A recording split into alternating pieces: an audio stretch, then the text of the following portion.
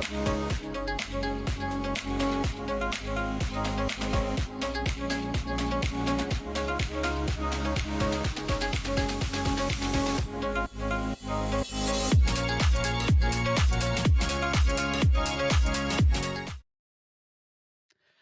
everybody, and welcome to the NECC Rocket League playoffs. My name is Bass from the past, and joined alongside me here today is the lovely Hyperion Hype. We had the chance to kick off the regular season. We get the chance to kick off playoffs now. We have got a battle on our hands here today. It is HCC versus Kings Red, and I'm excited to get into this one. How are you doing on this fine Tuesday, my friend? It's playoffs. I think that's enough of an answer for that question. This battle will surely be ensuing, and it will be scrappy and tough at the same time. This is going to be an interesting one. Like we said, it's HCC versus Kings Red. Howard Community College versus Kings College.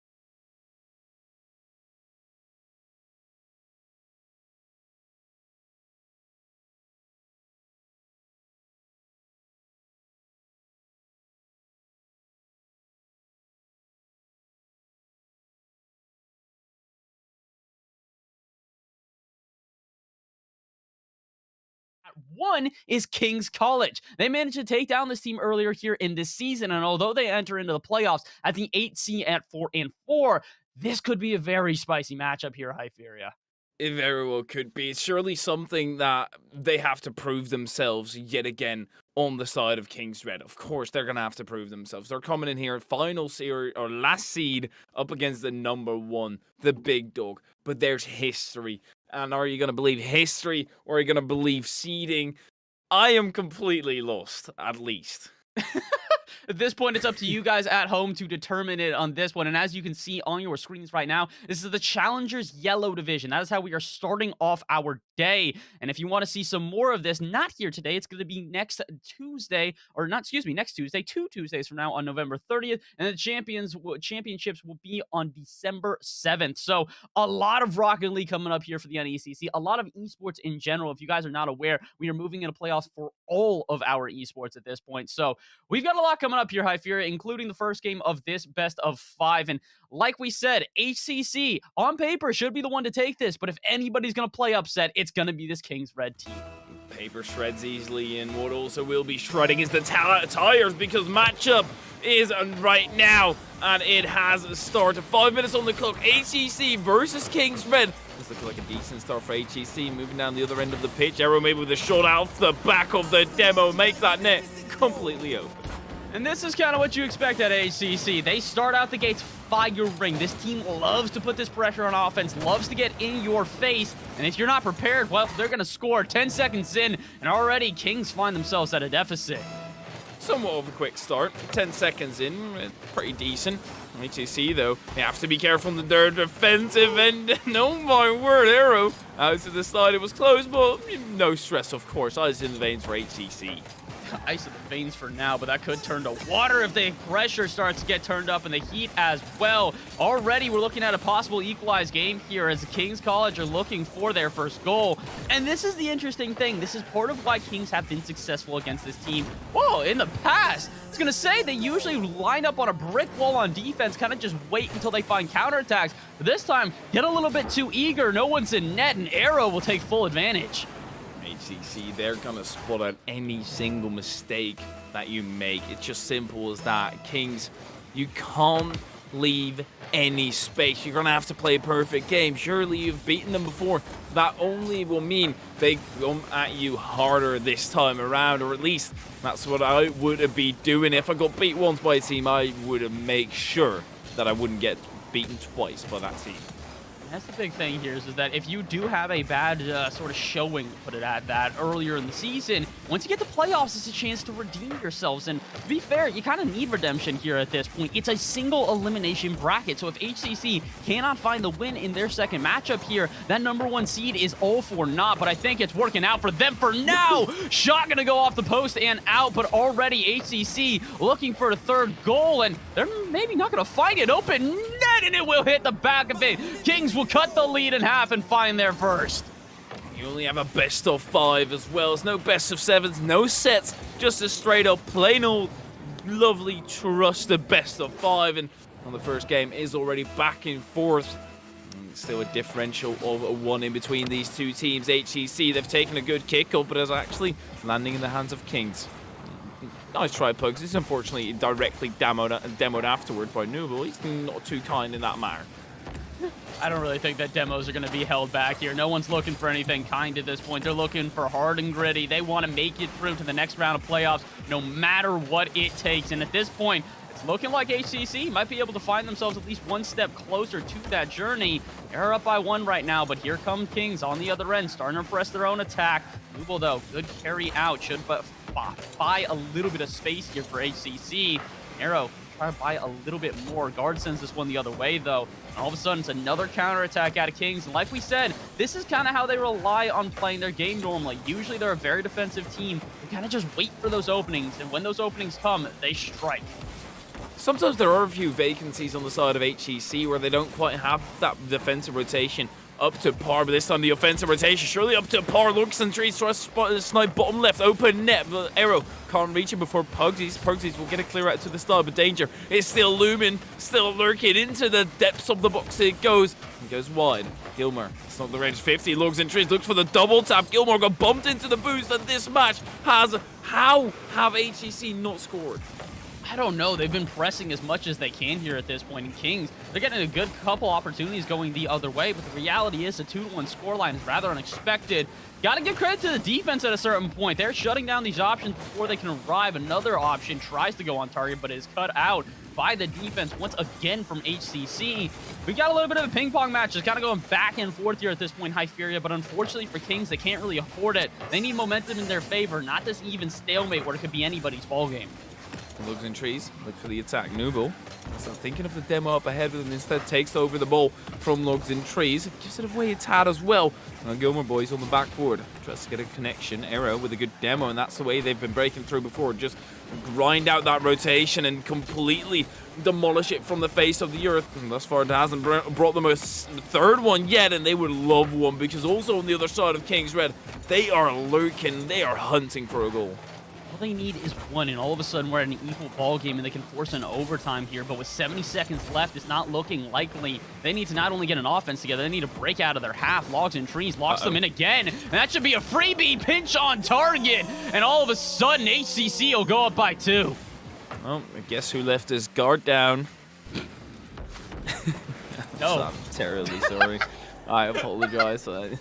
I've made an honest mistake here, lads. And, well, guard also has made an honest mistake. Went to the corner when the net was completely undefended, and 2-goal differential. HEC with the most attacking pressure. It's going to be tough for Kings to bring this back.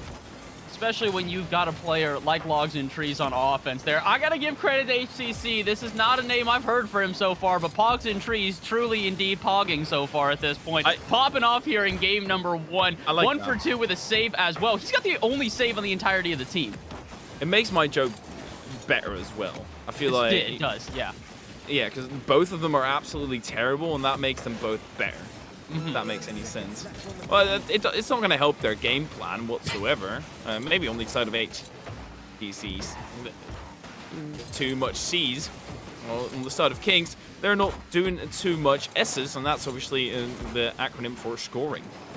At this point, they haven't been able to find much besides that one really good opportunity at the beginning of this game. And, well, it's not just because of the fact that they haven't really found opportunities. It's because of the fact that HCC just aren't letting them at this point. Kings, though, will find something here. 1 second left, and do you believe in miracles, Hyperia?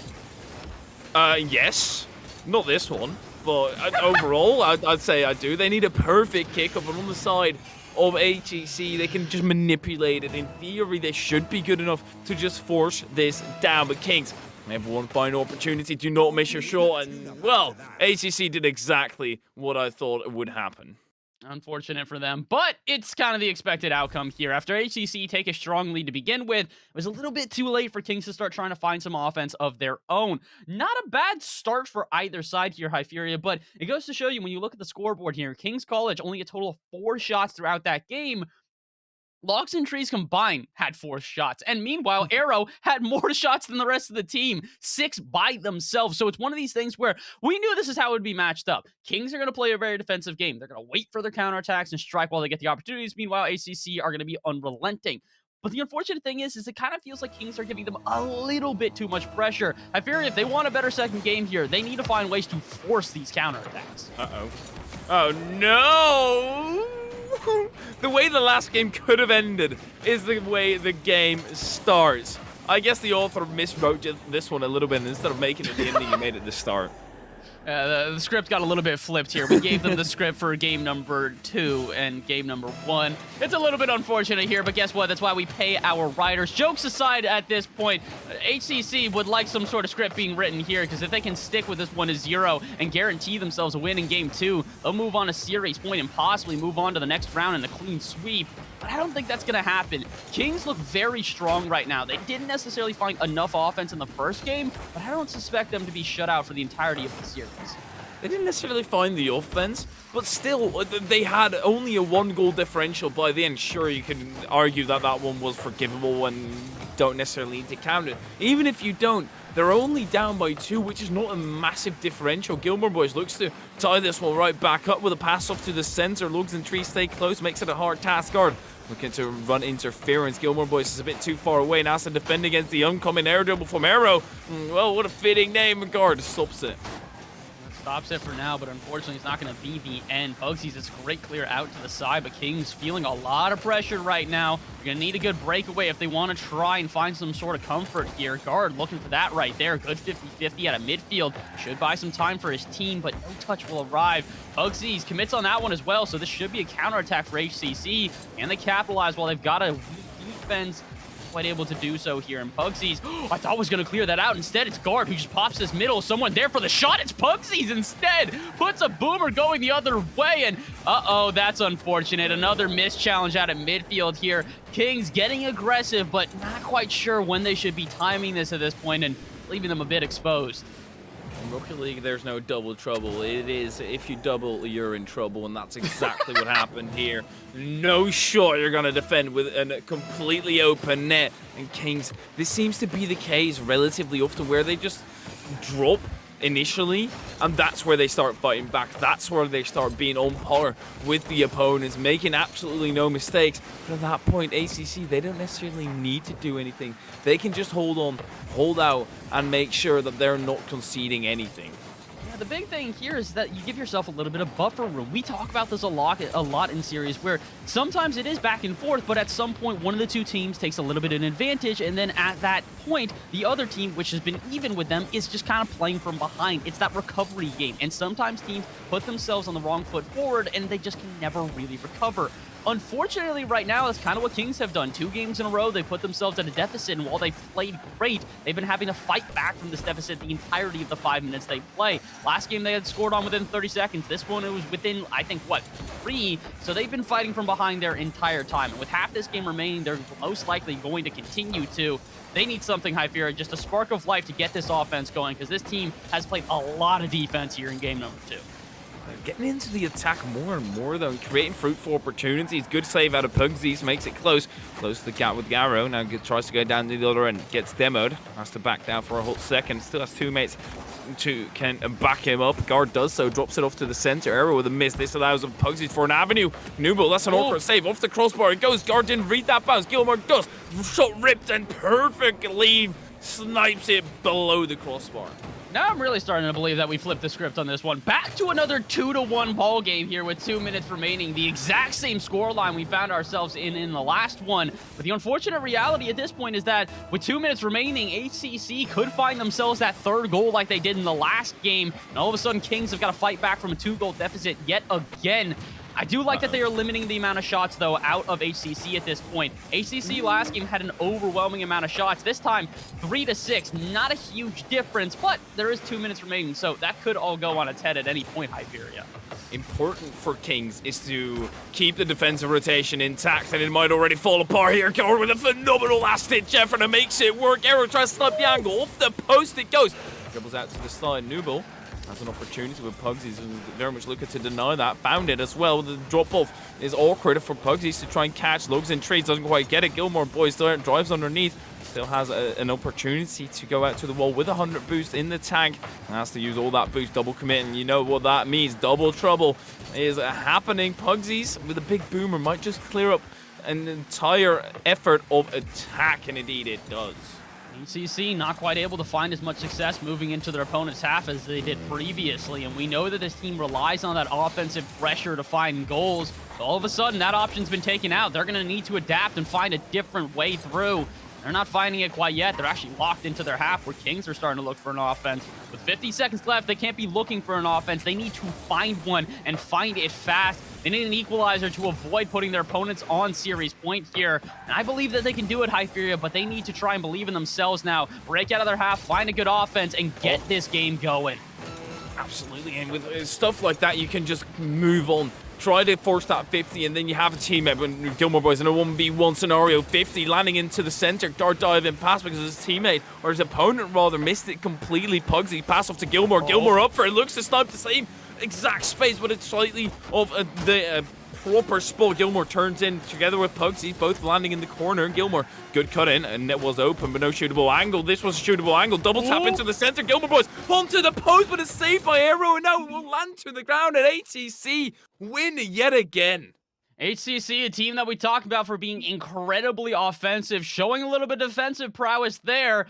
And, well, I hate to say that I cursed it, but we were talking about how they only had a total of 6 shots going into the last, couple minutes or so, maybe even a minute.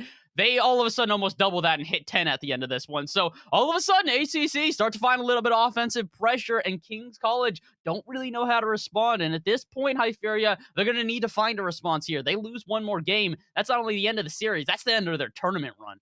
It kind of feels as if as soon as the teacher asks you a question, it's not necessarily you don't know the answer. It's just you have all the pressure on you, the entire class looking at you, expecting the proper answer. It's an easy question. Answer it. Just answer it. It's an easy question. That's exactly what goes on in your mind, yet you aren't able to do so because of the pressure, and there's a whole lot of pressure because of that single Elian bracket. One more loss for Kings, and they are out. A little bit unfortunate for them, but hey, the scenario has arrived. The script has been written here. It's time for them to tear up the paper and find themselves an alternative. Let's see, can Kings keep themselves alive here? Down 0-2 on the series and already enduring a ton of pressure. Gilmore Boys needs to clear out to the side, and Hyperia, they need to not concede an early goal. So many close games here throughout this series. Fact of the matter is that Kings have played from behind every time, and it has been detrimental to their chances of success. It kills your momentum entirely. As soon as you have to play from behind, you don't necessarily know what to do. You find that groove at a later moment, but yet again, they almost played from behind. It is lurking, it is looming, and they need to clear away this danger. Dart tries to do so. Plenty of time. Gets past Nubel, but not enough boost in the tank. Nubel now off to the center. He attempts to go, but dives underneath. Dives underneath, and now we got a little bit of a tentative back and forth guard. It's a beautiful clear on out, which could set up his teammates. But Kings not quite able to transition quickly. And look who is. Nubel's there. Past center. Arrow shot on target. And HCC will indeed find themselves another lead here in game number 3. Just not fully prepared for the onslaught that HCC keep on bringing into the attack. The overwhelming power from Kings. Just not quite able to get into it and pick where they left off in that previous game, but they might be able to tie it all back up here. Kickoff goal happening. This is 3v3, but kickoff goals are still possible. That's unfortunate for HCC. It's huge for Kings College at this point, but for HCC, who are looking to close out this series, it is incredibly unfortunate. The momentum they built, that pressure we had been talking about, is all of a sudden gone, and now they're going to have to try and find their lead yet again. Squared up here with about 4 minutes remaining, a huge opportunity for Kings College to take advantage of. Not quite able to do so yet. They're pressed back into their half, and now logged in trees. Going to start yet another offense for this HCC side. It's looking terrible for the defensive end. A big pinch out of the defense. Goes slightly wide. Nubel still has trouble clearing it. Logs in treat into the attack. Pass up to Arrow. Arrow to the backward. Can he find the second tap? Dives underneath. Nubel now in for the shot off the crossbar. O-ring right to the edge of the box. Logs in treat. Can't get a proper connection.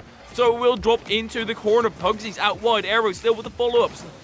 Dives on in for that double touch, but absolutely not happening. This onslaught is absolutely ridiculous. Locks in trees from the top ropes, swinging, but can't swing it into the back of them. Down the other end, Gilmore Boys goes off the crossbar and in. Beautiful shot. And this is more what we know from these two teams here. Kings, they wait for their opportunities. They're fine to endure pressure. You want to rip off shots? You want to rip off 4 in 2 minutes? Go ahead. Give them one good opportunity. Heck, give them 2, and they'll go 2 from 2 on the line. Gilmore boys having 2 goals so far in this game on 2 shots. And Kings College all of a sudden find themselves a light at the end of the tunnel. The light is there. They're currently almost at the end of the tunnel for game number 1, of course. 3 minutes left remaining. A little bit more driving until you are in entire safety. You've got it locked up in this safe and ready to go. And will be on your permanent record. And still, that time will be ticking down. It can't go fast enough for Kings. No, it really cannot. At this point, they just want to solidify this game, give themselves that one step to try and make this comeback happen, because I fear they need a reverse sweep if they want to take down this team, and against a team like HCC, that is a lot easier said than done. But the good thing is they do have themselves the lead here with about half the game remaining. The unfortunate thing, though, is HCC are looming and looking for another goal here. They're going to try and play this one out of the corner. 50-50. Is anyone there? Austin Trees wanted to get that back center, but guard not going to allow that and is going to try and take this one out of the half. No such luck yet, though. Kings still enduring a lot of pressure here. They give up a goal with 2 minutes remaining. We might just see overtime. Panic on both sides is setting in, and then especially in an overtime would be essential to keep the nerves, to keep the ice in the veins. Nooble taking it past, great speed. Guard has to make the save, and indeed does get a connection. Arrow is far away, and he was prepared for it, but doesn't read the bounce properly. Still out wide. Arrow follows it up. Maybe his teammate was there. I think he was. Either way, Gilmore's able to pick it up and bring it down to the other end. 50 with Nooble on the backboard is where he lands. Lugs and Trees tries to pinch it away, but they're not quite succeeding it to the extent that they would like. Guard into the skies, 100 boost when he has to use it all to bring it to safety, and it's still not in a safe position. Net is open. Arrow, no shot. And no shot for now, but they need one, and they need it quickly. 90 seconds remaining here, and it's looking like this actually could be a goal. Oh. Going the other way! Kings College with some aerial acrobatics link up in the air and find themselves a 2-goal lead. Gilmore, boys, Gilmore toys with the opponents. Absolutely lovely stuff from the side of Kings, and this is where you see once they find their rhythm, once they find their momentum, they can be a phenomenal side. And this is also probably similar to how they were able to take down HCC in the past, not from a reverse sweep standpoint, but just their playstyle was looking mighty. Yeah, this is the exact notes that we were given here. The great thing about being able to have such a large cast of casters here is we kind of share notes back and forth, and some of those notes end up appearing, especially in playoffs. And the one thing we got told about Kings, the #1 thing, is they've got a strong defense, which really love their counterattacks. And, well, they have found a couple so far. Unfortunately, they're finding some attacks going the other way, but speaking of which, another counterattack, a chance to flick this center, gets it around one, can't get it around another, but this is the Kings way. You want to put shots up against them? Fine, go ahead. Eventually, they're going to find a way to break out, and they're going to punish you on the counter. So smart from Gilmore to not go for the shot either, but this is a shot. Pugsy saves it out, taps it over. Guard out wide now, looks interested, looks for the pickup. Gilmore got a touch, but that makes it awkward for the entire defense. Nooble's able to snipe the angle and will land on the boost. Makes it difficult for the side of Kings to break out, but a goal needs to land right here, right now. Lugs and Trees diving past the ball. That's certainly not going to help them. The final attempt, the last ditch ever from HCC, not succeeding. And Kings, they live to tell another day. Oh my, now we've really got a series on our hands. This is the Kings College we were talking about here. A very strong squad, which just needs a little bit of cross-court counters, and all of a sudden they find themselves back in this game. Heck, Gilmore boys finds himself back in this game. 3 from 3 on the line, the only shots for Kings red, and they sink all of them. Ridiculous. 3 shots, 3 goals. That's exactly what you love to see. It's such an intense game because they have the backs to the wall the entire time and wanting to find their way out, using the ropes to get that momentum and swing back at HCC. And currently, this hits are landing hard. Knockout punch in the previous game at HCC. They have another round up right now. Another game number 4 in HCC. Still on match point. They're still on match point at this point. Kings need to force a game 5 and give themselves even the chance of a reverse sweep. If anyone's going to do it, it's going to be this Kings College team, but they need to be careful. Logs and Trees got a flip reset and an offense building. ACC, if they can score early, it's going to be massive for them. Again, the last 2 games that they won, they scored very early into the series. They did in the last one, but gave up an equalizer not even 10 seconds later. That was the big difference in that game, and it led Kings to a victory. Let's see, though. Can they find another victory and keep the series alive? They're going to need some defense first, and unfortunately cannot find it. Arrow with the perfectly placed shot, and once again, HCC find an early lead. More out to the right would have been out. More to the left, Gilmore would have saved it. Absolute exquisite placement there in the defensive end. 33 seconds in. That's not what you want to see if you're a Kings fan or a Kings player for that matter. Lugs and Trees taking it to the sky. Look for the flipper set. Don't think he got it. Gilmore makes it close. Almost allows the dunk to be happening. And Gilmore has been playing phenomenally. Won't allow that to happen that easily. This is going to lob on the crossbar still out wide. And here you see the suffocating pressure that HCC are able to bring out yet again. It's a little bit nerve-wracking right now because Kings College looking a little bit nervous here. You can tell that first goal has set the tone because they're starting to play a little bit too aggressive for a team that were so complimentary of their defense. To see them this in their face of their opponents has me a little bit worried because if they give up another goal here, they're going to have to play from behind like before. It's a familiar position for them, but it's definitely not a preferable one. They won the last game due to not allowing themselves into that 2-0 position like they had in the last couple of games. Let's see. Can they hold on here? 90 seconds gone. And HCC only do have themselves 1 goal. And now a chance for a counterattack. Kings shot. No! The follow-up is Gilmore boy reads it off of the bar and slams it home. Oh my, Arrow might have had a perfect shot, but I guess this one could be even perfecter. English is a thing that is purely in your minds, and as long as it gets the purpose across, that is what matters. And Gilmore Boys shows that in the attack as well. As long as it does the job, it does not matter how it is done. Lugs and Trees pops it up, but that denies Arrow any momentum in towards that play. Gilmore Boys right at it, and yeah, HCC, they're challenging him quickly. They don't want to give him any space. They're starting to recognize that the offense of this team just took a couple of games to get going, and now that it has started to go, they don't really know what to do as well as they did before. Again, HCC, a very strong team when it comes to their offense, but their defense is by far the weakest side, and that's not to say that it is bad, but that just means that there's going to be holes you can't exploit. And speaking of which, Arrow, perfect placement once again. Defense not standing tall, and Kings College now find themselves at a deficit.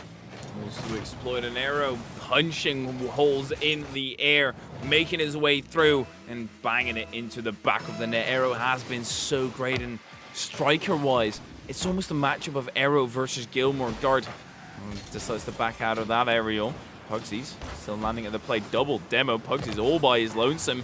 Got multiple problems you have to be dealing with. Obviously, the mental trauma from both your teammates falling and then also trying to move across the pitch against a dominant force. Gilmore looks to do so. 50, but no boost in the tank. Lugs and Trees going to dribble that on back and clear it away. Cleared it away for now, but all of a sudden, HCC with a chance to possibly put this game out of hand here. They get a 3rd goal. That's a rather difficult comeback in a series where the maximum score we have seen is 3-2. Taking a 3-1 lead could be the nail in the coffin, but they're not quite there yet. HCC now just trying to back out of their own half. Not really able to, but you also see the commitment from 2 players on Kings College in the corner there. Looking a little bit awkward, but it could work out for them because all of a sudden, Gilmore Boys put the shot on target, and Kings College will tie it up. Have you noticed the progression in this game of them increasingly banging it out to the side and increasingly more on the post, where it's going to bounce outwards instead of inwards? First, it was Arrow perfectly posting in.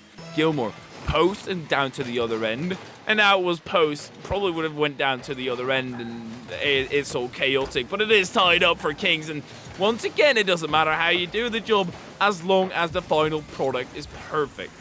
That's the main thing. It doesn't matter how you get a goal as long as you get a goal. And right now, that's kind of the mentality for Kings here. It doesn't matter how they get the win. They need to take it. They lose this one, that is the end of the series, and they are determined to not let it finish in 4. You can understand why. When you've beaten this team before, when you want to play upset to that #1 seed, it's going to drive you all the way to a 5th game, and they're looking for that right now. They're looking for a 3rd goal to solidify themselves one step further, and with 90 seconds left, it could be the last goal we see in this game. Gilmore Boys, that's a fantastic 50. Can we see anything else from it, though? No. Kings College all of a sudden pressed into their own half, and Hyperia, they concede here. It could be the end of the game, but no one's taking the shot. Arrow eventually arrives, but Kings will stand tall for now. And they'll stand tall, and HCC, they are feeling the pressure here. They do not like being in this position, and that's kind of the problem like playing against Kings. The pressure will be on you. They're the 8th seed. They have an upset every single time, whoever they play, because they're that last seed, and the playstyle is a great counter to how HEC are playing. HEC, they adapt quickly, or they try and adapt to what's at hand, even though they should be playing the exact same way. Massive clear down to the other end, but Gilmore has got it perfectly read, and these final 30 seconds are going to be crucial. Nubo might just be able to end it right here, but Pugsies, you can wake him up in the middle of the night and he will make that save anyway. At this point, it might be more viable to just wait for overtime here, considering Kings are struggling to break out and the boost is rather low on every player. Just play tall enough on defense and survive that you can force in overtime. Pugsies is looking for exactly that. With 10 seconds left, that's got to be their objective.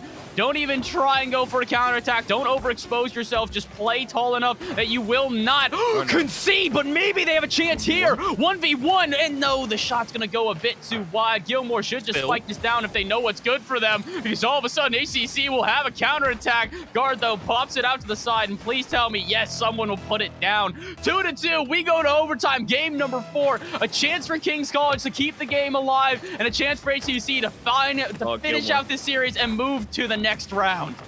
Move to the next round. HGC are looking to do so. Pugsies with a 50 on arrow. It is Kings into the attack. It's looking like the attack might just die out. No, actually, a pass into guard. Nubo, still great 50. Looks in trees, got beat by Gilmore. Has to let Arrow take over. Whips it up high. Nubo looks for the follow-up, misses it entirely, and needs to go to the counter-attack. Can be useful.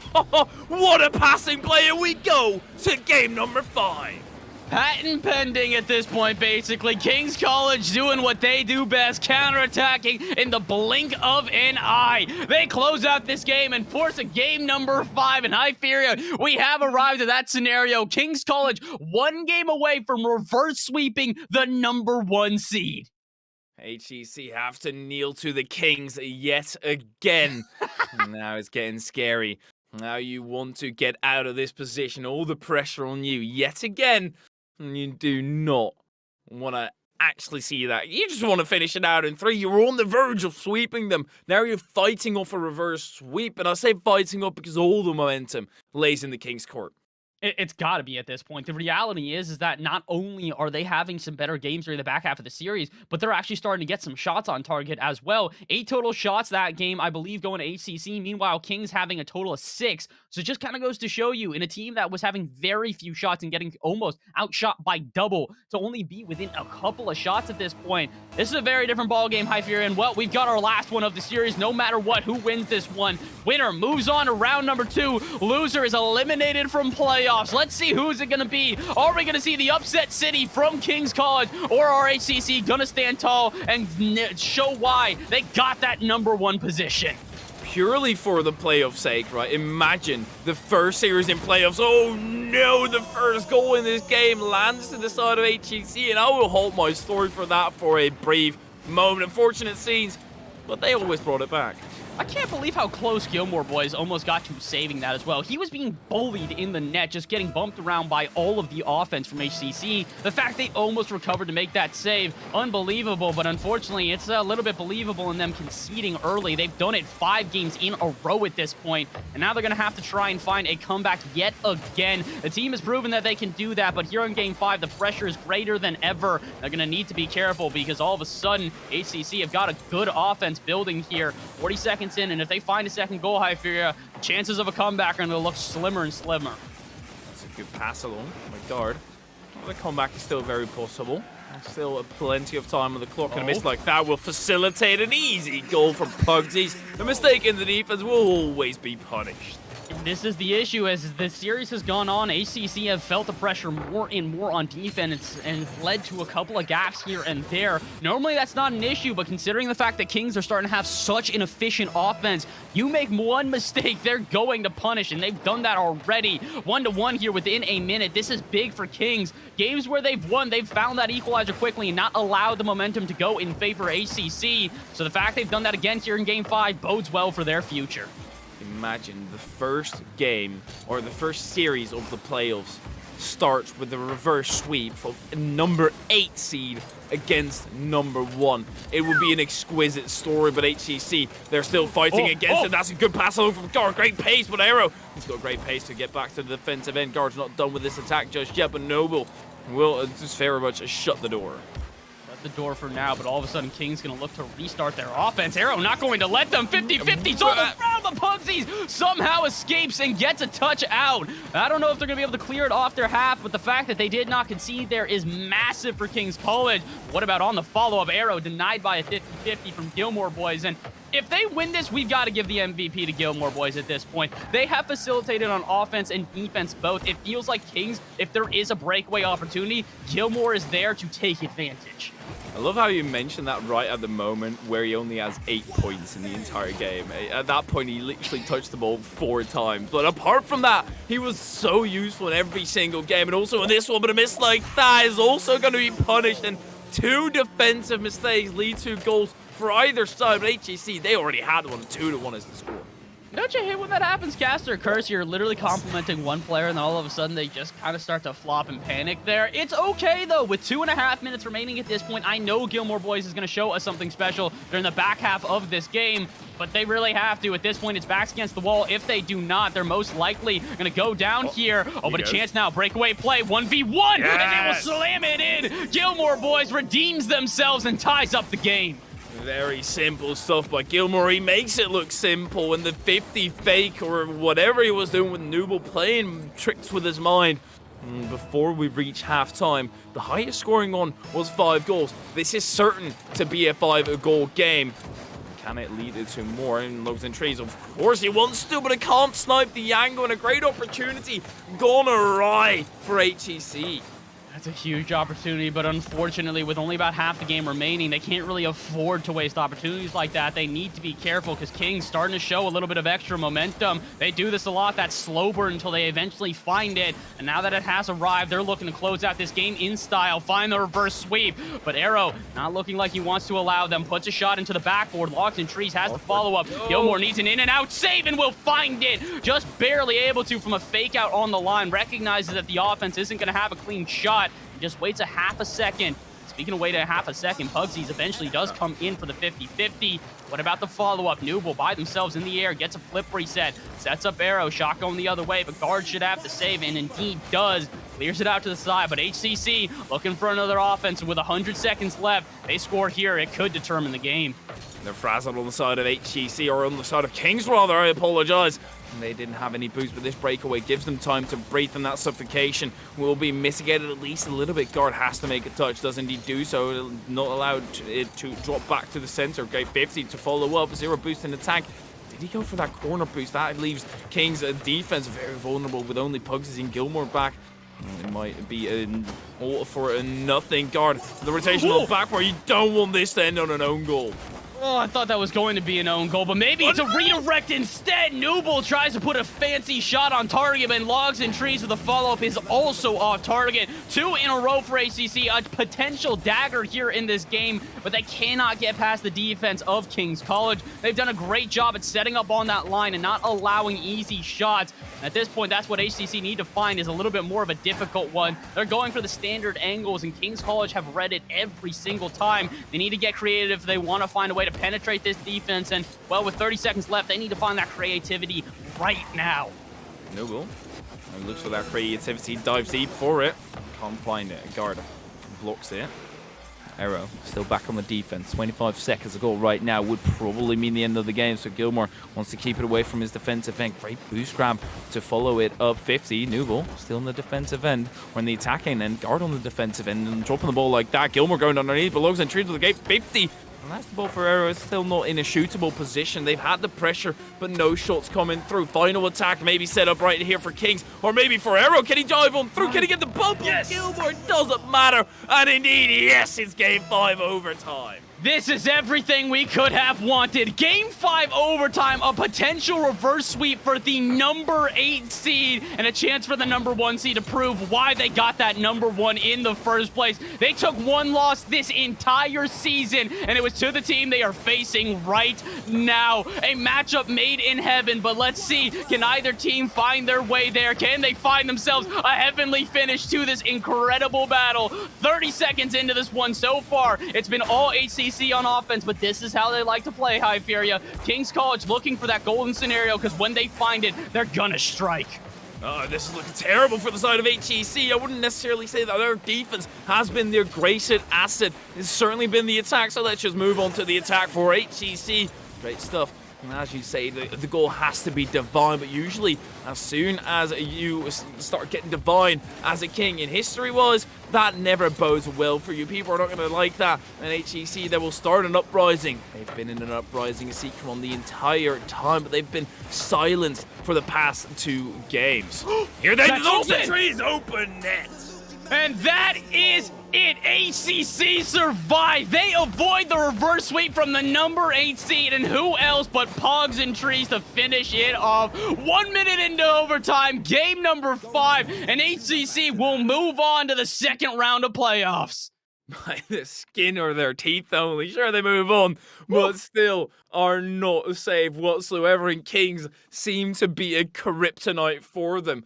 On this side of HEC, sure, they went through, but their clothes are torn, and they have to get another round. Not today, but they surely have to take a mental break after that one.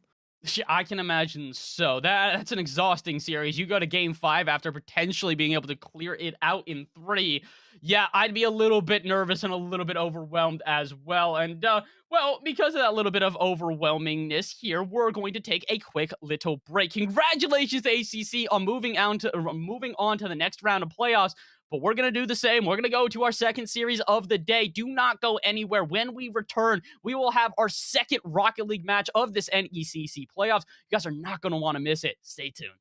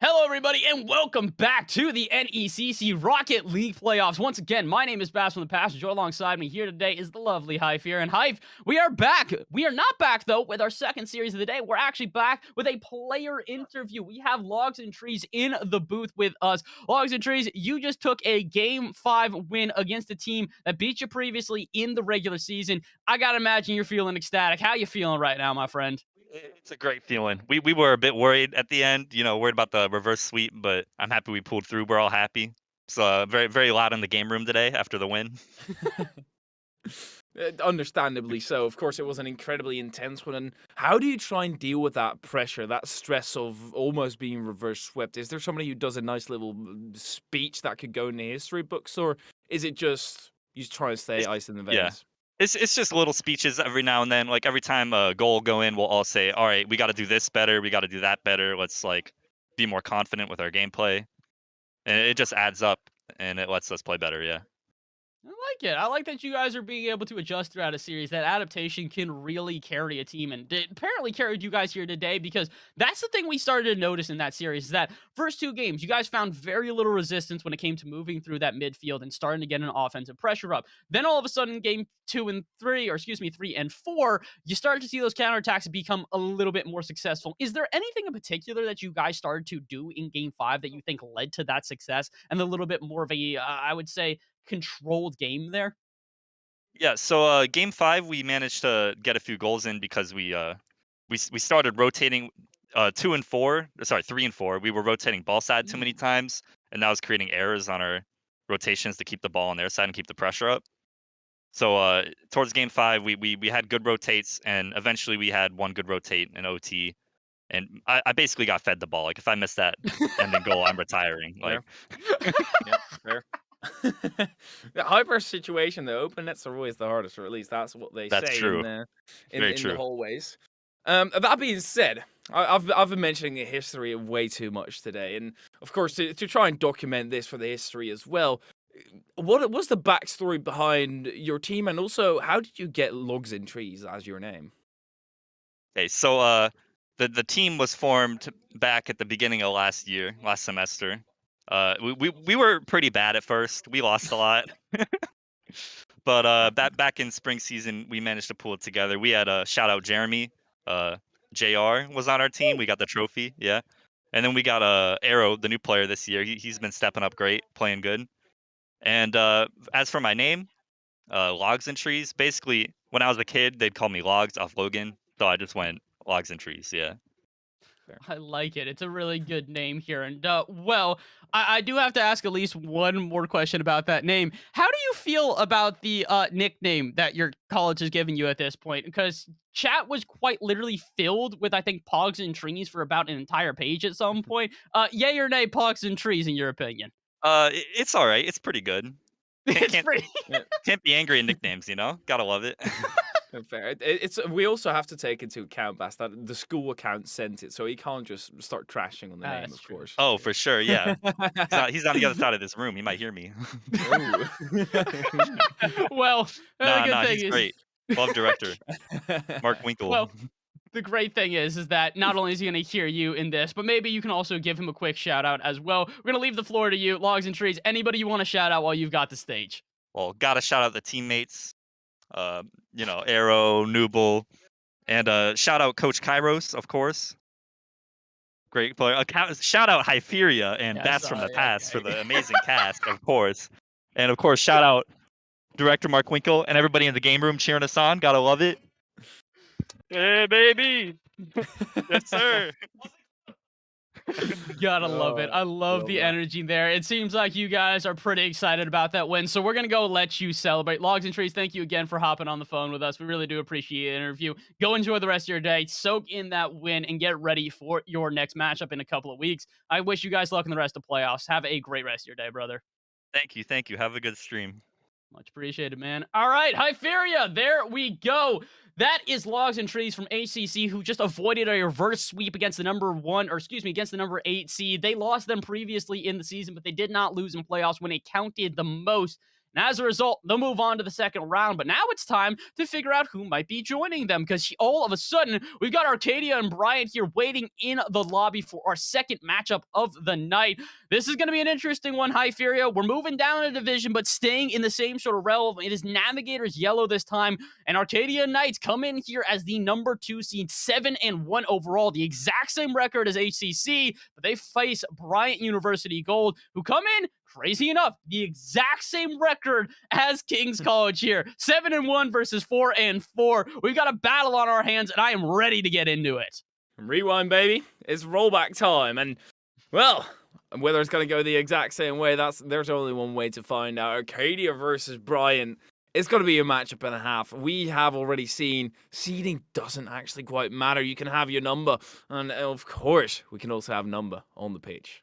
Well, here's the thing. The reality is that it doesn't really matter how you did previously in the season because in a single elimination bracket, you don't show up on the day, that's the end of your run. So for both of these teams, they got to pull out all the stops here in this best of 5. Arcadia, a chance to try and show that all that work they put in the season was not for naught. But now, a chance for Arcadia, or excuse me, Bryant to upset. They're looking to do so early, already getting some pressure on, but they need a goal if they want to set the tone. Yoko's getting bummed. That doesn't bode too well. Arcadia moving through. Not Lad. Is he called Not Lad? He's called Not Lad. Is he not a lad? I'm a little bit, I'm more confused than ever here at this point because I'm looking at all of our caster information sheet and trying to figure out who changed their, no, okay, there's not Lad, Dalton Fink. All right, he's the senior for the team here, bringing in a little bit of expertise from the squad, maybe someone to lead them to victory. Only if he can put a shot on target. His goes off, but somehow Brian almost sinking into the back of the net. A little bit of confusion, but somehow, some way, I fear we walk away without a goal. Confusion, chaos, all the emotion running through the body. And right now, it's ice in the veins as well. Time for both teams to step up to the plate. Number, big boomer down the other end. Yoko's on the sidewall, looks to catch it. And this is out on the plate. This is a great pinch, unfortunately going the wrong way. And Swim, question mark, has to catch that one and bring it out to the side. These names on the side of Arcadia are confusing me. Why is there a question mark behind Swim? Because he doesn't know if he wants to swim. It's a sink or swim at this point, and the reality is that he needs to swim at this point. He needs to swim and get above the water here and find themselves a little bit of a lead. Arcadia not able to find a goal despite many efforts here. They only have 2 registered shots, but they've got a lot of offensive pressure, High Fury. At some point, they need to find a crack in this defense and exploit it while they've got the opportunity. Had a great opportunity, or a great plan at least, to crack the code of the defensive end, but unfortunately teammate not quite on the same level, had a different thought, and probably boost situation was not looking too great unless they have to go back on defense. Not that diving on past KPB, also diving past Swim and lining up for the shots. Yokels with a clear out to the side. Swim 50 into the center. Zeitgeist up for it, but Skippy B miles ahead of him, gets it past one. Swim still on the defensive end. Number is up for it, but Swim also this time has, I'm not going to say it, has something of his digits. Not Lad, look for the shot on Yokels, clears it. Interesting thing, I saw someone in chat mention this is the senior squad, so I went to go research. Yeah, all 3 of the players right now for Arcadia are all the seniors on their team. This quite literally could be their last run in the NECC. If they play next semester, they could, but with all the stuff they've got to close out their graduation, you have to imagine there could be a chance. So Arcadia going for the glory here in this fall semester. Can understand why the team is doing fantastic already. 1-0 here halfway through the game. Let's see if that little bit of expertise can lead them to a victory. We have to be careful then with calling boomers, because, well, we might just confuse them with the entire senior squad. And, well, this is a bit of a boomer. Goes into the back of the net, that's what matters. It's in the back of the net here. It's kind of a boomer. I mean, maybe that's what the B in Skippy B stands for, is boomer. That's what it is, obviously. Oh, yeah. Yeah, of course. That makes perfect sense. Or Skippy Bryant could be as well. No. There's a lot of words that start with a B. I've come to figure that out just now. And, well, something that doesn't start with a B is goal. That is also true. I'm also realizing that I believe Skippy B's last name in real life also starts with a B, so it could also just be that. Maybe. Or it could be B. It could just be B. We'll find out here. And, well, maybe we won't as well. 2 minutes remaining. We are going to find out who's going to win this game. It could be Skippy B to determine it. Not quite able to put a shot on target, but not for a lack of trying. Bryant getting some good offense together, but that's a triple commit out at midfield here. This could be an issue. Arcadia have a chance to counterattack, but they're not going to. They're a little bit afraid because shots like that could rip off at any moment. Yokels puts one into the back of the net and gives the lead to Bryant. Yoko slithering through that grass with that lanky Dominus. Make sure that he goes unspotted, unseen. And all of a sudden, out of the depths, he dives and gets it into the back of the net. 1 minute 30, about 90 seconds remain. They need to get a goal back on the side of Arcadia. It's a decent start. At least they're moving into the attack, but they're not quite breaking through entirely. Yokels 50 with a Number, his own teammate. Great bump in the end from Number to try and elaborate on that attack, but it still gets denied by Swim.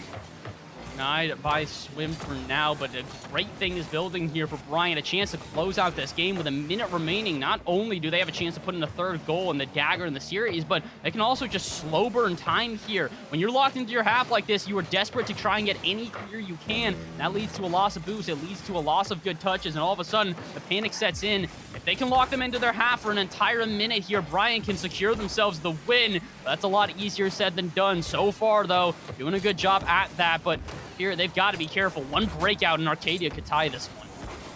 And Arcadia, let me reiterate, they're the number 2 seed. Bryant, the number 7, and they are currently on the start of Arcadia losing against the number 7 seed. Everything is upside down. And everything is flipped on its head. It's only the first game, and that first game still has 30 seconds left. And miss from the Yokos on the attacking end could open up a counter-attacking opportunity. They're just too slow on the slice down the other end. Swim has a tap right in front of him. It's nice control, but it's still, in the end, given away to Skippy B. 13 seconds. Time is ticking, and you need to be taken back. Goals into the back of the net. Yokos stays underneath. Good clear away from Zeitgeist. Not lad up for it. Looks to extend to the backward, or maybe just place it on target. Number great base to clear it away. Fantastic save at the end of that game, and fantastic game all around. Bryant, very well deserving of that victory. They earned that through and through. The question is can they earn another 2 here? Arcadia looked good in that game, Hypera. It felt like they kind of missed a couple of golden opportunities, and if they can be a little bit more precise with their shots, I feel like we're going to have a pretty even series on our hands. It's still so insane that the series is even with number 1 going against number 8, number 2 going against number 7. Bryant taking this first game, that spells a great series. Of course, a reverse sweep is always possible when you're the lower seed, but you're never a favorite in that scenario. And even if you are the number 1 seed, if you have to reverse sweep, you're still not the favorite. I hope for this number 2 seed on the side of Arcadia that it doesn't end up being a reverse sweep, because Bryant, they are lurking. They're looking for something special here. They are looking for that upset, looking for a chance to find themselves into a further round of the playoffs where no one really expected them. And again, it's not that it's not possible. It's just on paper, a team that is 7-1, taking a single series loss throughout this entire season. Just usually don't expect them to crumble in playoffs, but every once in a while, the pressure can get to a team. And right now, it's getting to Arcadia. Like we said, a couple opportunities gone awry in the first one, but long series ahead of us. This is only game 2. Plenty of time to make a turnaround, and for a team like Arcadia with so much experience, oh my word, I was going to say almost guarantee it. I wasn't going to guarantee this goal, but when Bryant had passes like this, you might as well. Number to Yokels. Yokels right back to Number. Great 1-2 on the side of Bryant to put them ahead yet again. Arcadia, they're not looking too great. Within 33 seconds, they're already down by 1. And it just seems that they're defensive and they can't quite clear it out with enough power. Thus, the attack pretty much always continues for the side of Bryant. It's a tough scenario that they have to deal with, but that's the thing. You have to deal with it. You really do. At this point, just to sort of reiterate on the senior part of this, I guess, it's the young guns a little bit too eager, a little bit too energetic here versus the experienced, the patient play of Bryant right now. And chat, if I see one more person say retirement home, I'm going to take direct effects of offense because I'm pretty sure I'm the exact same age as these guys. Let's hold on now. We're not that old here because this is what happens. Age equals wisdom here, Hypheria. These guys know what they're doing and are going to take themselves to victory if they keep playing like this. That's what you usually see. In RLCS, pretty much any level of competition, there's this really mechanical side who are quite young, 14, 15-year-olds who come into RLCS, mechanics out of their mind, but they don't know exactly how to position themselves just yet, and you see that on the side of Bryant. They know how to position themselves, and they know how to react to an uncommon attack without overcommitting, without putting themselves in a terrible position. They're looking solid. Don't miss the ball. The consistency through the roof on the side of Bryant and Arcadia. They have a long road back to this comeback. They just need to find a little bit of consistency right now. It feels like it's very up and down. At moments, they have incredible defense, and at other moments, they have that. Own goal goes through here for Bryant, and oh boy, Arcadia starting to slip at the seams.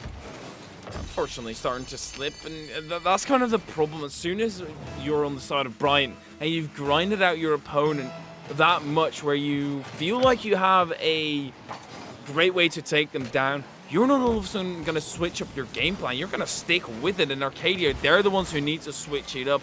Either get a sub in or manage to change something. There's still 3 minutes left in this match, and the comeback very possible.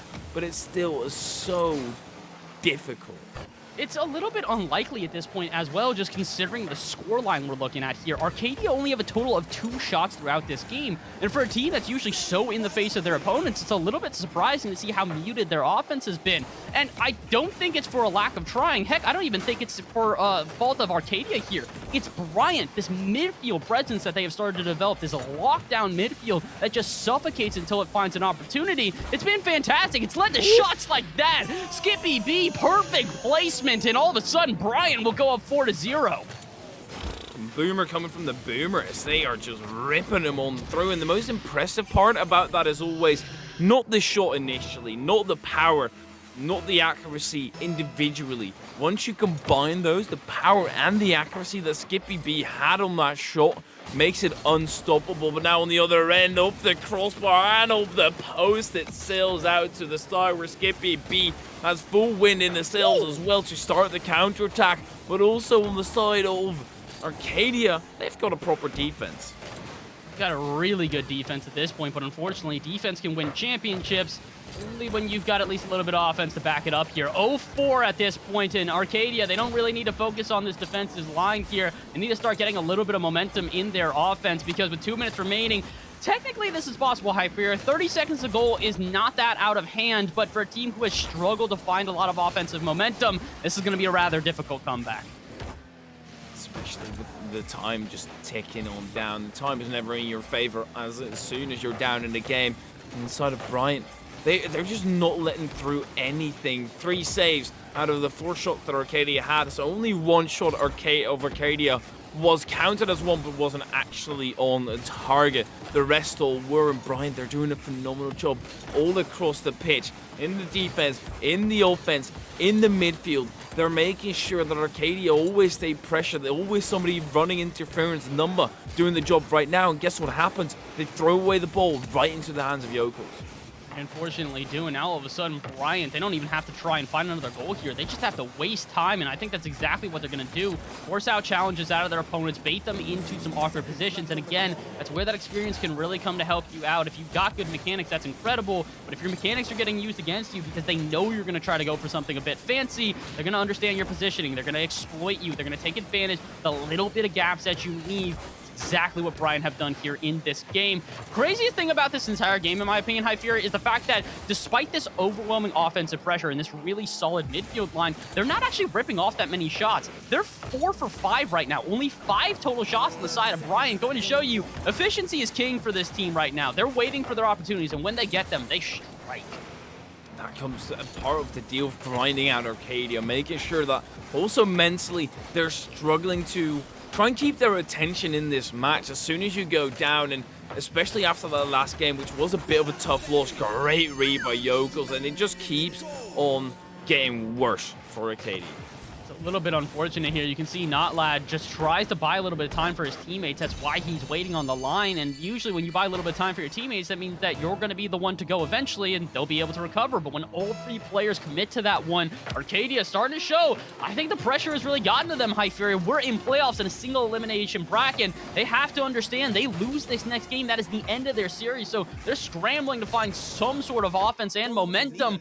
Will not find it. Brian go up 0-2 in this series as the number 7 seed. Hyperia, we might have another upset on our hands, although here's the thing. Last time the upset was looking like it might happen, we got an ending in Game 5 where the reverse sweep was denied. So do you see a reverse sweep out of Arcadia? Because that's the only way they survive. I see it. And the direct reason of seeing it is they're subbing it in. Ooh. They're making a substitution, and that could be tough for Brian. They have to figure it out yet again. They had a great look and were able to run away with it quickly. But now they need to regain, and look how they play yet again. I don't know. I'm not too sure who's going to be coming in, but they have a heavy task on their shoulders. This is going to be an interesting one here. And let's see who gets ended in here. It is Yeah. I don't know what that name is here. I'm not so sure if no, that is one of the names. Selly Hard Dangles. I gotta say, listen, even if they lose the series at this point, Arcadia have determined they have the best names in the NECC. I read that name and I felt like it was a bait name. Where Right? somebody just randomly joined the match. I was like, I'm not gonna say that. I'm afraid that I'll say something silly on live. It's just a player. Silly hard angles. Once again, putting question marks at the name, but it doesn't matter. Question marks from my side is not gonna get you anywhere. Is also not gonna hold you back whatsoever. Arcadia, they're on the verge of being swept by Brian, the number 7 seed, and they are gonna fight against him. Listen, we've said it a million times, and I'll continue to. Upsets are bound to happen. That is how it works, and it's a chance for Bryant to be that team. Come in here as the number 17, take down the number 2, and move yourselves on to the next round of playoffs in dramatic fashion with a 3-0 sweep. It's not going to be an easy thing for them to do, but it is a very, very possible reality at this point. 30 seconds into game number 3. Bryant have the 0-2 on the series. Let's see, can they make it 0-3 and close this one out? Well, currently, Brian are on a pace to do what you're supposed to do with a number 2, and that's flush him down the toilet. Silly hard or awkward in defense. A swim. That's a big Wait, burn what? across the top. Is that going to land off the post? Indeed, it will. Number still has to make the read. Silly is up for it. Great read by Number, though. What exactly just happened there? Chaos on both ends there. It's probably, in my opinion, the most exposed we've seen Bryant, except for... Wait, not this! The saves on the line! All 3 players for Bryant getting involved somehow, some way will hold on. But this is the offense that's been missing. Arcadia make 1 substitution, and all of a sudden, they're finding the spark of life. I want to have a guess who on the side of Arcadia is on the swim team. Not lad? Yes. And I hate it. Actually? Yes. Oh. What? Yes. Yes, Nutlad is on the swim team, not the player literally called Swim. Why? Wait a minute. What? I was joking. Are you serious? Oh, he's not joking here, though. Yokel with a phenomenal tap over, and yes, I'm serious. Apparently Yokels knows how to swim a little bit better, though. He's just dividing through the waters here and finding himself a little bit of a gap. I don't really know how to react to that one. I'm not gonna lie. Arcadia has had me a little bit confused here due to the fact that they've all got they've got names that have come out of nowhere. Now to find out that Swim isn't even on the swim team, I don't know what to say. I fear you. It's not that he's not on the swim team. It's that one of his teammates is. I saw it. It just annoyed me. No, I'll move on. I'll get past it. I'll get past this emotional trauma. It'll be fine. And Skippy B looks to get past the defense as well. Well, the question is can they get past this game at this point? Arcadia, if they do not find a goal and find the win, they will not be moving on here. That will be the end of the series, but Swim is determined to not only prove why he's named himself this, but to keep them alive. Beautiful shot underneath the bar, and Arcadia will keep themselves alive for now. Well, that attack went swimmingly. Moving on yet again. I feel like we have to do a lot of moving on in this show, but it's fine. Number moves out to the edge of his own box. They're going the wrong way. Skippy B spots that. Yokel also spots it now, but now it's still a completely open net. Silly Hard moves through Yokels. Pinch out to the side, looks for the follow-up. It's not Lad, and Selly has got the boost. Not Lad looks for the dish, but denied by Yokels. Now all of a sudden, Arcadia starting to get another lockdown offense here. This is when they do their best, when they start to put on that pressure and just wait for a gap. It's something that Brian have been doing, and now we're seeing it on both sides. Kind of just an exchange of blows at this point, back and forth and back and forth. Chance there for something to happen, but not quite. Demo not exactly advantageous enough. But I like this. Arcadia getting a lot more offensive pressure. Hyperia, if they can find a goal, we can find ourselves continuing the series. Ooh, imagine. We go on to another reverse sweep, or a potential reverse sweep, but this time the number 2 seed having to pull it off against the number 7 seed. Not Lad, at least keeping them within the game there, within reach. Yokels, 0 boost. Good luck getting into the skies at that point. Not Lad out wide. Silly for the follow-up. Almost gets it, dives underneath, but that fakes it out. Not Lad with another elaborate fake. It has to be incredibly elaborate because Number go over the play. Skip it, B, can he get it in? Also wide, and that's 2 open nets missed. That is ridiculous. Yokels still can't move through, and I don't know what I've witnessed. You witnessed Bryant with a chance to close out this game and end this series possibly, and they have unfortunately missed it. A golden opportunity, heck, a platinum opportunity, and they still couldn't drill it into the back of the net. Unfortunate for the team, but maybe they can find some redemption on the follow-up. Skippy B puts one center, but Yokels can't find it. It's a great offense once again, but they need more than a great offense. They need a perfect one. They need something to drill into the back of the net so they can close out this series right here, right now. 1 minute remains, and Bryant looking for curtains on this series, and Arcadia just trying to survive. Those big red curtains, you see them in the corner of your eye. You're not too sure whether it's blood from this battle or whether it's the curtain slowly closing. On the side of Arcadia, they're fighting off this oncoming pressure from Brian. Swim gets demoed by Yokels. The battle get even bloodier. Number up to the sky, looks for the follow-up, gets it up to the backward. Or might just loft it, post out and in, and Brian, they take the lead.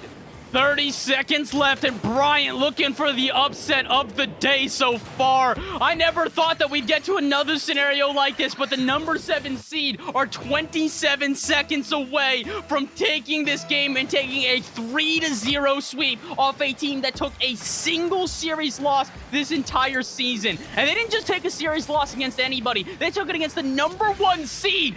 That was who had to battle against them last time, but this time it's the number 7. 19 seconds away with a 2-goal lead, and we might just see the upset. The upset is incredibly likely here. 2-goal deficit as Arcadia is staring down of.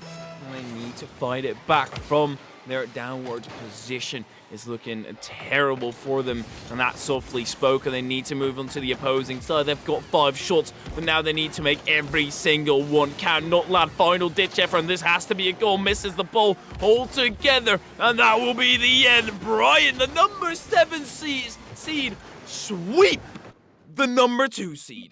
Bryant with the upset of the day so far. Potentially what will be the upset of the day when we exit out of here. Number 7 taking down the number 2, and not only do they take them down, they do it in dramatic fashion. 3-0 sweep. Hyperia, what a series.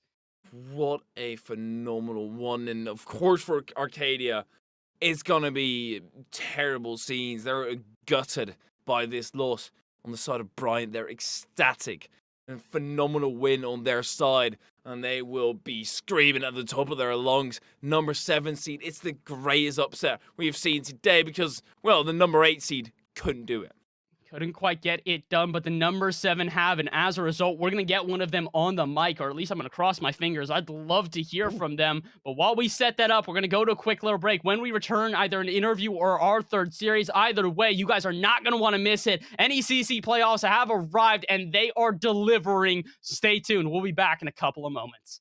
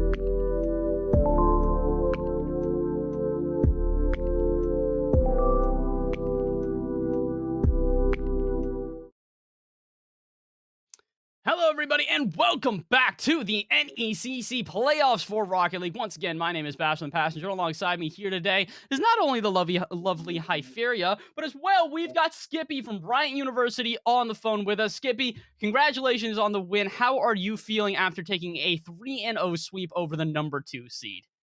It was pretty good, man. That was a fun series. These guys are pretty good, but yeah, we just played a really good game. I would say so. That was an unrelenting game at a certain point. You guys took a 3-0 over the number 2 team. Was there a point in that series where it started to click that you might have that upset? Because after game 1, we were starting to feel it, but after game 2, it's pretty set in stone here in the commentary booth. So, any place where you guys started to sort of see that turn of tide? Yeah, I mean, game 1 was a little bit of a just back and forth, just trying to feel each other out. I mean, once we got that second goal in game 1, I knew like we can compete with these guys. We can compete with anyone in the division. We might not always, be good at this game. We might not press all the buttons, but we'll get there. And yeah, so it was right around game 1. We knew we could hang with them. What happened in the rest of the season, basically? Because you come in here as number 7 seed, directly you're able to sweep the number 2 seed. Have you just been grinding a lot, or coaching, or what have you done to improve at such a rapid rate?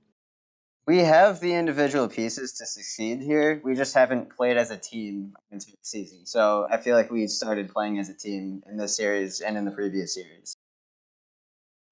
I would say so. You guys had some unreal passing plays. I can think back upon a couple of them where it was just back and forth and back and forth. And I feel like it's a lot of what you guys did here in the series was really make your opponents feel uncomfortable. Do you guys see yourselves being able to do that against opponents moving on? Because you've made the number 2 uncomfortable. I have to imagine you guys have confidence going up against any other seed you might face.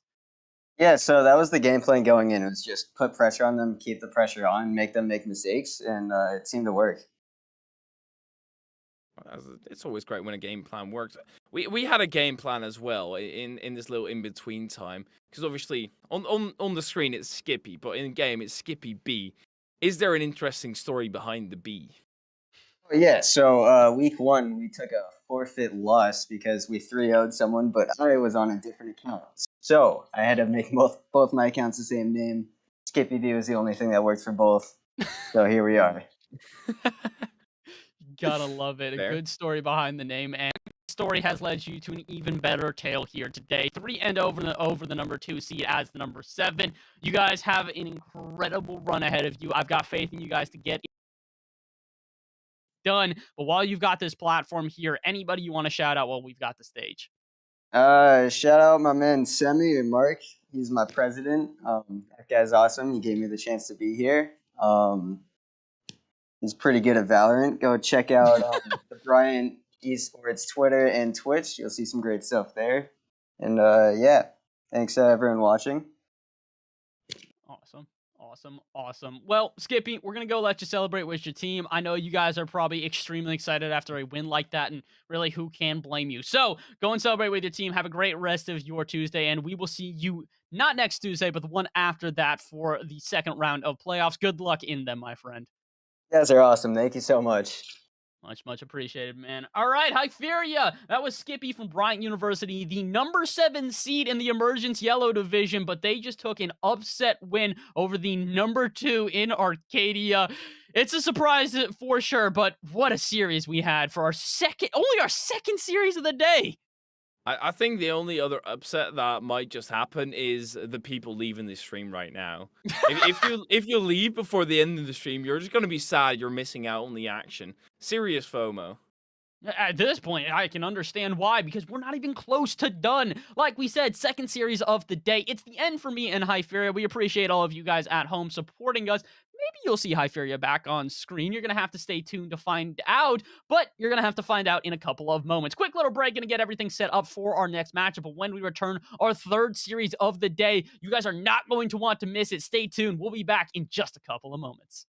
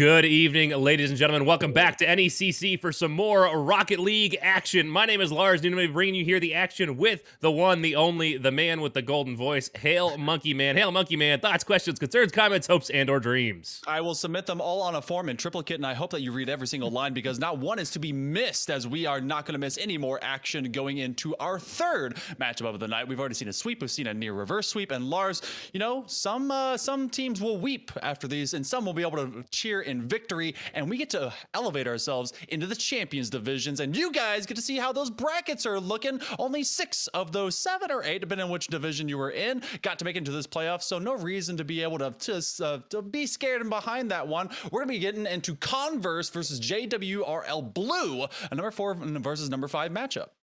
And as you can see here on the bracket currently displayed on the screen, they will be going up against the Northwood White number 1 seed, no matter whoever comes out of this matchup victorious. But before we get too ahead of ourselves, as we look at a fairly short bracket, champions being the top of the top here, is Converse versus JWU, both coming in that number 4 and number 5 seed on a 3-4 match record. So both a little bit sub 500, but very, very even. 13-14 on games for Converse and 12-15 on games for JWU Blue. Should be very interesting to see how these two teams match up. Should get a nice even matchup to continue the exciting night of Rocket League we've had here tonight. And they've already had an uphill battle to be able to get through this part of the season, and they're going to continue to do that going into this match. The last time these two teams did go against each other in a best of 5 in the regular season, well, guess what? It went to a game 5. You've already had one before, so why not get another? We're going to go into game number 1. Lars, I know that Leechy said that you guys are the best pair ever, so why not let me be that cool new side chick for you? We'll see how this one feels out in our first date. Spooky, Shazzy, and Tidy versus Angdre and Tasek. JWU in the orange here, and right off the bat, looks like we're going to see JWU get the first opportunity down on the net. Quickly touched away. Good back wall defense. Love to see that coming out early, and good midfield challenges. Both these teams need to be quick to set the tone as we get underway. Either one of these squads was able to make the stream deck, but you know what? They're going to try and make sure the highlight reels are filled in surplus. Tasek able to find some open space here as the defense just kind of made a wide open gap, and you know what? That's a wide open shot. Great recovery off that initial touch. As we all know and sometimes are victim of, there's a little bit of recoil off the ball when you first make that contact, but Tasek does an excellent job of controlling the car all the way through, getting a good touch off the wall, and it's just a nice accurate shot, the kind of accuracy you'd expect out of players of this caliber. You don't want to leave any opportunities left undone, and they've been able to get that one early and often. Tasek, another touch, trying to be able to get to control, but one thing I do want to see out of Converse is a good challenge game. Shazzy answers it in kind. This opening minute, couple goals here soon. We are off to a hot pace here. Great challenge out of Spooky, and then the physical play to clear the net. Aang just absolutely sent away. That's the kind of physicality I love to see. I think there's not enough bumps and demos in Rocket League, and that right there is why. There's plenty of people, well, maybe the top 3, I know one of them, and Woody, that would definitely agree with you, and having to get very defensive very quickly. Shazzy with that early challenge and a lot of early pressure, just getting in the face of JWU. You've had that surplus of, all right, you know, this first game, it's going to be a little bit of a feel. It's going to be weird, going to be wacky, but who's going to be able to put on the brakes to their opponent first? Up to this corner, and the first minute now gone. The early passing play goes to the second option, Shazzy rather, to the top shelf. And, you know, JWU, they answer it easily. Now they're looking for their own offensive opportunity.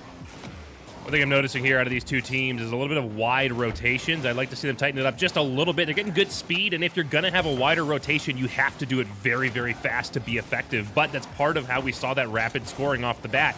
Is that wider rotation leaves bigger gaps in the defense. Yeah, Aang was bumped out of the net, but there was no one even close to follow back through after that, as there's a good opportunity for JWU as they continue to put pressure down on the net. And finally, Tidy will get a good flick to at least alleviate some pressure. This one down towards an open opportunity, but Tasek is able to rotate back in time.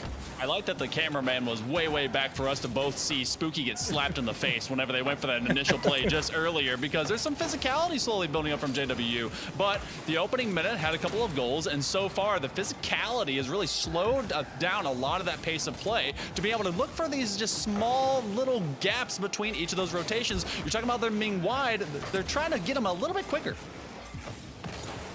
Jazzy, cross clear in front of the net. Aang is there, but is demoed by Tidy, and now Tidy is going to collect this one in the corner, take this one upfield. Good midfield challenge by Aang. And then met by Spooky. Doing a good job of keeping this shooting lane clear, but struggling to get the ball across midfield. Is Converse throwing one on even as I make that comment. And Tasek returns to sender all the way back down in Converse net. Sometimes you just have to wait for a gap and an opportunity to present itself. One great stop, and then Tasek finding the second touch thereafter. Able to beat out the middleman, and you just catch Converse creeping and sleeping. And Tasek, he's 2 for 2, and he is leading the storm of this offense. Lots of counter plays really giving JW this lead. Tasek carrying one towards the net. Tasek, the only scorer and the only player so far to break 100 points on the side of JWU. But hey, it's working. And if it ain't broke, don't fix it. Tasek been able to take big, long shots downfield, taking advantage of a wide-open defense. Now it's going to be on Converse to tighten that one up and not allow those opportunities as often. If you are JWU, you can't rely on those opportunities to be presented, as that's a good touch across the top. You're going to have to find a way to get creative and open up opportunities yourself. Tasek showing up huge with another save there, and then a big dunk. Another open field as Tasek runs on down. How many times have we seen him just be patient enough to take away an opportunity from Converse? He takes on one, he takes on two. He doesn't leave his own touches without a responsible follow-up, and now he's doing it. He took on two right there, giving Aang another chance. It goes to the low side corner. He'll take a chance to be able to get on the board, and that is 3 up for JW.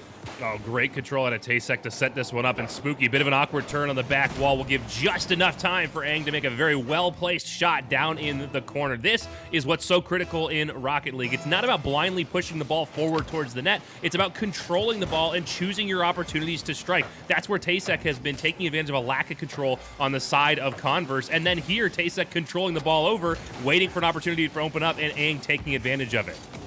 I mean, he just kind of waited for that ball to be able to drop onto that midfield line. And again, everyone retreating for the way of Converse. They have not seen each other since that good old Game 5 a while back.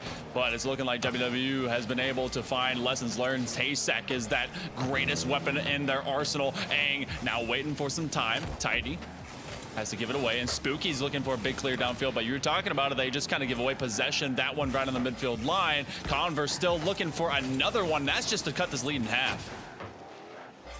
Well, not a lot of time left to do it, especially as Aang is going to make it that much harder to overcome.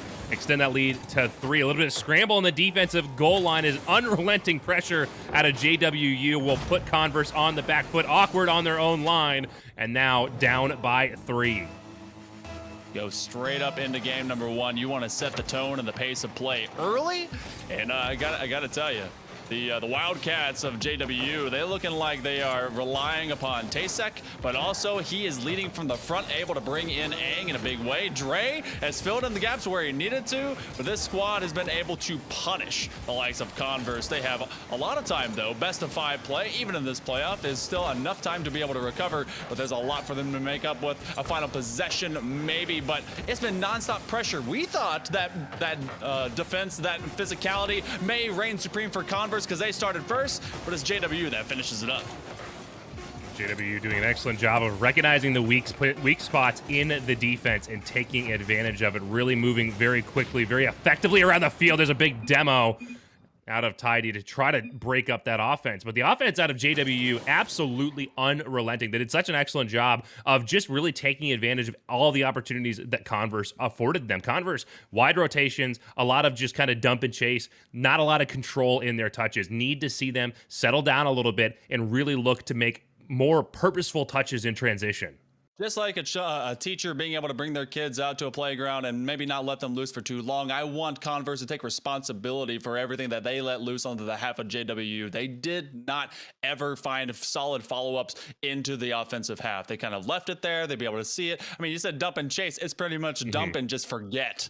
They didn't even be able to chase it very often. I want to see faster follow-ups. I want to see them, if they go to that top of level corner, if they go to that perimeter, I want to see someone be able to rotate around that midfield line and be able to shut things down, keep JW from making that counter play.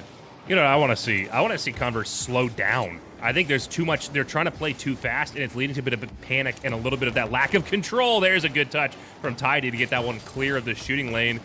but this is JWU being very threatening, able to put shots on from anywhere on the field, but at least you could shut down some of that probability. Shazzy with an opportunity over top, carries that to the back wall, and well met there. Now Tidy throws one up as well. Just trying to find an opening. They're just going to continue to hit that back wall and look for things, look for cracks in the defense.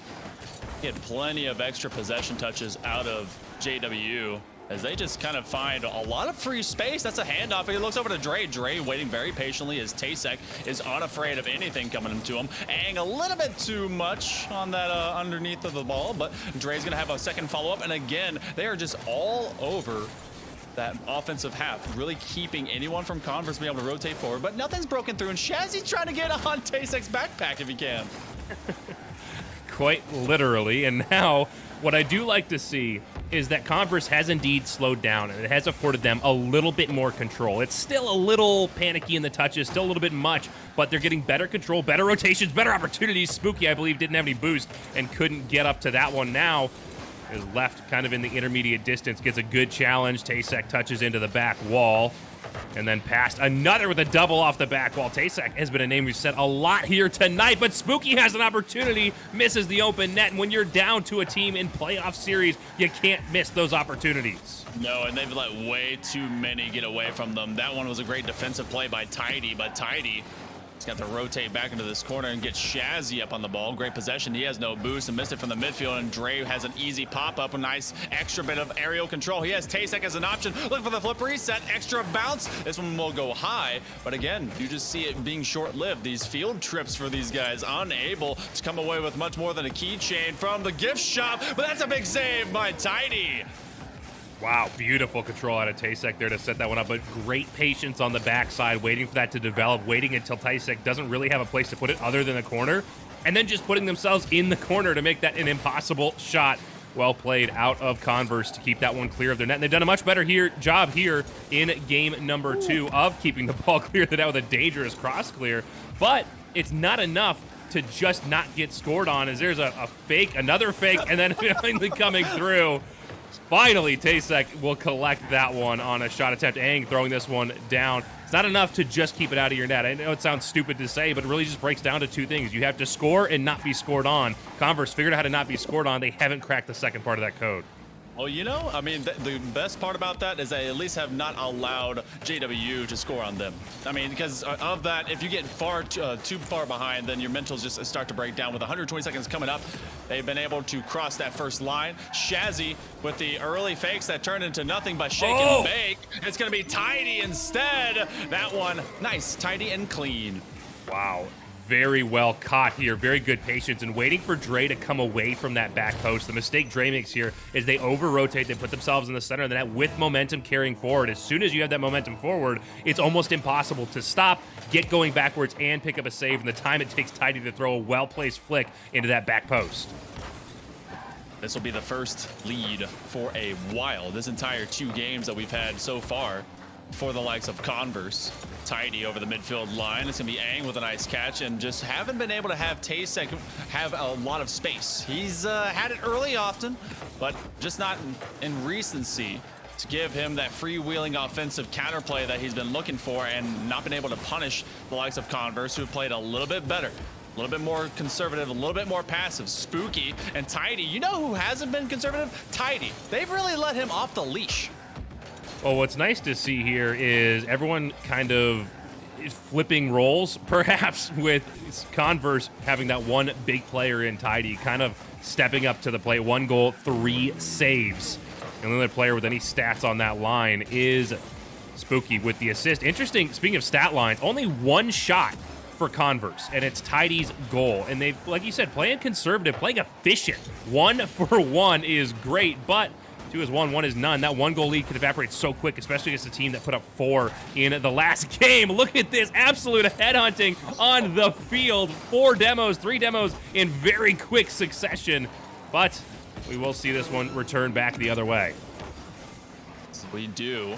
It is still JW trying to be able to get 1 goal to tie this up as we head to a possible OT, but regulation time still belongs to Converse. Whoa. Oh my goodness, the Wildcats on the hunt, but Tidy with yet another save to count it up to 4. He's been leading, and he's the one with the score. Tidy to the top level. Can we get it around TaeSec? No, that's a great challenge over to Dre. Looking for the negative angle dunk. That's a back pass. Dre keeps it alive. It's in an awkward position, and they both commit. Converse will get away 1-0. Oh my goodness, they needed one player to go on and one player to be there to get that close follow-up, and unfortunately they don't find it, but what a way to end that one. That's absolutely beautiful. Speaking of beauty, something I want to point out here. Check this out. Look at all those demos on the field. That's beautiful to see. I love it. The other thing I really like about this is players using rotations through the front of the net to set up these demos. You can see where they're making a rotation around the field here.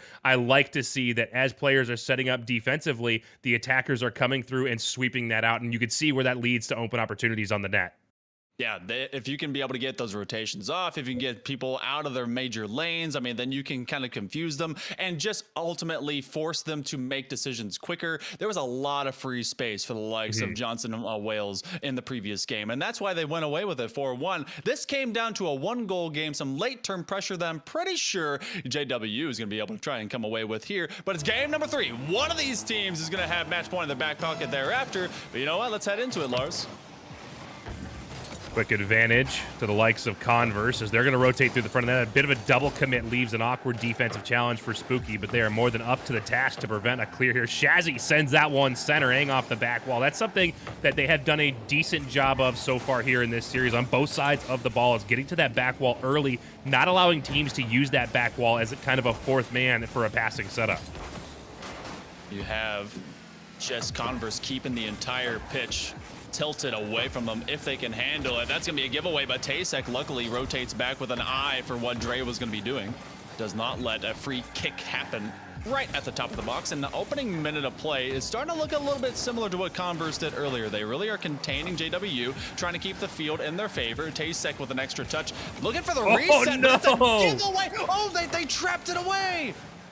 Wow, I thought that was dead to rights. I thought there's no way that Converse doesn't score this, but miraculously, they don't get a great touch on net. It's going to be slow, and there's a big save out of Shazzy, and it allows JWU to get back to that one. And now Converse find themselves a little bit too slow in the defensive end, getting beat out to all of these challenges, all of these touches. TaeSec into the back top shelf, does an excellent job with that pick.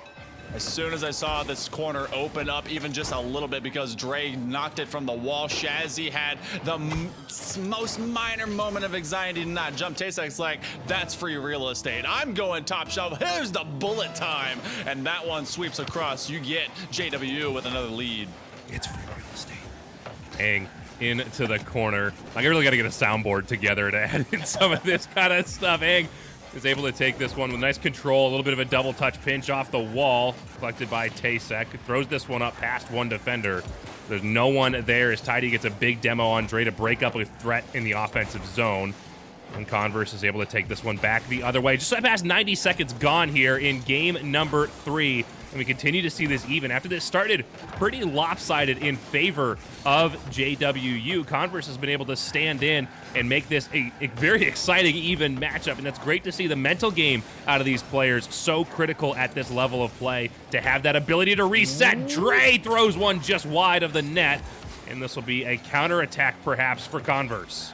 I definitely like seeing Dre waking up because in game number 1, he was a non-factor. Even with JWU getting the victory in that, I love seeing the depth of rosters, and I love seeing that it's more than just one-dimensional because, again, they are leaning quite heavily on TaeSec, but he's kind of that lead charger. But they get the second man, get that confidence going. That's on target. TaeSec, he's just, what? No, he let it go. What?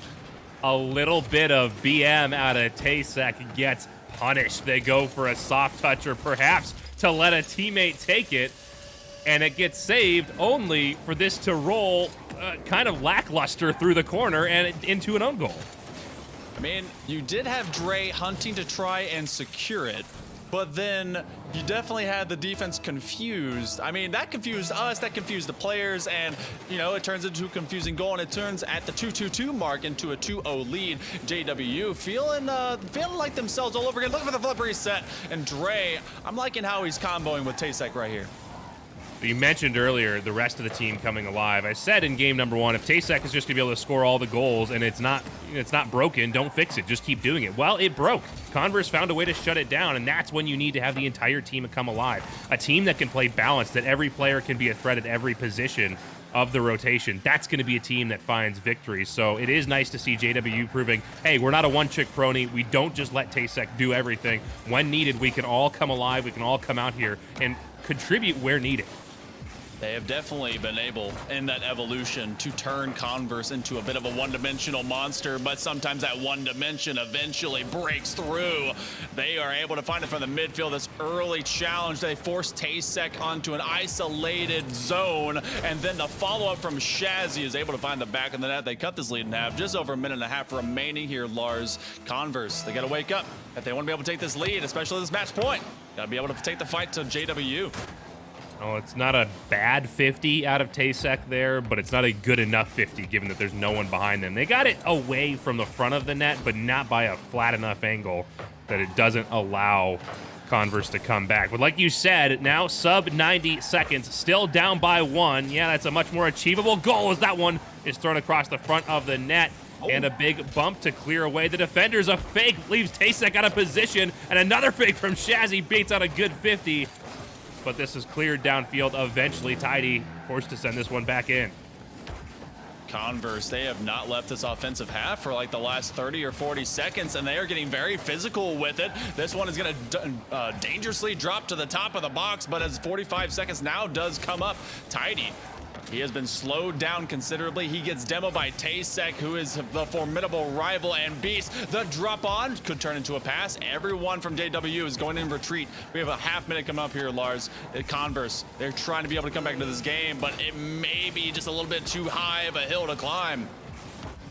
Tidy collects in front of their own net, trying to take this one clear. Shazzy, we forced down in the mid. A little bit of a slow play, waiting for that demo from a teammate to clear out the front of the net. Doesn't find it.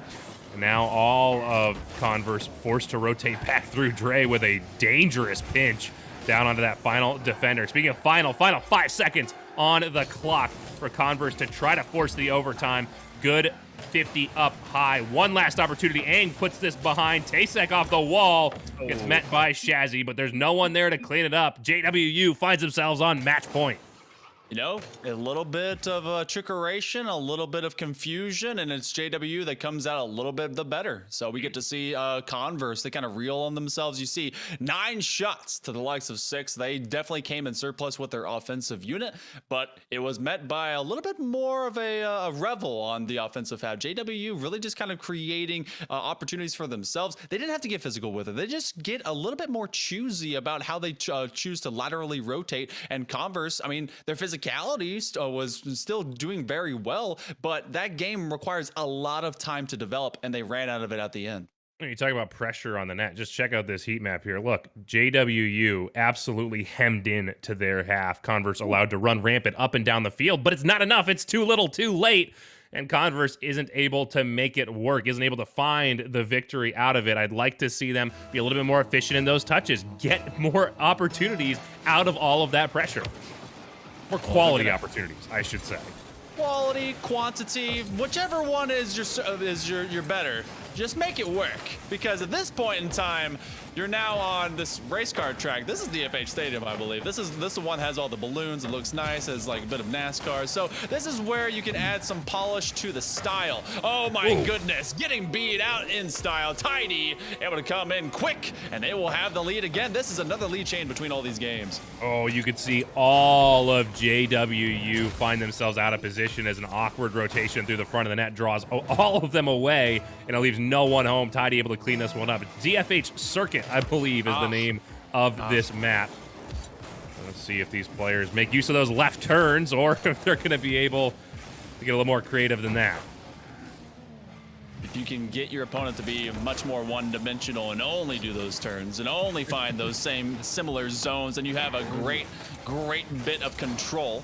And as you were talking about earlier, they definitely kept the lockdown happening. JW trying to enforce that here soon. Aang from the wall. But it's going to be Tasek with a nice little putback pass, but he's got to retreat, and that one will be cut short. Dre's in trouble upfield. Tidy looking for time, a midfield pass, but it only finds his opponent.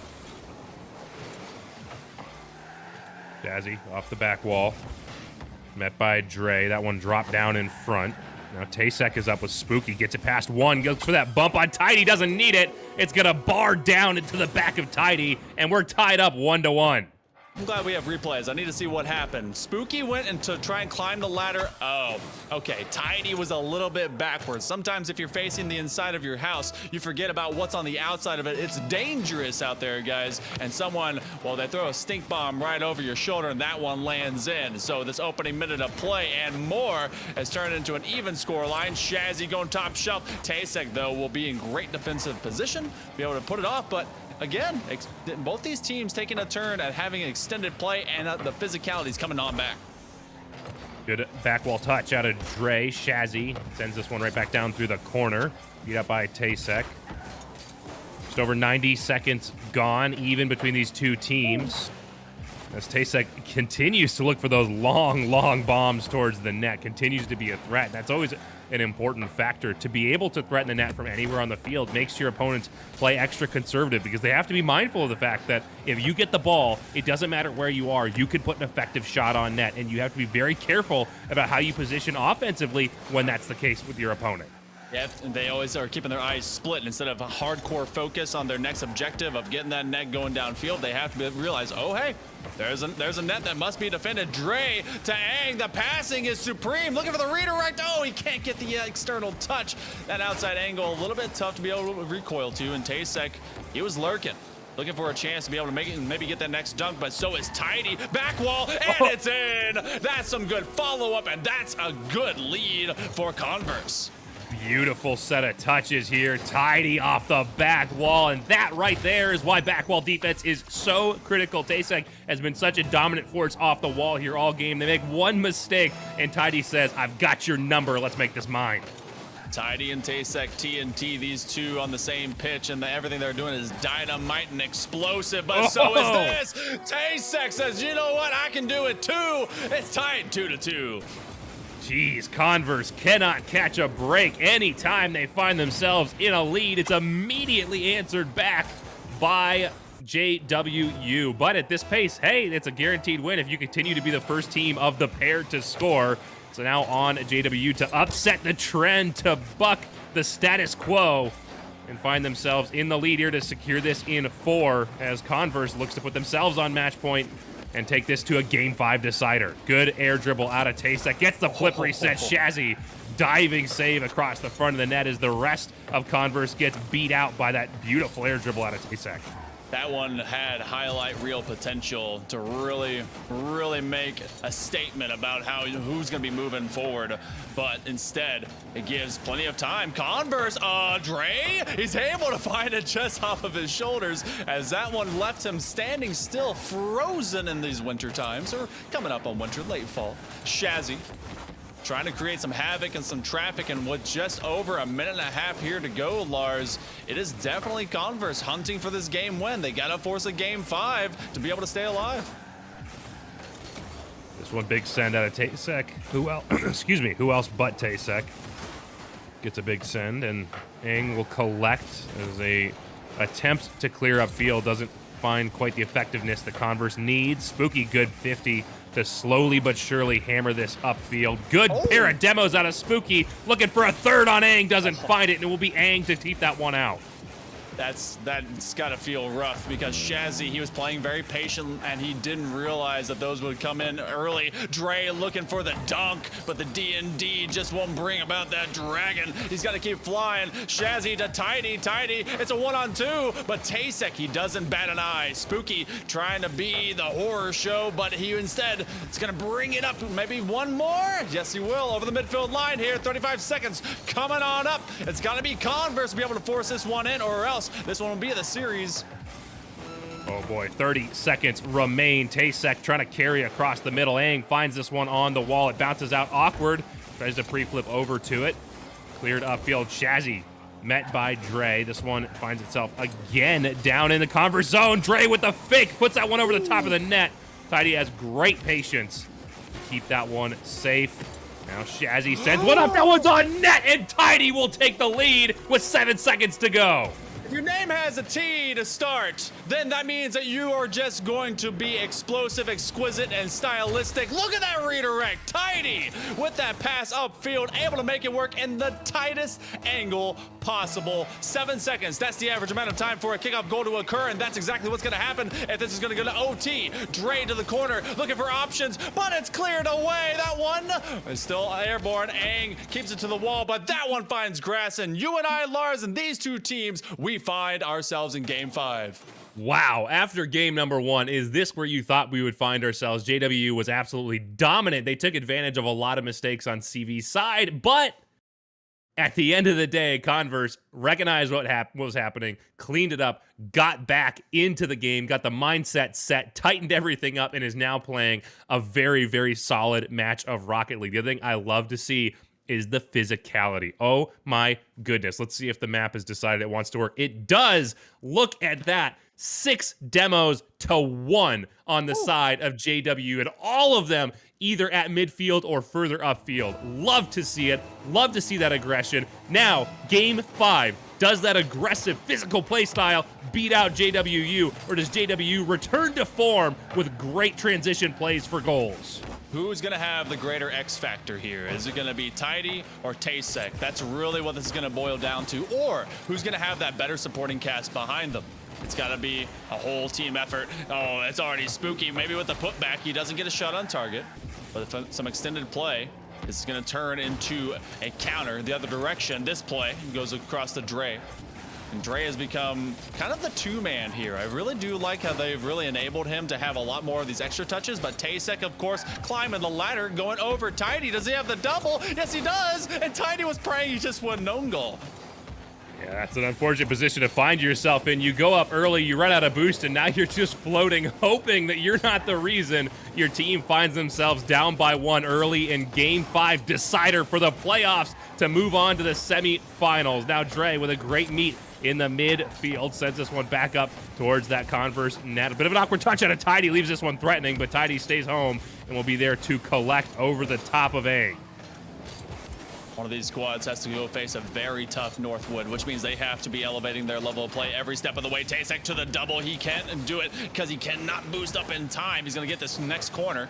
Now he will have to chase. That's a redirect. That's an option pass, but Tasek is reading every single one of these as fast as he can. Nice handoff over to Dre. As this one turns about, 90 seconds have already been burned, which apparently is difficult to say. Shazzy and company are looking for an escape route, which they find. It's almost as if we're not very good at words, which is interesting given our chosen hobby here of casting. Shazzy with a nice flick over top. Spooky's not able to tuck that one in, and Dre will get a good pass upfield to Aang. Now popped out. It looked like that was going to be a pass attempt to get it over to Tasek in the transition, but Tasek elects to back off and force Aang to come up on that one, breaking down that transition play. Now Shazzy trying to carry over top. There are 2 players in orange up early to take away that shot opportunity, and they're getting a little wise to this rotation through the front of the net for the demos. Still threatening, still takes attention away. Shazzy in the corner. You know, Shazzy earlier looked like a kid trying to go through a jungle gym, and then Spooky was like, nah, we do this straight. And that extra little touch to make it float, that's beautiful. He stopped all the momentum of the ball from crossing over in that arc, instead got up underneath it and was able to make it hang just long enough for none other than Shazzy to come over, and that's our 1-0 lead. Well, the other thing to note here is that touch came off of a bump from the returning defender, and that ability to recover, have that awareness, and make a play out of it in that short span of time is enormous. Now Shazzy trying to set one up by getting another bump in front of the net. That's got to be absolutely tormentuous to play against, the physicality out of both these teams. But JWU is answering back. A couple of demos themselves, opens up the rotation for Converse, and they will punish. That slap down pass was so speedy, and then the boom by Aang bringing the pain. The pain train pays to everyone. Sometimes it's a slap in the face, and sometimes it's victory the other direction. We're tied up past halftime, and both these squads, it has gone the same distance it did before in regular season play, but now it's haymakers the whole way down.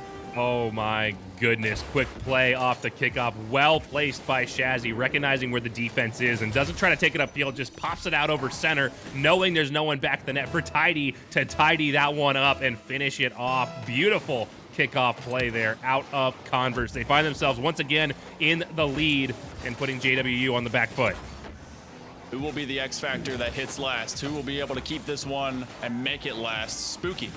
He's gonna be first up, but that one's gonna go over the shoulder. Aang just trying to make it hang, and he does for all of another moment. Trying to keep this one as an elongated offensive. We've seen a lot of good work from JW if they just kind of contain and keep that pressure upfield. But they send one, and then these rotations, these counters are starting to develop a little bit better. No option there as everyone's stuck over here in the zone and rotate together from JW. Aang collects it midfield, throws that up for Tasek to try to redirect, but Spooky reads that passing lane all day long. Awkward touch out to the mid. No one's there. Shazzy tries to put one on. Spooky's there to tuck it in. Great play out of Converse, and they put themselves up by 2 just inside the magic 90-second mark.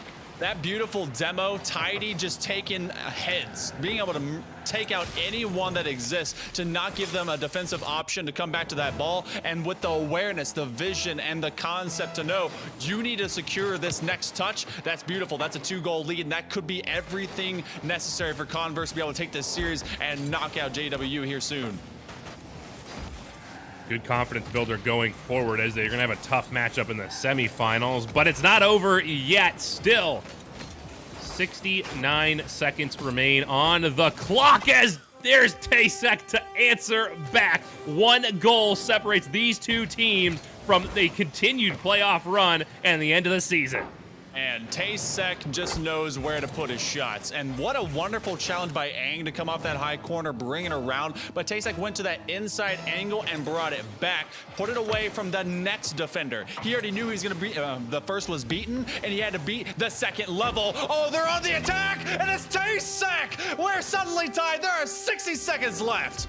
Wow, how fitting to be evened up with 1 minute on the clock. Tasek with the flip reset, and then that chase across the front of the net. Dre absolutely getting rid of the defense. There's no one home and gives a wide open net for that flip reset to take a shot. My goodness, they're relying on each other, full teamwork the whole time. You cannot give up a single inch without it being contended with. Tasek, he gets faked! Oh, but Dre covers up at the goal line. Oh my goodness. 3/4 of a minute. Tasek off the wall. Shazzy back in, trying to get this one centered up for a teammate. Gets a good touch into the backboard, but Tasek has a good rotation back now. Stopped at midfield. Couple of touches into that side wall. Sends that one down across the front. Tasek well read. Now Aang has an opportunity to put it on. Does. A quick swing from a 3-1 lead in favor of Converse. Now find themselves down by 1. They have been on a wild and wacky run, and Aang knows when to put the kill shot on. That doesn't mean that Converse is out yet, but that means that this uphill climb just met a monster, the mini boss, right in front of you. It's JW. Dre, he's gonna climb the ladder. No, everyone's space is out. This is some wide open zone. Shazzy, a little bit late to the game. He's got to be able to develop it. Tasek with the shot. Oh boy. That was hot. 4 unanswered in favor of JWU. All but puts the nail in the coffin here on Converse's season. A beautiful tuck into that upper right 92 goals in 18 seconds. Doable? Yeah. Likely? No, unfortunately for Converse, but we've seen crazier things happen. They do need to get off of defense as Tasek looks to put another one on, and Shazzy is forced to step up to the plate. Time burning off the clock, and it's JWU. Spooky with a great squishy save, but it's not enough. There's not enough time, and JWU moves on. Wildcats got wild at the end of this series, and they needed it in a big way from Tasek and Dre. Those two, they came to play, and you know what? He doesn't have a whole lot of scoring on the board, but you know what? That doesn't matter. This entire squad played together very well. Converse, they turned into a giant wall, one that JW had to eventually climb over, and this was a great classic. I love this entire season. This was the pinnacle of Rocket League I want to watch. Oh yeah, this was beautiful. And it was a roller coaster too, starting from a fairly dominating victory at a JWU and then just back and forth slugfest all the way down to the wire. Converse forcing the game 5 against JWU and finding themselves here, getting a good lead into the last 90 seconds and then a 4-point swing in sub 90 seconds for JWU to take the victory. They're going to be going up against Northwood White, and we are going to take a short intermission before we come back with an interview with a player from JWU. And we will be right back.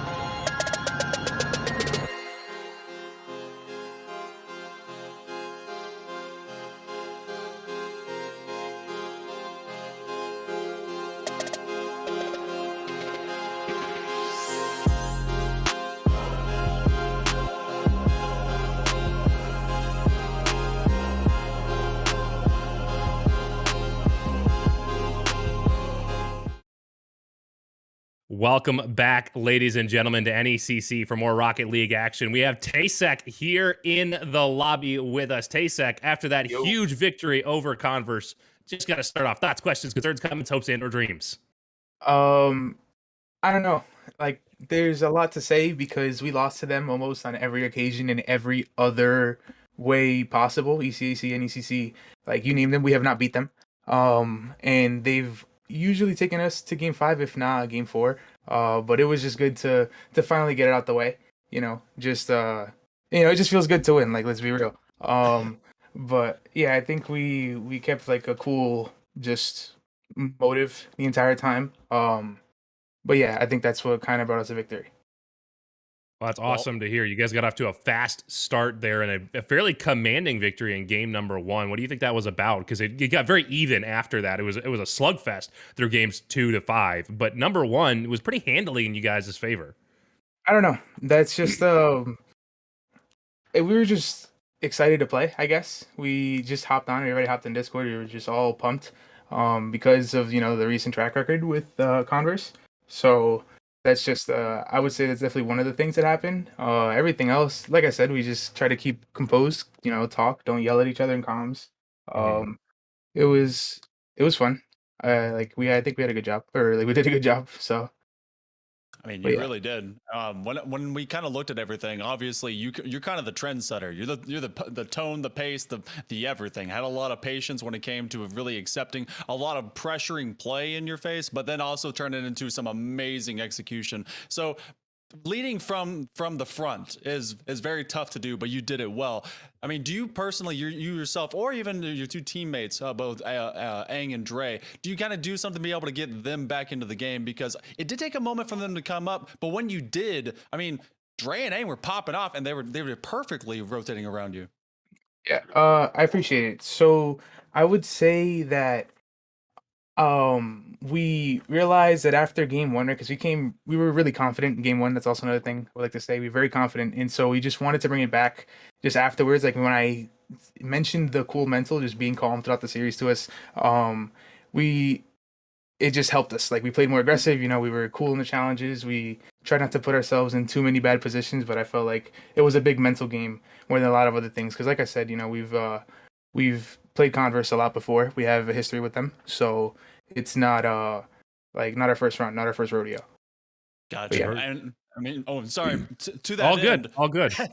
how do you feel about you being just a slightly greater X factor than Tidy? Are you and him consistently kind of on the main one leading each team each time? Because I mean, it was explosive gameplay between each one of you. I wouldn't say so. I would say that every player on both teams, we all like can do something here and there.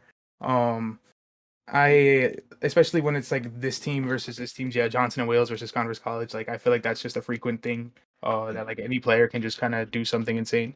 So, I don't know. I don't really have much else to say on that, but it was fun. Well, you've got a tough matchup coming up. You're going up against the number 1 seed in the semifinals. What are your thoughts going into that? Northwood is just intense. I don't think I need to elaborate on that. But we're excited to play them nonetheless. We are going to try to keep the same mentality. So I don't know. Let's just hope for the best, really. Well, we've seen lots of upsets already here in this playoff run, so maybe you guys can be the next big upset against Northwood White. But before we hold you on too long, any last thoughts, questions, concerns, comments, hopes, and/or dreams before we head out to another intermission here? Shout out to my brother. That is it. Nothing else. I don't have any other words. Yes. Yeah, that's it. All right, well, we thank you for your time, Tasek. Really appreciate you stopping by to talk with us, and congratulations on the victory. It was a banger of a match. And for us here at NECC, stick around. We got another exciting matchup coming up right after this intermission.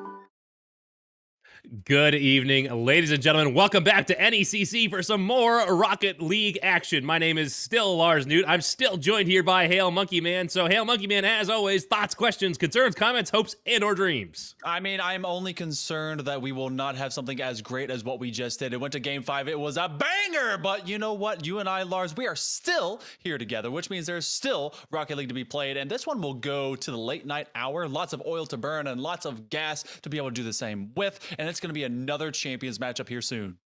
The number 3 seed in University of Ottawa Garnet versus the number 6 seed North Kentucky University Varsity Black, in the lower half of this bracket. That's not the like loser lower, just the lower half as it's written out here. Okay, it doesn't matter. Number 3 versus number 6. Whoever wins this one will go up against the number 2 in St. Clair Green. Should be a very interesting matchup. As we were talking in the intermission, we have one interesting fact about these players, so we just have to call it out. We have to.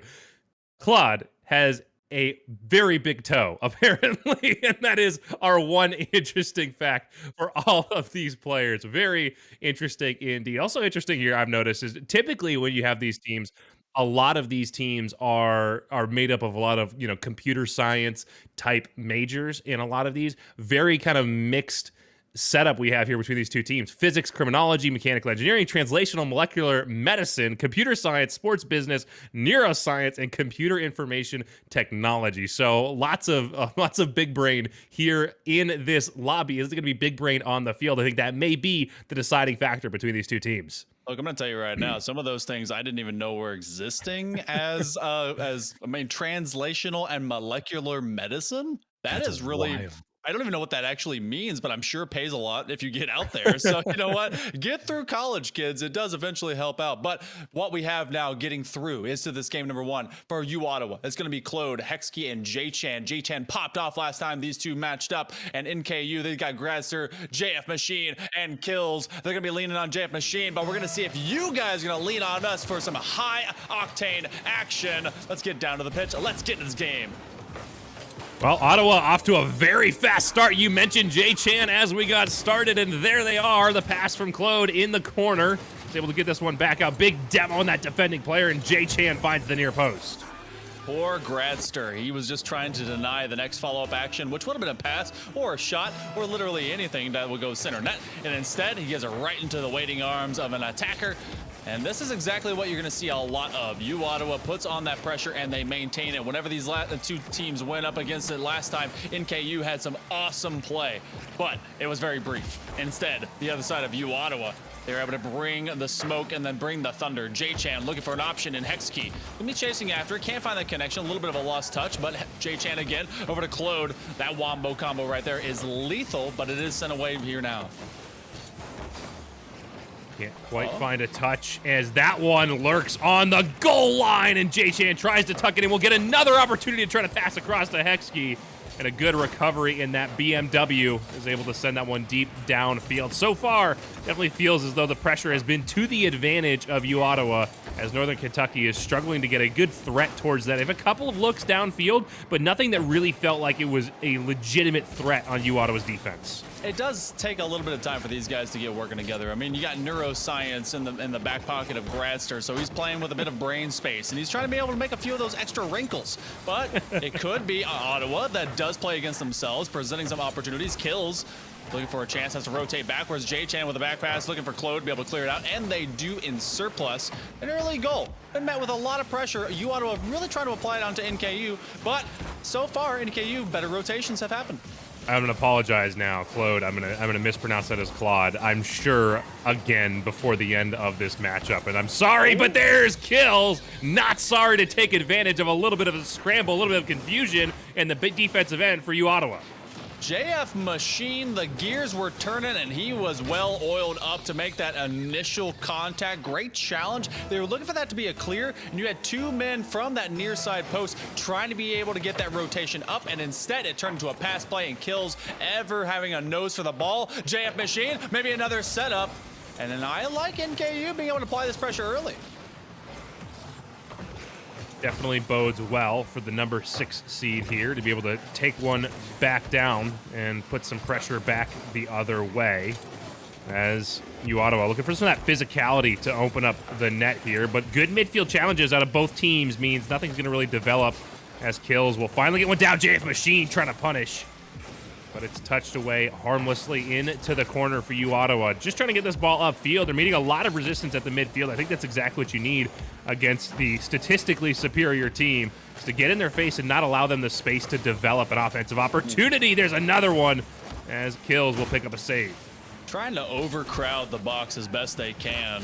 Ottawa. Oh, this should be an open net, but instead they're going to play for the footstep. Claude looking for another option. He got a back pass opportunity. He's going to leave it. J-Chan there early. And that one's a huge clear. Hexkey jumps in the nick of time. Gradster cuts off JF Machine, looking to be able to get that one expeditiously centered, but instead it's turning into another grindy takeaway and counterplay. But U Ottawa, they've been kind of, we saw something similar in our previous series. They just kind of dumped the ball in the corner, and then they're playing for the reactionary mistake play. It's not enough, especially at this level, and the champions, to be able to just wait for your opponent to make a mistake. It doesn't come often enough, and you're bound to make mistakes at a similar rate. So it's not a real advantage one way or the other. You have to be creative in opening up opportunities yourself. As we see Hexkey looking to make a big demo as Claude, at the midfield will get a nice touch, and J-Chan will capitalize on it. This was one they left behind earlier and was able to be found here. Kills, I think he was trying to be able to get a little extra power because he did have an option man on the opposite side wall. I think it was Gradster who was in that short chase scene before that back line was well taken advantage of. And unfortunate for the likes of NKU, who have been able to really send Ottawa packing early on, but this challenge here, it gives them another chance. JF Machine climbing the ladder and tackling J-Chan, the J versus J show. We had T versus T, and it was explosive. I want to see more of that here throughout the series. To have kind of a, depending on who you root for, a hero-villain story going on in the background of this matchup. As Kills tries to put one center, and J-Chan handily clears that one away. Now off the side wall, has one more touchdown towards the net. JF Machine, a fairly easy save to keep that one clear. Now Kills, a little bit awkward in that rotation through Hexkey, putting one on. But a good, patient Gradster, really putting that brain matter to use, is able to stay home and clear that one away. Sparked an extra neuron, a little bit of extra electricity. We are Flesh Gundams, and he is the pilot. Kills to the opposite corner. JF Machine, he plays patient as J-Chan. Oh, gets eliminated. That's Hexkey off the pitch, but Kills just a little bit too close. Gradster at the midfield line has to make this initial challenge. He actually will be demoed by J-Chan, and with a 1-goal lead, the dunk coming, but it's cut off by the Machine himself.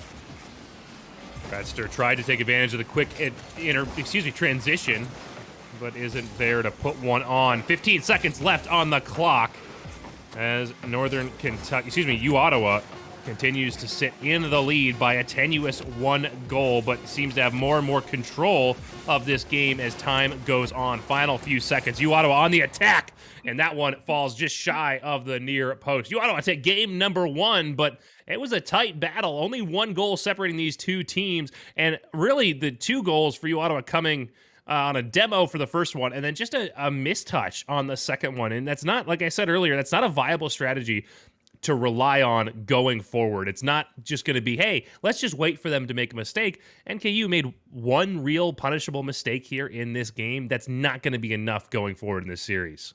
No, but what is very much viable, though it came in the way of quality from the 33% in shooting, Kills was the only one to take the likes of NKU.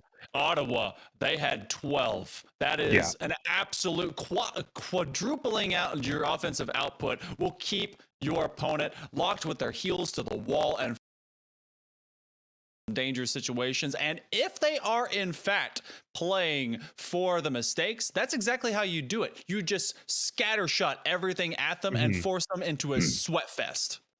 Yeah, I mean, there's a quantity versus quality debate, but if you could out-quantity your opponent that much, it's kind of inevitable what the score line's going to end up being. They are able to put on so many shots. It doesn't matter who's defending. If you shoot enough, sooner or later, the ball's going to find the back of the net. So the goal on the defensive side is don't allow that many shots. Yeah, NKU did a good job of holding U Ottawa to 2 for 12. Not a great shooting percentage, but if you have to put that much effort into your defensive end, A, it means you're spending too much time on defense, which means you're opening up too many opportunities for the opponents to get goals. And B, you're not downfield getting shots yourself. You need to get that ball clear upfield and putting pressure the other way. As we get the players in the lobby for game number 2, does NKU have the ability to bring this one back, or does U Ottawa continue to control the pace of play here? And though they were limited to just 3, just like you said, there was a lot of dump and see, just reacting to what was available to them. And this one was otherwise kept very, very close. I wonder if we're going to get a little bit of more systematic methodology. Oh my goodness. Very good systematic play from the likes of U Ottawa. Why do I even speak here? Come on, let's just get them out there. You get NKU under pressure almost immediately, just like game 1. Interesting that the word that you got hung up on was systematic and not methodology and not systematic. For me, it's the opposite way around, but kills, not any challenge there for them to get a touch in midfield, and a good little 3-way tic-tac between the players to get pressure up, but it's quickly turned back downfield by U Ottawa. A shot opportunity for Hexkey. Look at that double touch off the top and finds the bar instead. But a good threat out of U Ottawa. That's the kind of thing you got to look out for. You have to jump on that quickly and not allow that kind of play to develop, because had that angle been right, Hexkey puts up 1 for U Ottawa. He's going to put that in the next time around that he gets it, and oh, goodness gracious, they have had a couple of runaways. They might as well be bandits, because these chances have been stolen away from them, but they keep the pressure going. Never give up on the play, and it's Claude that strikes first. You said next time Claude gets an opportunity for a read off the back wall, paraphrasing, obviously, they're going to put it away, and case in point, Claude scores first in favor of U Ottawa. Now all it took was a bit of extended stay in their half, and NKU is still looking for their first shot. Been brief field trip so far, opening minute, but that one will be available. JF Machine, that is a very high bounce. He was hoping that would come off the ground. Hexkey was under duress maybe to be able to get bumped or otherwise. Not a whole lot of boost, but J-Chan, who was responsible for 8 of those 12 shots in the previous game, able to make that clear, and that does relieve a bit of pressure. Claude, good bump over the top of the net, but J-Chan can't get there in time.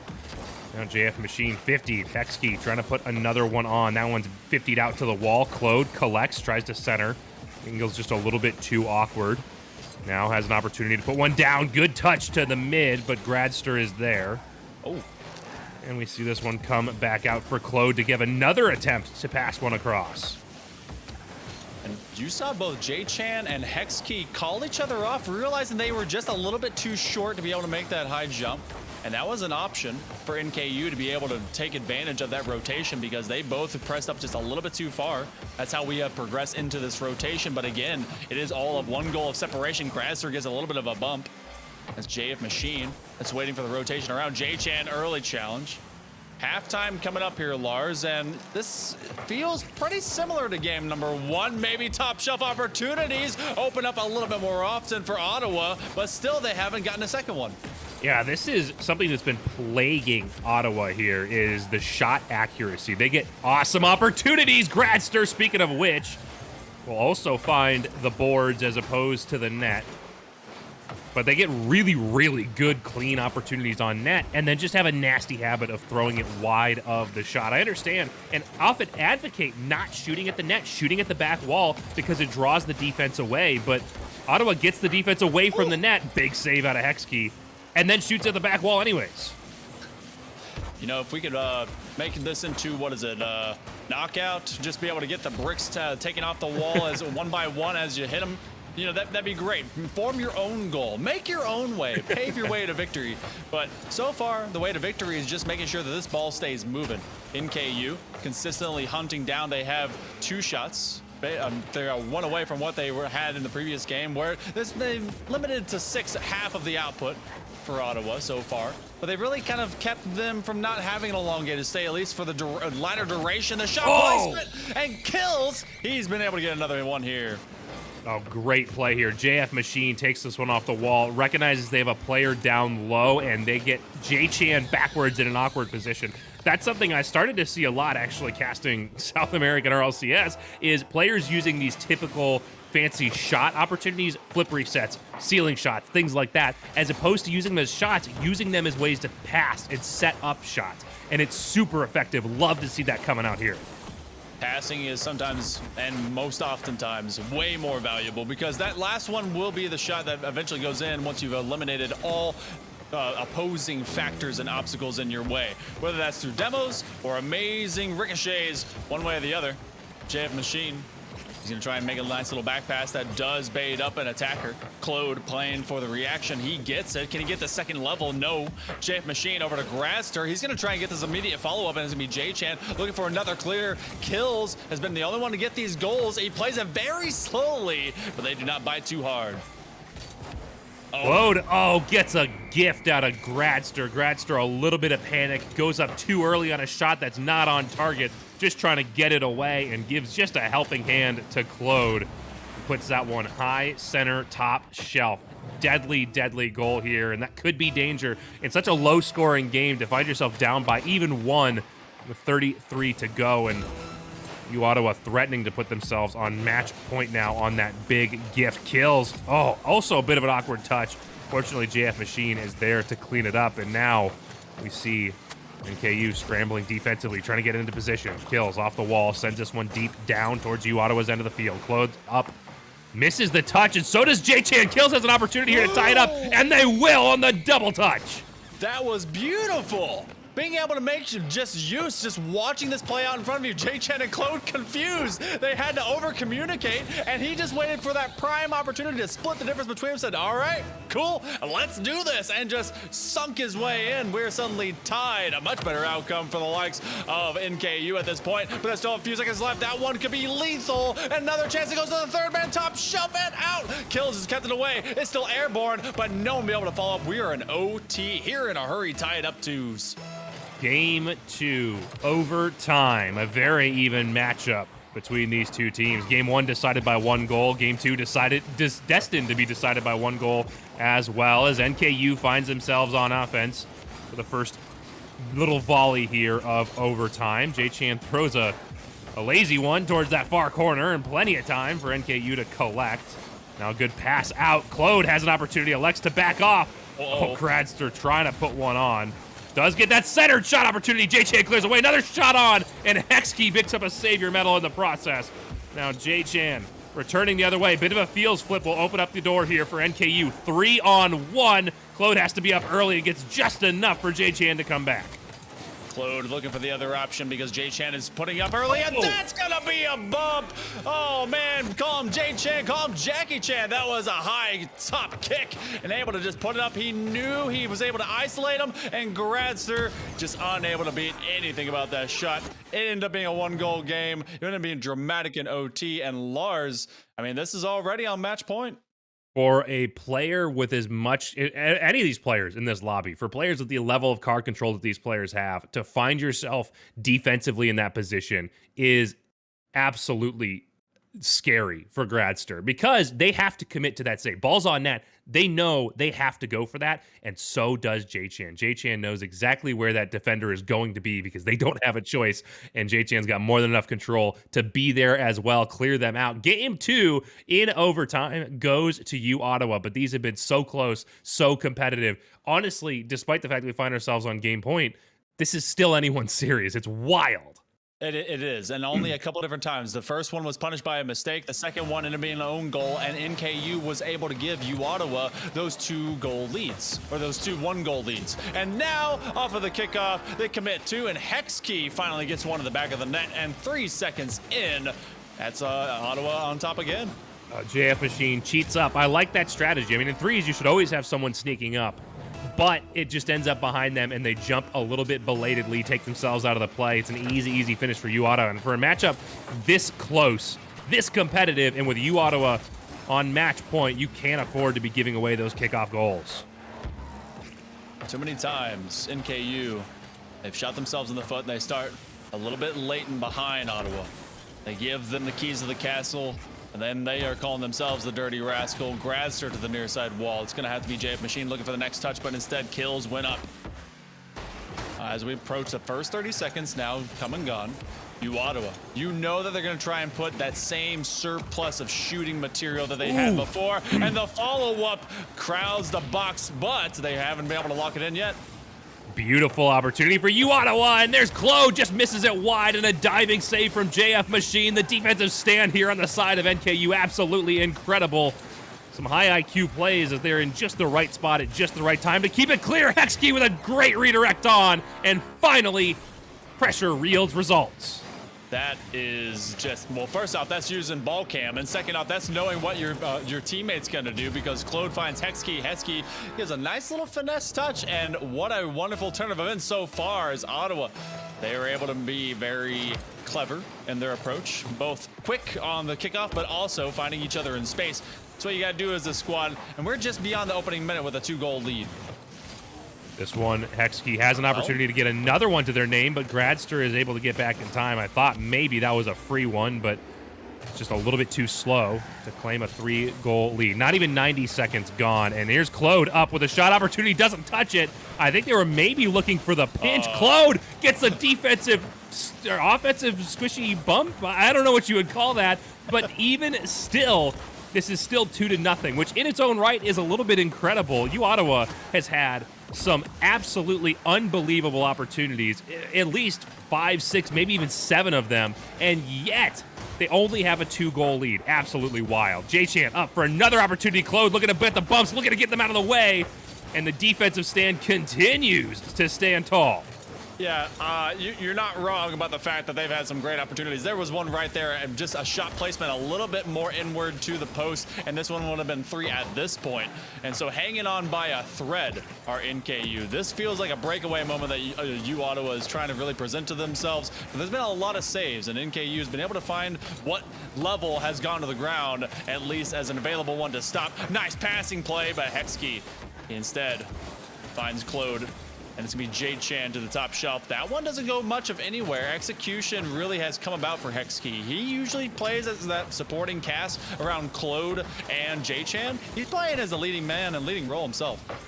U Ottawa is on pace to do upwards of 20 shots this game. Absolutely insanity that this is where we find ourselves, as NKU has only found a way to get 2 on. They're really struggling to get free of the defensive end. They need to get downfield and put some pressure back the other way if they want to find some success here on the pitch. They finally slowed down the onslaught out of U Ottawa, but that's only just a small part of the equation. It's not enough just to slow them down. You have to get them beat back the other way and put some of this pressure back on them yourself. JF Machine touching out to the corner and kills. Get a free one here. Good pass up to Gradster, well met by Claude, and J-Chan will collect.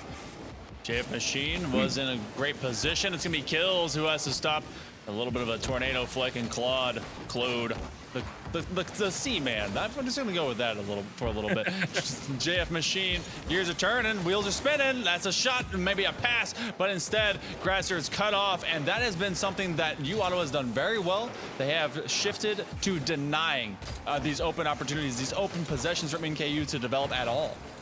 Yeah, I think part of the reason we've seen fewer shots out of U Ottawa is a combination of they're just looking to control the play now and less extend the lead they've already established. Really kind of take NKU out of the equation. A fake, and then a low 50 gets beat out in front of NKU's net. But the other side of it too is I think they're looking for a little more flash in their goals. Great air dribble by JF Machine, but it's just a little wide.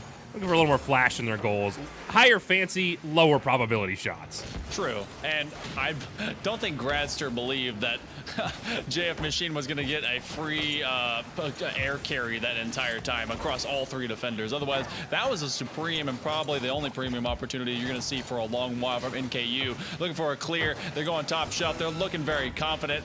Less than a half minute to go. They've been able to bury NKU under so much pressure and been really untouched. Gradster, it's an open net. Puts it high, puts it to the backboard. That's one of those times you just don't do that. Unfortunate. Gradster goes backboard and kills, also double commits, which means there's no one there to clean it up on what was still a relatively open shooting opportunity as both commit forward. With this, there is not enough time left on the clock for NKU to make the comeback. U Ottawa in a clean sweep will move on to the semifinals. And that one is just a matter of control. They were challenged by the likes of NKU time and again, but time and again thereafter, they're able to put them under a boatload of pressure. Again, 12 shots to 3, 2 different games. They were able to quadruple anything that they were trying to do. They didn't even have to come away with that many points. They just kept them at bay. The previous 2 games, game 1 and 2, NKU kept pace with them, and we saw a great OT, but we just did not see great execution to finally get the game under their control. And U Ottawa knew exactly that, and they just shut them down. Yeah, U Ottawa, I mean, they controlled the pitch in all 3 games, but NKU was able to make quick breakouts. They were able to quick transition plays upfield to at least throw some effective threats on net, pick up some goals. Game number 3, similar story, very different outcome. U Ottawa controls the pitch to such an extent NKU really has nothing going for them. Some incredible saves. Oh my goodness. Some of these opportunities at U Ottawa were just unbelievable that they didn't go in the net as NKU puts up an enormous defensive effort. But even with that scale of defensive effort, 12 shots to 3 is an inevitable outcome in favor of U Ottawa. Speaking of which, we're going to get an interview with one of these U Ottawa players shortly right after this break.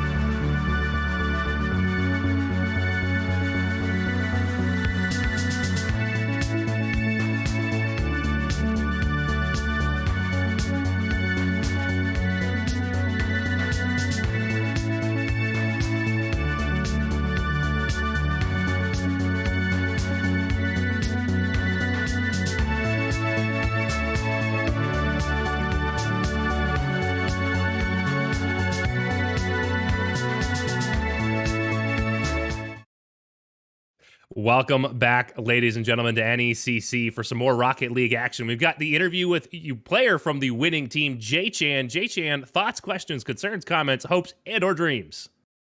I think we played pretty well this series. We didn't practice much, but we played really well. We're looking forward to the next series.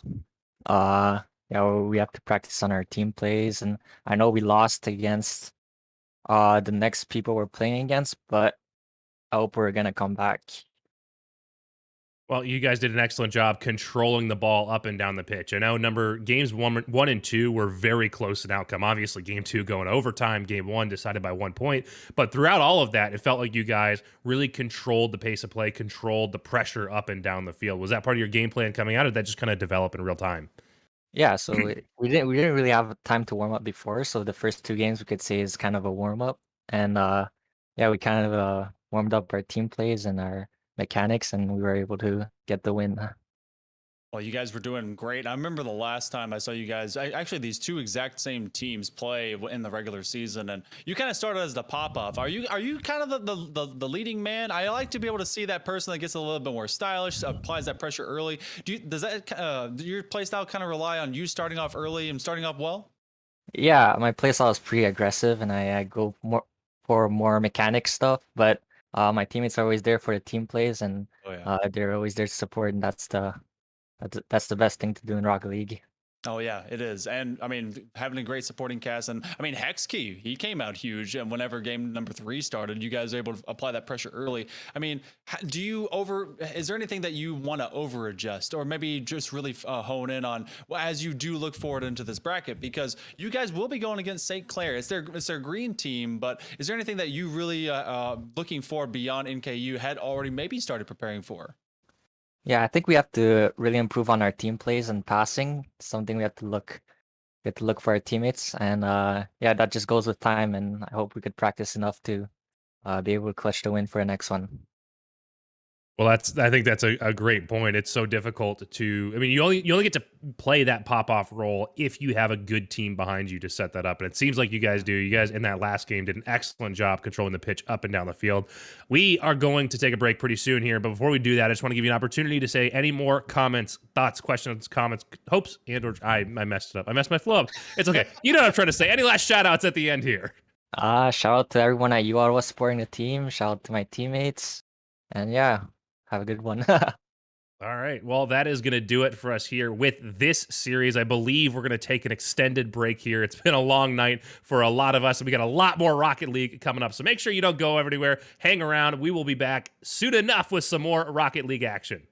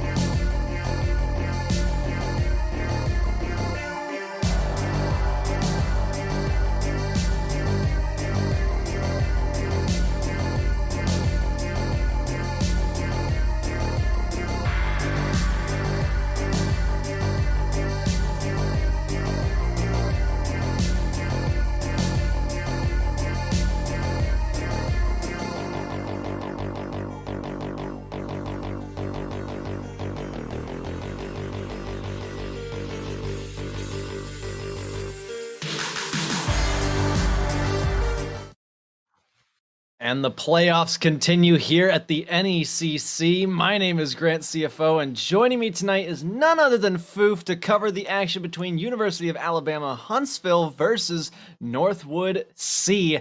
Foof, it is going to be a spectacular night. It already has been, and I just can't wait to see how it continues. I was about to say, it's already in the books as a really fun one. A couple of early games that went very quickly. And then the last series, if you were here before this nice break we had, that went all the way to game 5.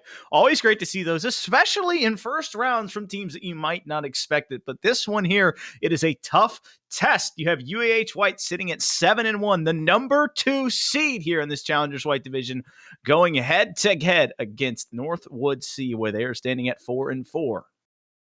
It is, I mean, it's not looking as close as I would have liked it with this drastic of a record difference with, I mean, the series record going 4-4 for Northwood C and then for UAH going 7-1.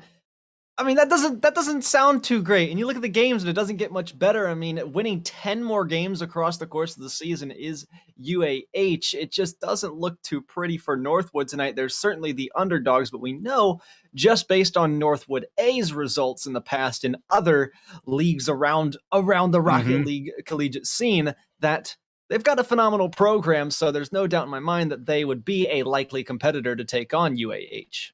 Well, I absolutely love seeing multiple teams come and play and get opportunities, especially in playoffs, Grant. So, you know the A team is flag runner, but you're hoping this C team can get something going here on the side of UAH. You have B-More, you have Josh, and you have Cam Ill. On the side of NU, you've got Garrett, Loom, and Sir Hex, or formerly known as just Hex.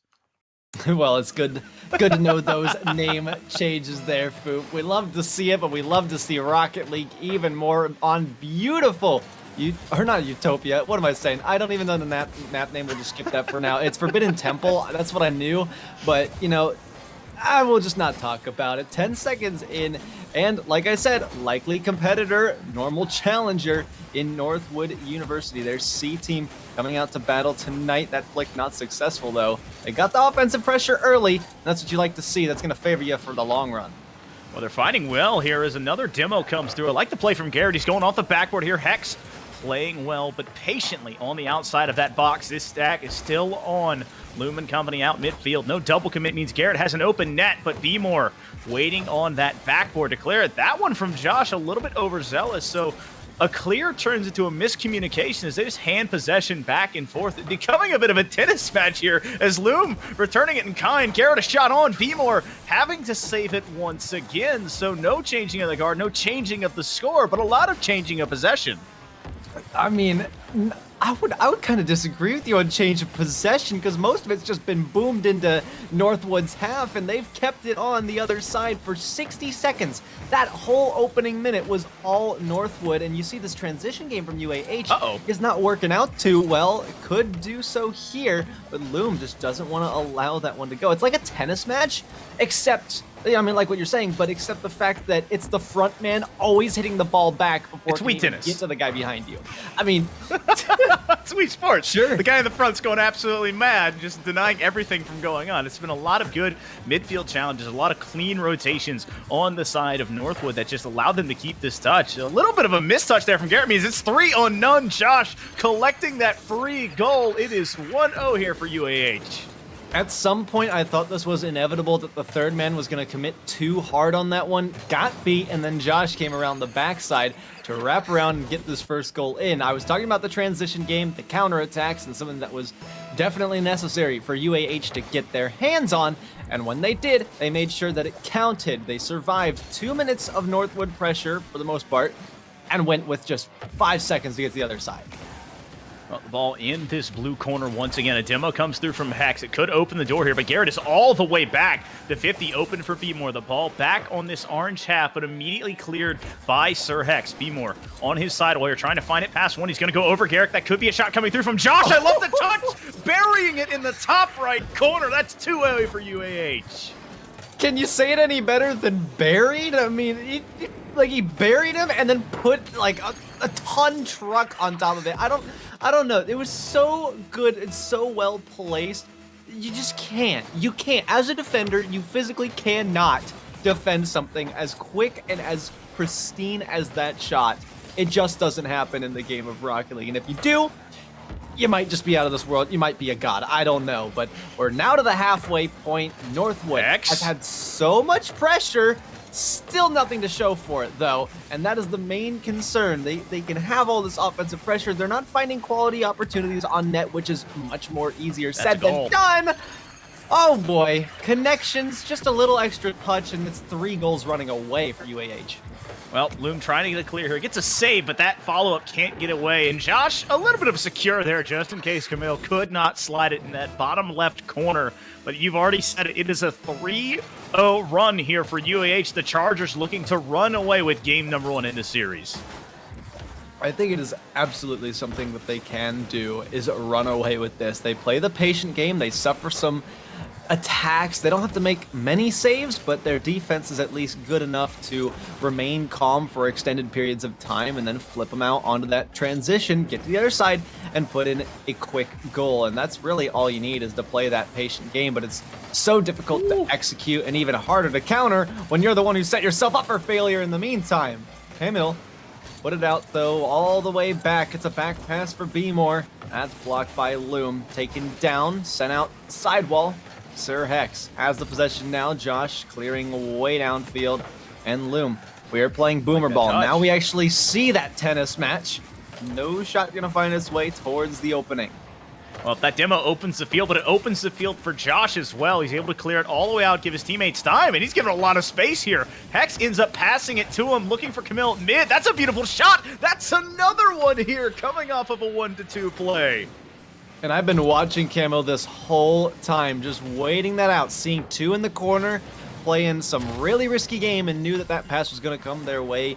It's just great positioning. It's not even awareness. It's just, or it's not even anything else other than that solid positioning. And it's what I really like to see, is that spacing, because it's one of the most difficult things to manage, because you don't want to be too fast, you don't want to be too slow. You want to play the Goldilocks game and be just right in terms of your spacing. You have to be perfect. Like, here it is again. Josh passing to Camille, then finding its way over to B-More, who knows to wrap around to get there, knows that Northwood's going to play too passive as they set up these offensive opportunities. That one's blocked out, and they can't do anything with it. 4 goals to none. UAH looking stellar.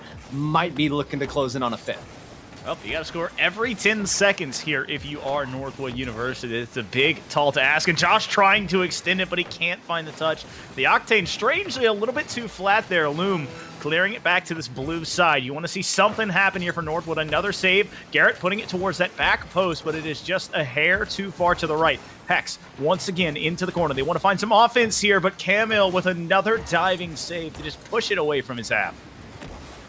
And B-More down to the corner, picked up. Josh doesn't have the boost to reach it. Doesn't have the arm length. Loom stopped it. B-More instant attack to the backboard. Waterfall down. No one quite around to finish it. B-More gets the demo, but it's going to be for nothing. Just kidding. Camo comes out of nowhere.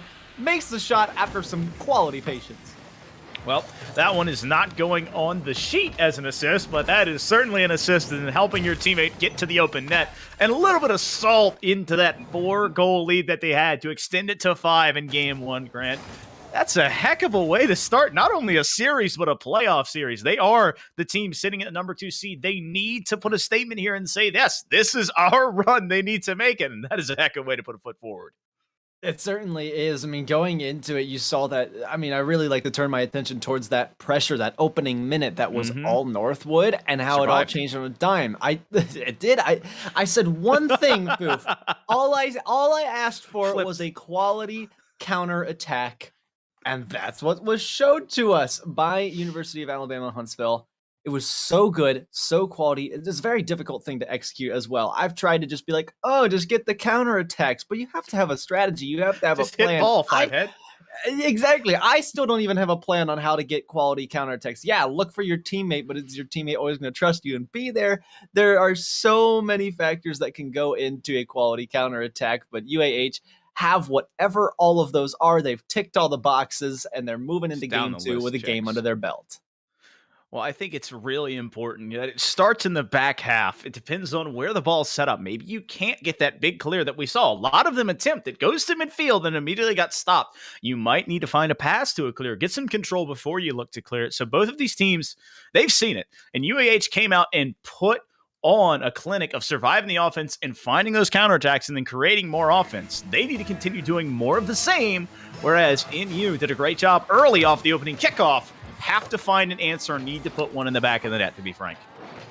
The clock has reset, and hopefully the mentalities have reset as well. You got to go into this one thing that is still game one. You're still kind of figuring each other out. Garrett putting that one off the back. Josh is up early to it. Fires the shot just off the backboard, though. Garrett catching pound, just beat out by B-More. Wants to push through corner. Does so. No one around, though. That's huge. UAH need to be there. Josh back up for it. Garrett just a touch quicker. And I wonder if we've seen Garrett. I don't recall seeing this name on the field, or maybe they were just quiet last game through.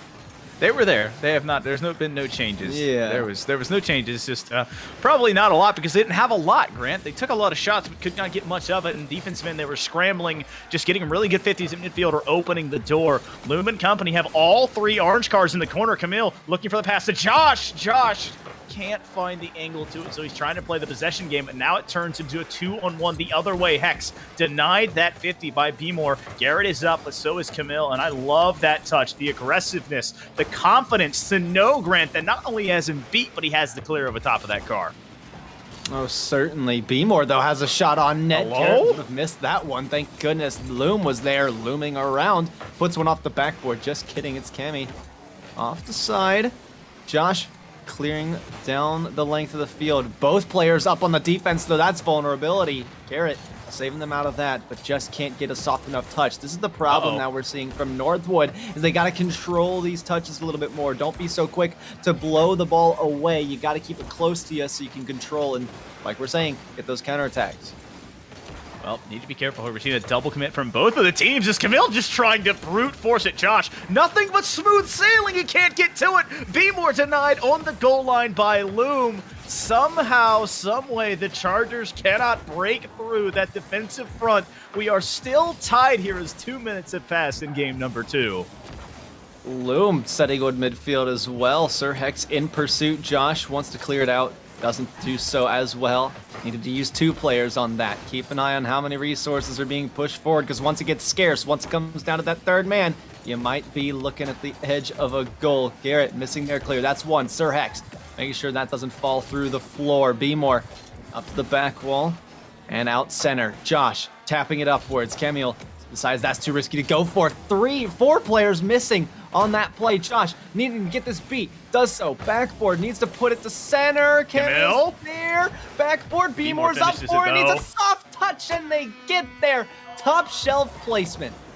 Well, it's been all offense all the time for UH. They have not allowed a single shot the other way, and when you give up 6 shots to none of your own, Grant, eventually that defense will falter, and that's what happened right there. It took all 3 Chargers players to make a touch that equals 1 goal, and that's a big 50 win. The demo comes through. Garrett has to divide the smoke screen. He survives the contact, survives the save, still keeping themselves at a 1-goal deficit. Maybe they can find something here. It's a 2-on-1. Loom putting a shot on, but Josh in that corner, ready to defend that. B-More and company standing tall right now. This is their first defensive test in this game. Like you said earlier in game 1, they had a very long stretch at the beginning of the game, but have not been on this half long since. They've definitely adjusted, or at least UAH have adjusted better. I was going to say that Northwood hadn't adjusted properly, but I don't think it's much of their problem. That could have been bad, but Sir Hex has been winding up in the position of many bumps and many demos on the receiving end, unfortunately, but that sacrificing of the body is really allowing these shots to get thrown off, keeping Northwood alive. So, hey, we'll take those where we can get them. Anytime we can avoid a goal, we're going to use that to our advantage. Josh taking off the back wall. Loom getting beat out by just an inch. Sir Hex is there to stop it.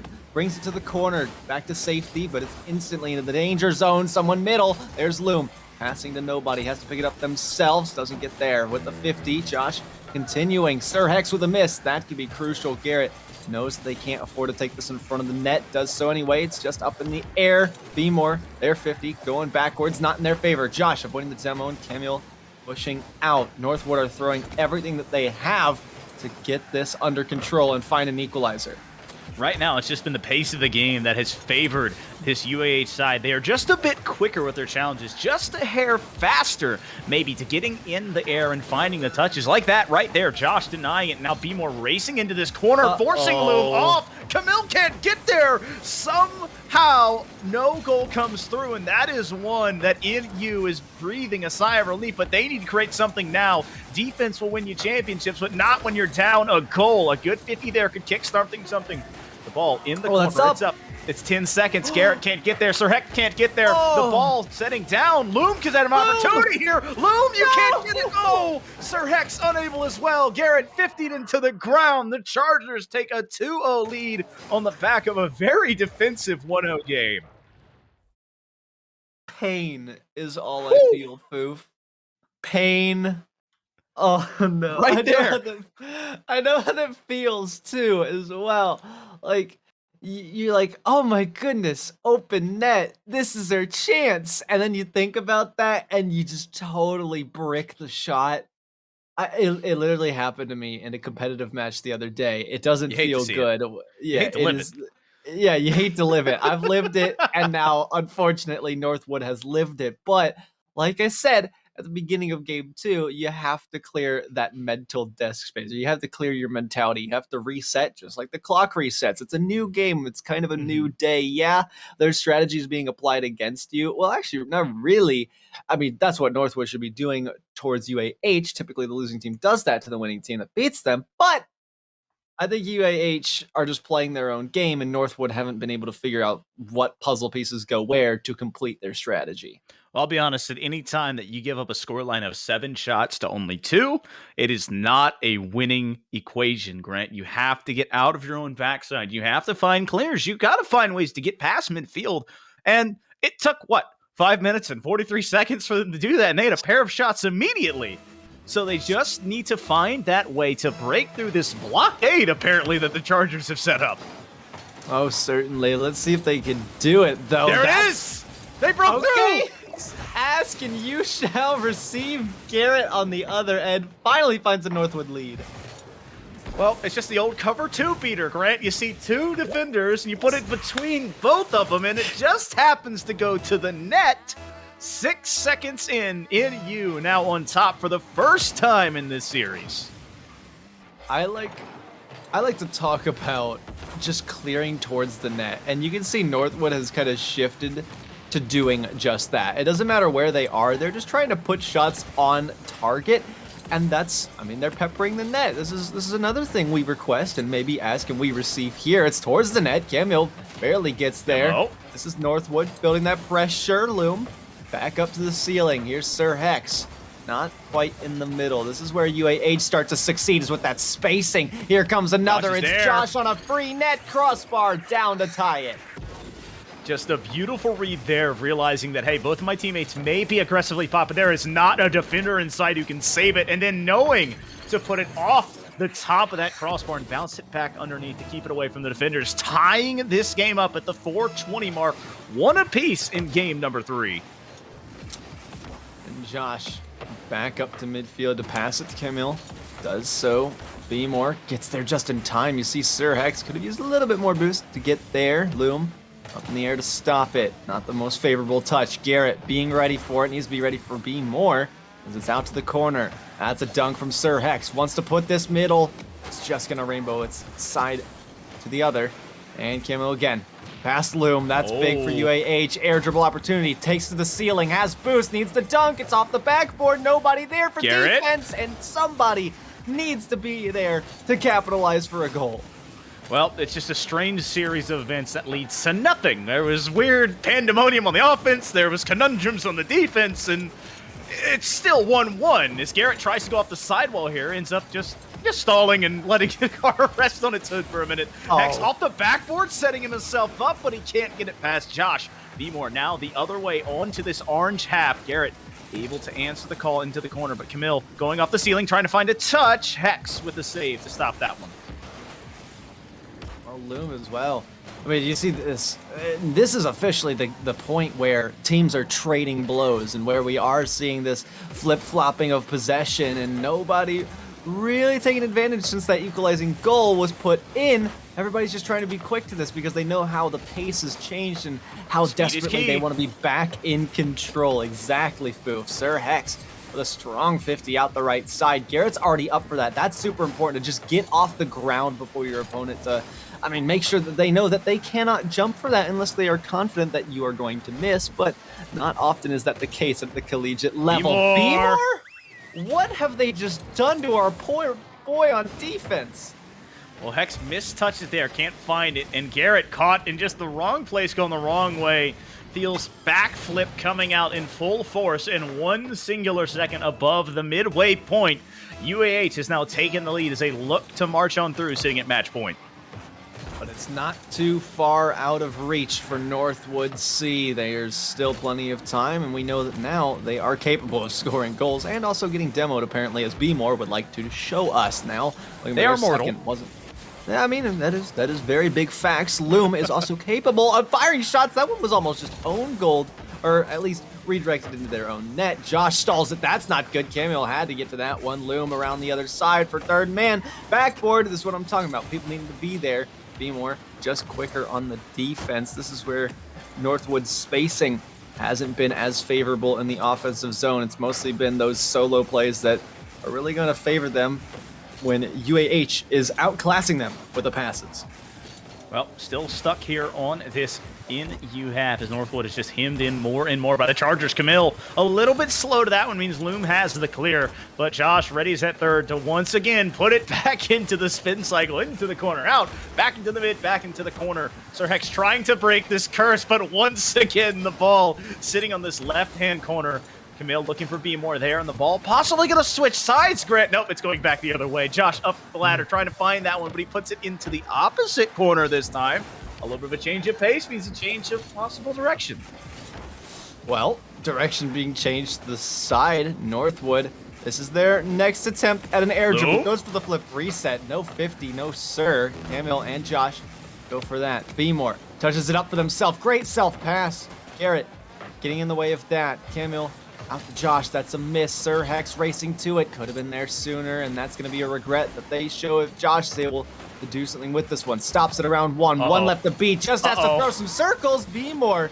Oh boy, that could have been bad. That's a big demo to open up the space. Garrett with a huge clear. Loom is upfield as well. Needs to pass center. It's awkward to get to, and B-More is going to keep it away from the net. 30 seconds to go. Northwood pressing on B-More. Quick turn to save it at the near post. Josh clearing out. It's not powerful enough. Garrett. Favorable time to kill now.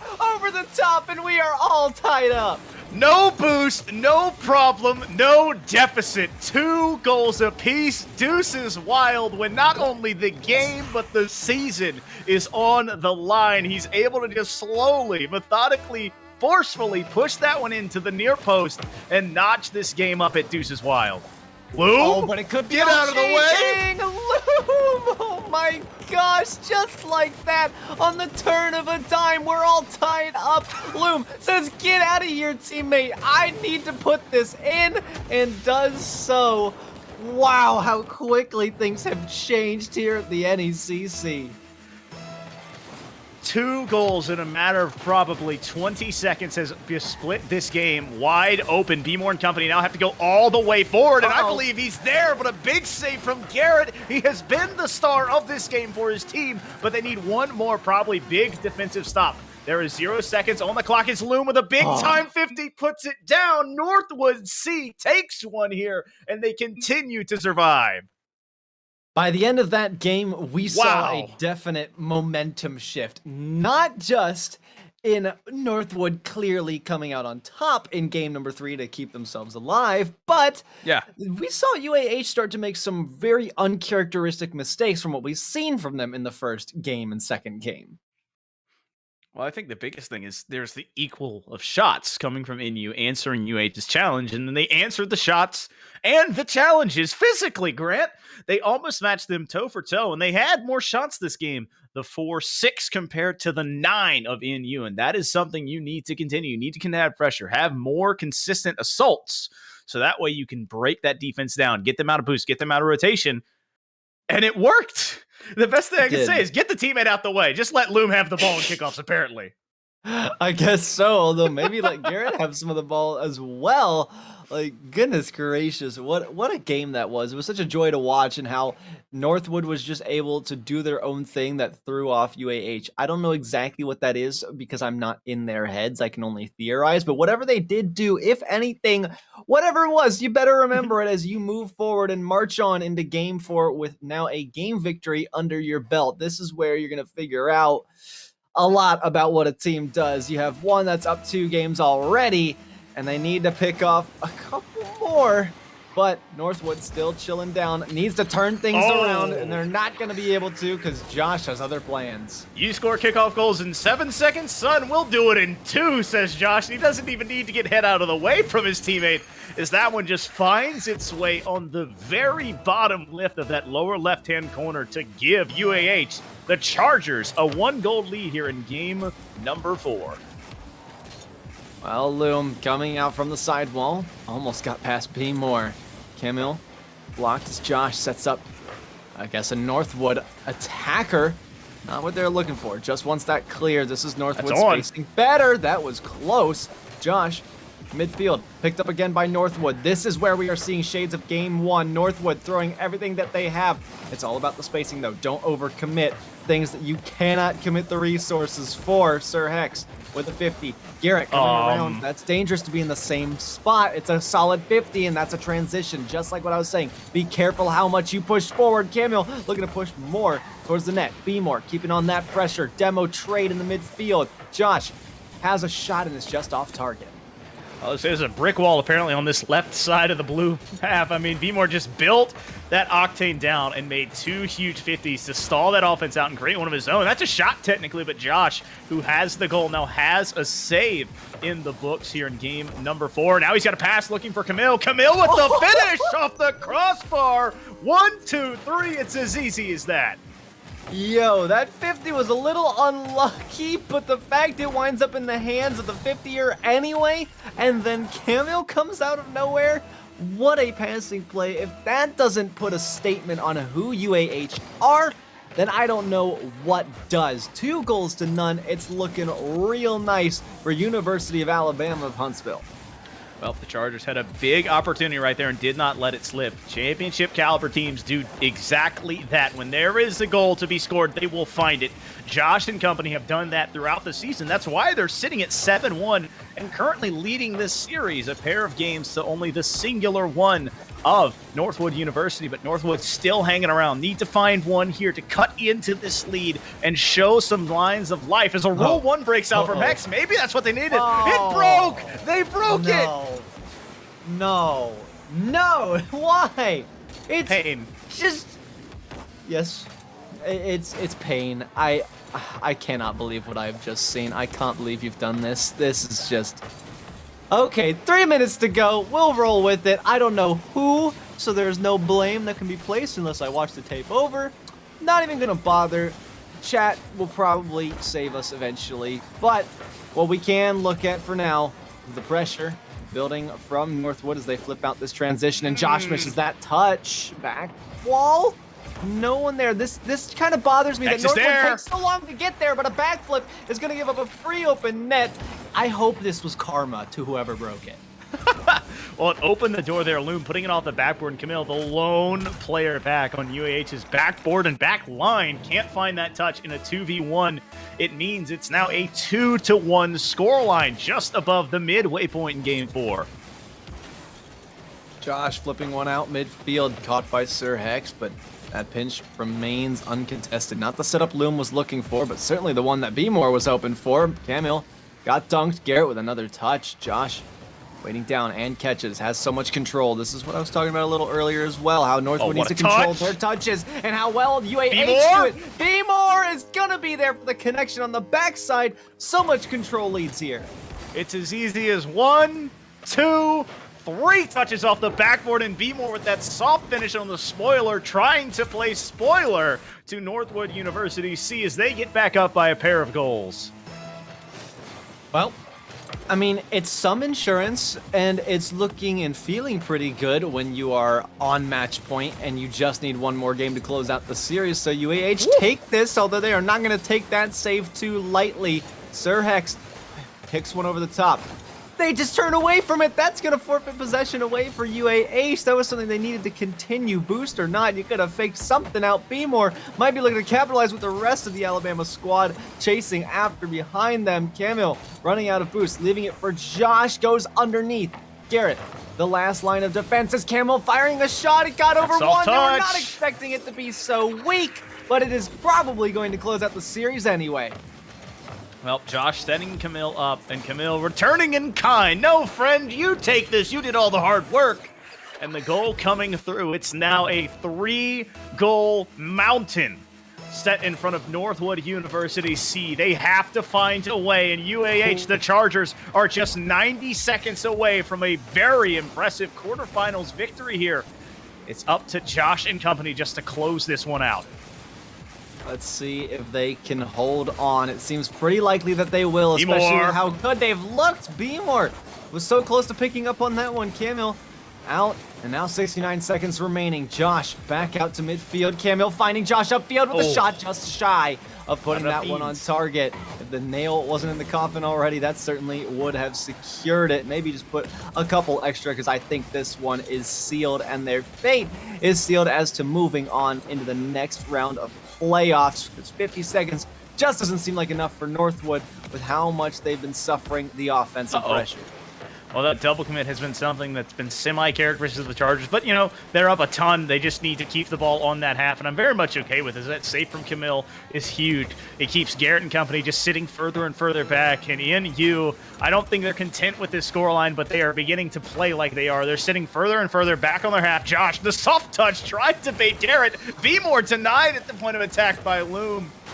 Epic save after epic save. But down 3 goals, saves will not catch you up in this game, Grant.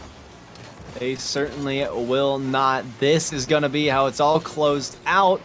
Northwood didn't want to go home too quiet. That double tap just not going to be an opportunity that's going to be capitalized on. Camille setting one more up. Josh would like to catch it. They don't even need to do anything with it, because this one has been decided for the past about 2 minutes. But man, really, you could have said that it was decided in the first game with how patient UAH played and how much they were able to manipulate what was being thrown at them by Northwood University. University of Alabama of Huntsville, like, they have been on The top Chargers. for a while. They've been a established team in the NECC as far as I can remember. This is not one of those teams that you forget, and they're going to make sure that you don't forget them this time around either. Well, Yellow, doing their alma mater proud as they continue to push forward here in another NECC playoffs. Very big win for them. They keep that second seed alive, and they move further into this bracket. I believe, if we look up, it was SIUC over URG Black on the other side, a 3-0 contest for them. And in this one, they're going to be going against the CMU Eagles. So UAH White playing against CMU Eagles in the next week. But we are going to be taking a short break because we have a player interview coming up. So we'll catch you guys very quickly.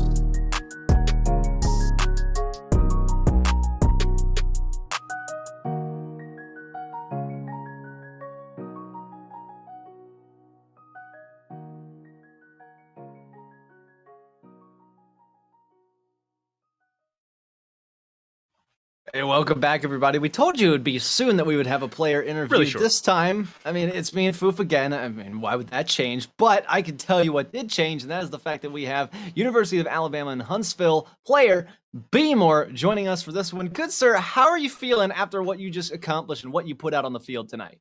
I think we're pretty ecstatic. This is our first time playing up on a stream, and I mean, I was going in super nervous, and I'm really happy we performed as we did. Yeah. So how do those nerves kind of affect your performance, do you think? I mean, obviously it's a different environment, something you're not used to. Do you think, how did that kind of play into tonight and what your mentality was? Well, we've played Northwood C at least once before, and we knew they were a pretty good team, so the other times we've been on stream, I've been a little less nervous, but I was really bad. The first game was a little rough for me, at least, making decisions. But after that, I think it didn't affect us too much. So it worked out well. I'll be honest, Grant stole my thunder, sweeping my legs under from beneath me. But what was the big point there? I was ready. But so, Beemore, my big question is, at what point in Game 4 did you guys realize that it was probably going to be yours? For me, I don't think we really talked about it, but for me, I think it was when it was like a minute left, and I think we were up 4-1. Yep. But I think it was kind of in our hearts that we knew it after we scored the passing play for goal 2, I believe, for us. Of course. That was beautiful. Certainly. Yeah. It felt amazing. So even though I wasn't even like the main participant in it, it was definitely more Josh and Kamel than me, but it was still exciting. Hey, you were it's a team effort, though. Matters. Exactly. Yeah. I mean, I did give it to Josh, but they exactly made the rest of the play happen. Yeah. Well, I love it. Foof, you got what else? I got one more. I got to ask the spicy one. You have a number 2 versus number 3 seed coming up. You guys moving on over Northwood C, playing the CMU Eagles. What? Can I get an insight on how you guys may prepare for that? What's that vibe going forward? I mean, I'm sure we're going to be looking them up, trying to find as much information as we can on how they play, and we'll be looking at our own replays and analyzing what we did, what we could do better, and we'll be ready for the match, hopefully. Hopefully so. Well, that's all good stuff to hear. Foof, I've got no other questions. Beemore, I think we're going to send you out and let you go celebrate with the rest of your team. Congratulations again on your victory. We look forward to seeing you again later on in the playoffs. But for now, my good friend, you have a good night. All right. Thank you. You guys have a good rest of your evening. Hey, thank you so much. Well, Foof, I guess we are going to throw it away to an official intermission where we will be loading up that next match between Cumberland Phoenix and Lincoln Land Loggers. Boy, oh boy, is that one going to be exciting. You're not want to go anywhere, nor will you, Foof, and nor will I. We're staying right here. We hope you stick with us, and after that, we will see you.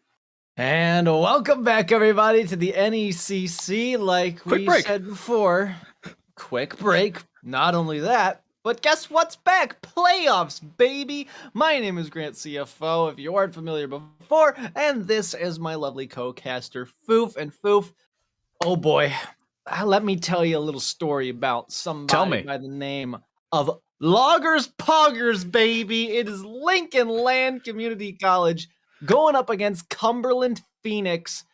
And this one, same kind of deal as the last one, but maybe a little bit different with some notes we got to go over. Well, you say same. It's number 2 versus the number 4 seed, and it's same as in the overall record. They're number 2 seeds 7-1. The number 7 seeds 4-4. But both of these teams have winning match or game records, should I say. So that's an important thing to notice, that both these teams know how to win and know how to win consistently. The big thing is that we have already seen Lincoln Land on stream, and they have put on shows for us, passing it all over the place. Ibu finding Sniper and Relic consistently. And guess what? That's the 3 that we have in here. So we should have some high flying and, dare I say, high octane action. Oh boy, the puns, but very, very accurate. Poof. Yes, you know what I mean. But Lincoln Land has always been, I mean, an incredible team, and it comes from that nickname of Loggers Poggers, because everything they do is poggers. That's where the joke comes from. They've got clean passes. They are just a faster team.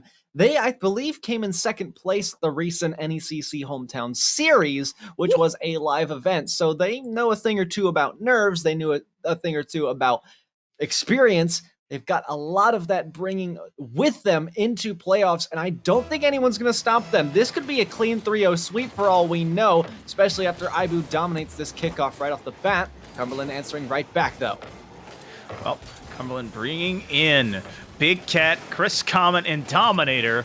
Lincoln Loggers have, obviously, we've already said it, Ibu, Relic, and Sniper. Those 3, those looking to find more offense, but they have been put on the defensive side. Another save coming out. A shot coming from Big Cat, but he can't sneak it through. Relic, a little bit too overzealous. A double commit on that side could open the door for Comet. Comet going far post, but not a lot of touch on that shot. Means Big Cat trying to find one here, and it is just an onslaught early on here for CU. What I really like from CU is the fact that they know they need to meet Lincoln Land where they are. They need to be up to this ball so quick. Somebody's got to go forward, although be careful how many. That was Dominator and Big Cat going for that one as Relic pushes in for Lincoln Land. This could be the opening goal. Sniper just missing it a little bit. But I do like this early on pressure from Lincoln Land, and I love, like I said, this even play, meeting each other at the ball to make sure that not too much gets by you.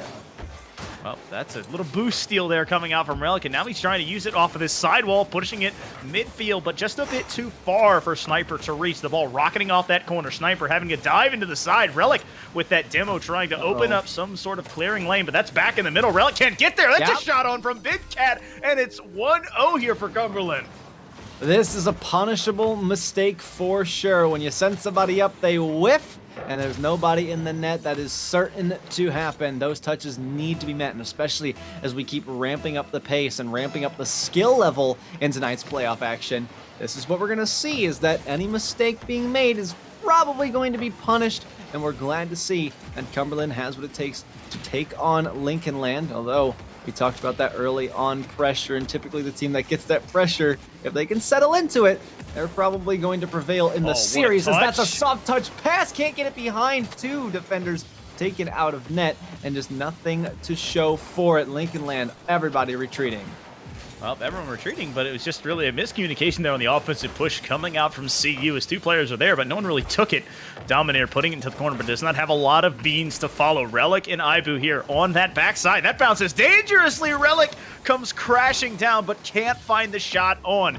Ibu into the corner once again off that side while trying to find a teammate. Sniper, backboard touch, looking for Relic. Relic off the ceiling, unable to get something going there. That demo opening the door for that defense, and now replied in kind by the man who was sent to the opposite side of the pitch by a demo. That one close to being on, but the defense of Lincoln Land picking back up. It really looks like Ibu is being the leader of the charge, trying to flip out these counterattacks early and get something across the center of the pitch. Dominator.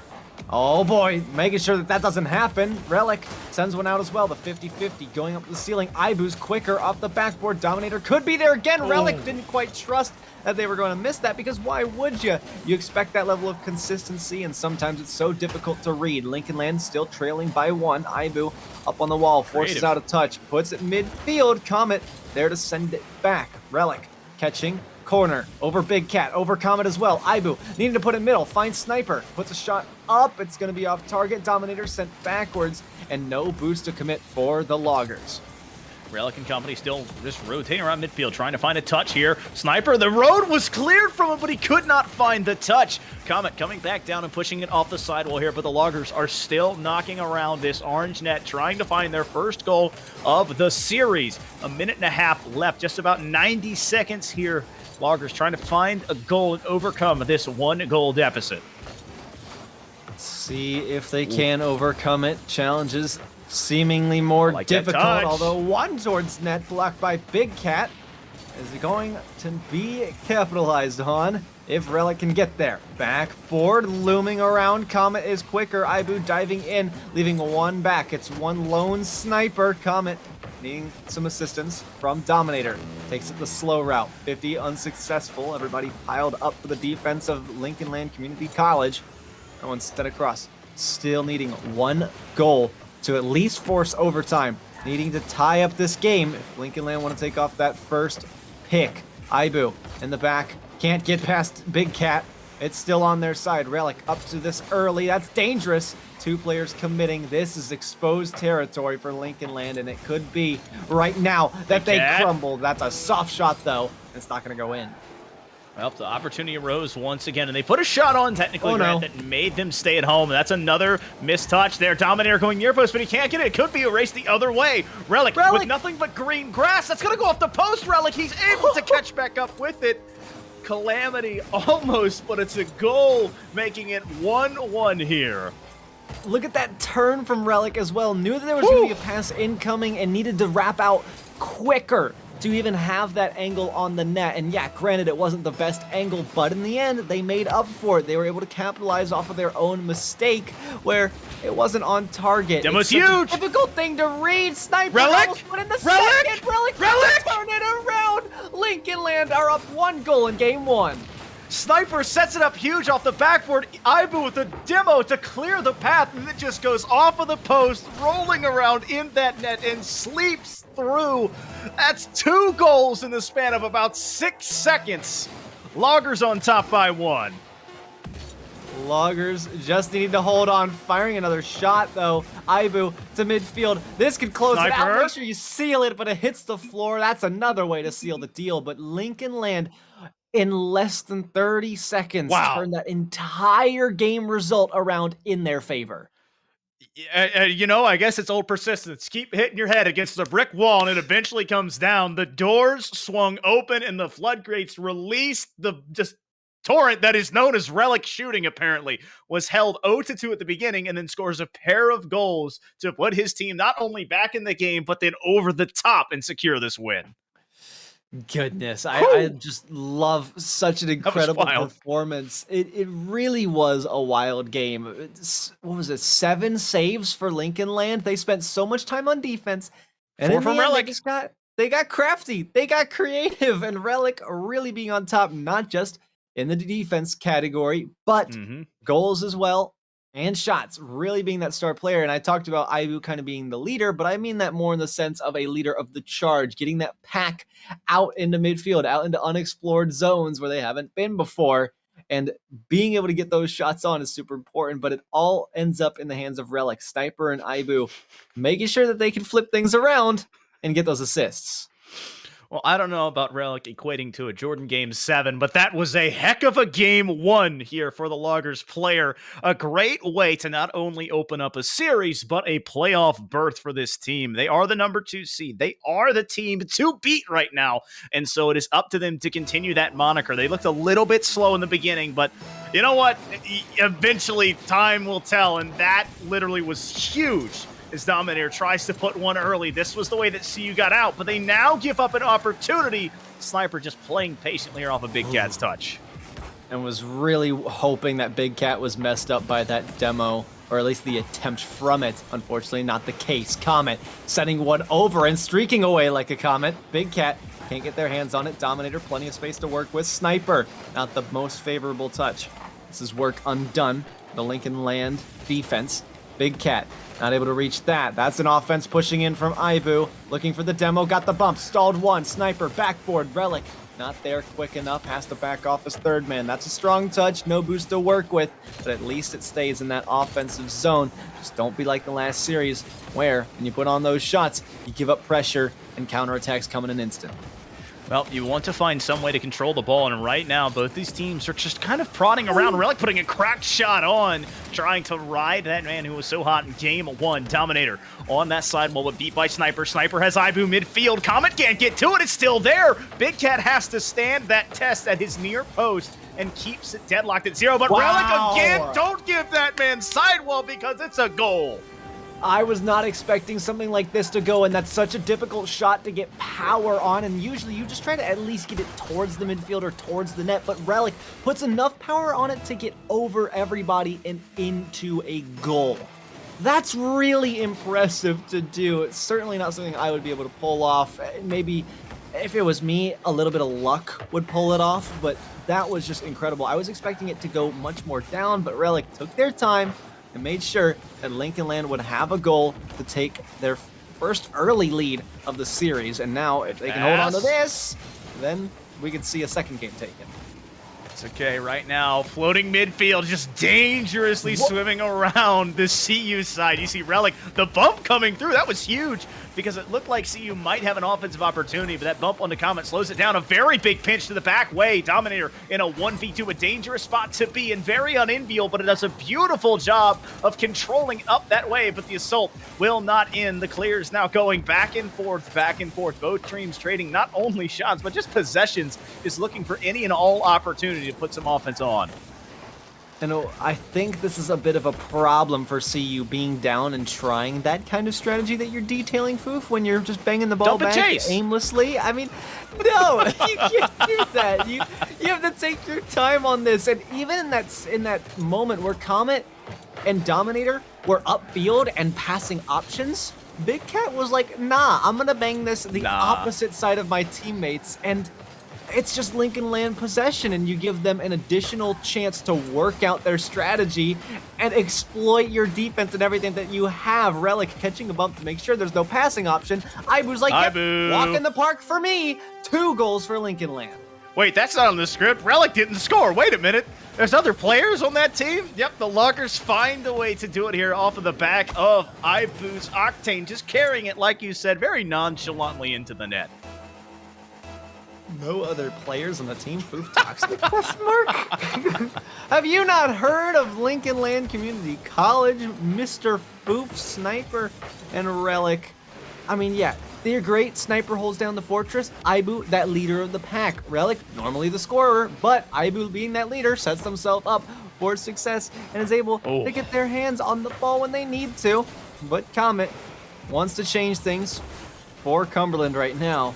Big Cat catching that one out. Sidewall it goes. Dominator up.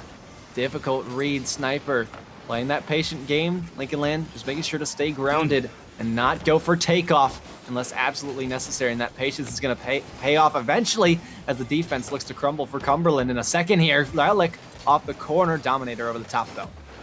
I like the passing idea there from Relic, but no one was there to receive it. Sniper answering beautifully with his own touch. The ball now bouncing off the ceiling. Relic climbs that ladder very shortly, though. Can't climb up to it quick enough.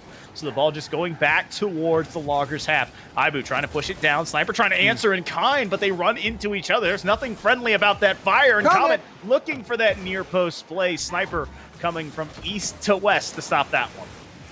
Oh, Ibu, though, from the south, doesn't find what they're looking for. Relic off the backboard. Nope. Comet with a miss. Dominator as well. Ibu, the 50. It's still there? Falling. Big Cat somehow keeping this one away. Sniper taking it up the sidewall themselves. The pressure not up yet from Lincoln Land Community College. Relic tries their hand at it. Doink off the top. Backboard. That's favorable for Ibu, who's there. Dominator getting another touch, keeping this ball away as long as they can, steering it from the danger zone, and finally a clear comes out. Not for long as Relic taking this one, connecting with Ibu. Backboard. This pressure just doesn't want to let up. Cumberland struggling to find anything. Big Cat needs this, and they kind of get there. And here comes Comet. Shot on net and blocked away. 15 seconds to go. I thought something could be sneaking there. Big Cat and company just going around. Fakes, not mistakes there in the corners. They both leave the ball. Relic and Ibu up to put that long arcing clear, just racing towards this CU half. It is up to them. The test set in front of them. Down a pair of games, down a pair of goals in this one. And it is match point to keep their season alive against the number 2 seeded Lincoln Loggers. We really thought that Cumberland was going to have something special coming into that game 1, and what they showed us early on. It was Lincoln Land. There. It really was. It seemed like it was. I mean, something could happen, right? And some things did happen. Totally not a 14-second comeback. 2 goals. No, and they score another shot. 2 goals here. There's no way that happens, right? Right. I mean, it looked really good for them at the beginning, holding Lincoln Land against themselves, really. How Lincoln Land would push on forward and be a bit too quick. And Lincoln Land, once they realized that, they're like, hold on, let's dial it back a little bit, retrace our steps, and see what else we can do, right? Yeah. Well, I think the huge thing there is, Grant, as I step on your toes, excuse me. No, I was inviting you to step on my toes. That was what was happening. Well, the big thing is that they were held to only a single shot until the back half of that last minute of gameplay. CU needs to find a way, be it passes, be it clears, be it just control, because they were hemmed in almost all of the game. It wasn't a big shooting game. It was only 5-2, but still, if you're hemmed in and give up that amount of shots consistently and can't get any of your own, it's hard to play Rocket League like that. It certainly is. It's that moment where you feel a little bit powerless, and it's just like, well, what do we need to do? I mean, Lincoln Land has just dialed it back, and nothing you're really throwing at the wall is sticking at the moment anymore. And now you're on match point. There's a lot to think about. Oh boy. Uh-oh. Big uh-oh for Cumberland. Well, Ibu wins the kickoff hugely there. Comment on the cheat, can't find it there, and ends up flipping unintentionally out of the way. And we're having a race for quick kickoff goals here. We saw a 7, we saw a 2. This one is at 3, so breakneck paces right now. Oh, Dominator. He's in the murk. Right there. Yeah, this is silly. Hey, you know what? When all else fails, have some fun, right? That's what matters at the end of the day. Dominator not having fun after missing that, though. Big Cat also switching to the Fennec. It's kind of like the Merc, but not at all. Dominator taking this one up for an air dribble. This is going to be a lot of pressure stuck, and I kind of wonder, because this is interesting. I did do a little bit of Merc trolling on stream once, where my entire team made the ugliest Merc presets as we faced a team we knew we were going to get beat by, but then it was like that kind of died down, and we kind of wanted to try a little bit, and then one person goes to the Merc, and it's like, we hate you. So I hope that's not what's going on here. I hope the team is like okay with this.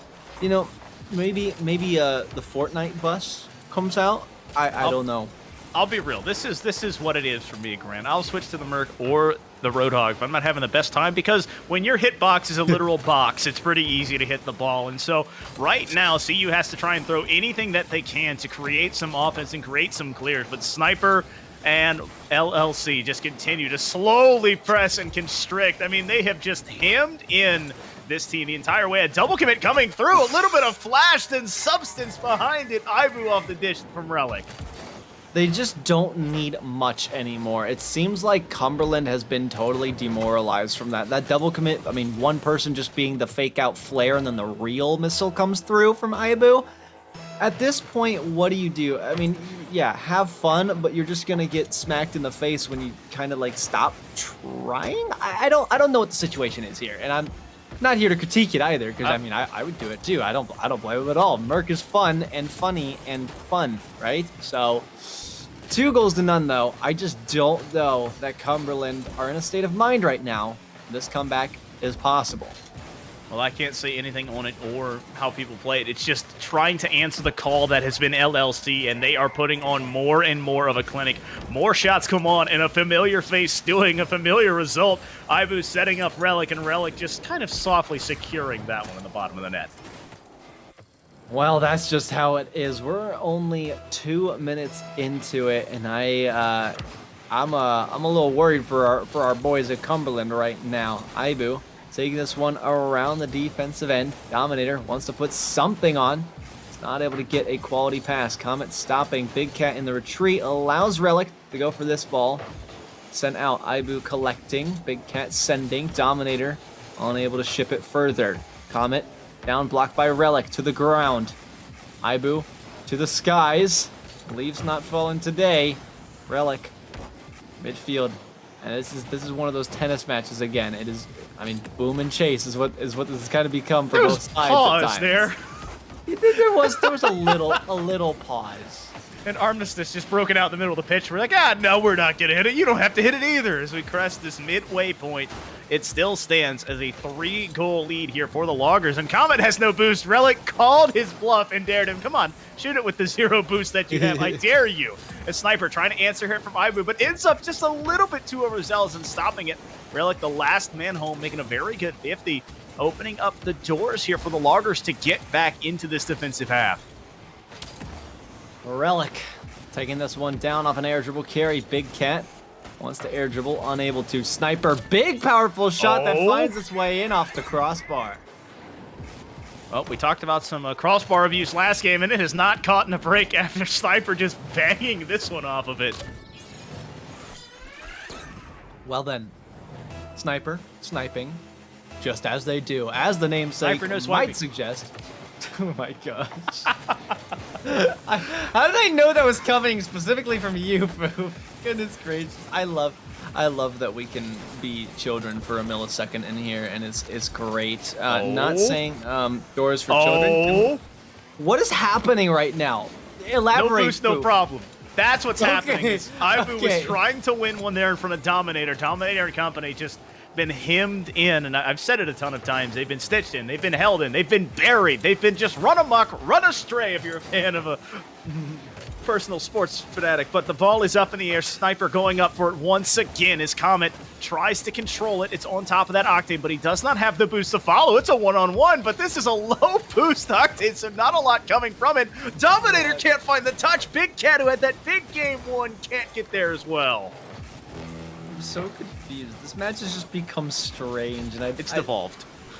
Yeah, it has become something, Boof. And maybe it's the spoopy map from. This isn't Farmstead, is it? This is like the spooky eerie version. But like, well, it's Farmstead, but it's like the spooky Farmstead, right? At night. Oh my gosh, get all the children's TV show referencing. I am so... Hey, listen, I'm on a roll right now. Do you know how many times I have made that at night reference and no one has got it? I don't think you understand how much I appreciate you, Foof, right now. This is great. I'm having a wonderful time, but I don't know that Cumberland is having the same. I'll be honest, I appreciate your appreciation, but right now, Aibu and company have just appreciated the offense that they've been just given because CU has not found clears. They've not found ways to just find offensive opportunities, and that will be the tale of this tape as it's a 4-0 ruling here by Lincoln Loggers. The ball still on top of that very big pan, and it just doesn't fall down. It's still floating around. The Loggers have already won this one, but they're possibly trying to find one for the load.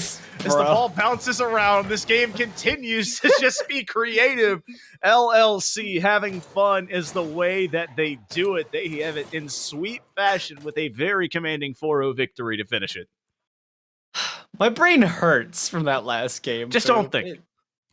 Okay. I'm really, really good at that one. Really good at that one. Some may call me a professional, but this is the way this one goes. I kind of called it from the start. Lincoln Land going 3-0. I didn't kind of call it. I did call it 3-0. Lincoln Land have been on top of their game for so long, and they've got that endurance, that mentality game that really benefited them, especially at the end. I think Cumberland gave up a little bit too soon. Those weren't like runaway games for Lincoln Land. It was just a couple of quick goals from brief mistakes on your own end that just got punished. You had to keep trying, you had to keep digging for something, but instead they kind of just dug their own grave at the end of that. Well, I mean, it was just huge play coming up from LLC. They were just held very, very tightly in game one. It looked like, oh man, this could be a really interesting series that a lot of us kind of talked behind the scenes is looking at a 3-0 that it ended up being. But as soon as someone flipped the switch and the door opened and Relic said, I'm scoring in game one and I'm going to win this. It was just the tables were turned. The momentum now firmly rests on the Lincoln side, and they just never let it go as they continue to ride that wave all the way through those 3 games. Well, they certainly rode that wave, and they were smooth sailing, and soon we will be smooth sailing into a player interview, if I'm not mistaken. But we will wait on that just a little bit longer, so a brief intermission is what awaits you right now.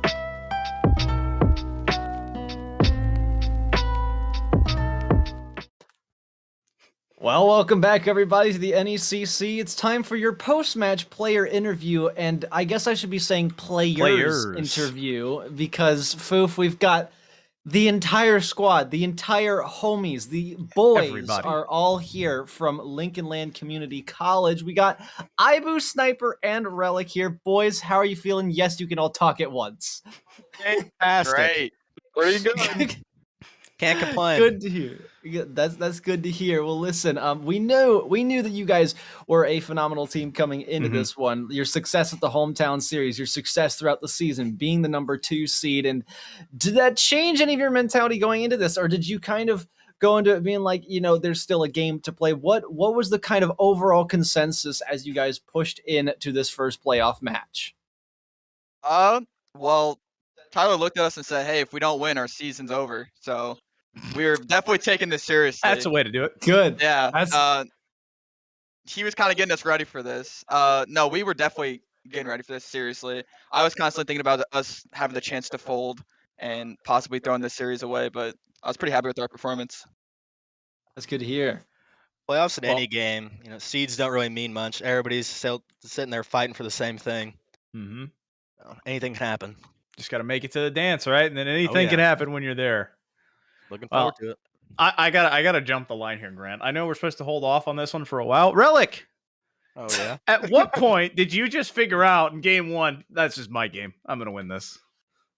The first half I was a little bit out of rotation. I was struggling a little bit, but I was taking some bad shots. That's why I had 2 shots early that didn't go in. But then I started finding the back of the net and the other 2, taking my open looks. If I didn't have open looks, hitting up to my teammates. Certainly good. Understandable. Certainly. Amen to that, brother. But Sniper, we noticed a lot of the times you kind of, at least what I saw, you kind of like to sit back and not really be the voice of goal scoring. Does that bothers me personally when I'm playing and I'm not scoring the goals? But is that an accurate way of describing your playstyle? Kind of sitting back, being the foundation, and if so, are you okay with that, or do you totally disagree with me? Oh my goodness. At the beginning of it, I was okay because I was nervous. Game 3, I was literally crying out, "Let me go up, please." That's true. Ibu and Relic kept taking the ball up. I literally said, "Why am I never in these plays where we scored?" Yeah, like I take it up the side. I try to get to someone. No one's there. These two, they're like peas in a pod, passing it across to each other. I'm like, where's my help? I never get any help. So I do like sitting back. I like being the third man, but just let me attack. I can confirm he did, in fact, in comms say, why am I never going up? Handball. Quoted. Handball. I cried like a little baby at one point. See, I mean, Foop, you sounded like my question was ridiculous, but I think it was very well. I don't want to stir dissent. And there was dissent apparently already brewing. I'm sorry. He set up the soapbox and I stood right on top of it. Yep. I was waiting for it. Just placed it down. He stepped up. He's like 1, 2. And he's like, "All right, listen. Here's what's going down." This is what's actually happening behind closed doors of a 3-0 series in a fashion. All right, well, is it Ibu or is it Evu? Have I butchered it this entire time? No, you got it right. It's okay. Ibu. I didn't want to mess it up. I heard Evu and I got worried. Relic's questioning his whole life existence right now. He's like, "Wait, it's not?" Corrected me on both of them, so I'm kind of confused about it. Well, Ibu, I got a question for you, my man. It's a 3-0 series, and so very, very convincing one at that. At what point in that series did you guys feel as if you were Abu possibly pulling away, or it was going to be a sweep?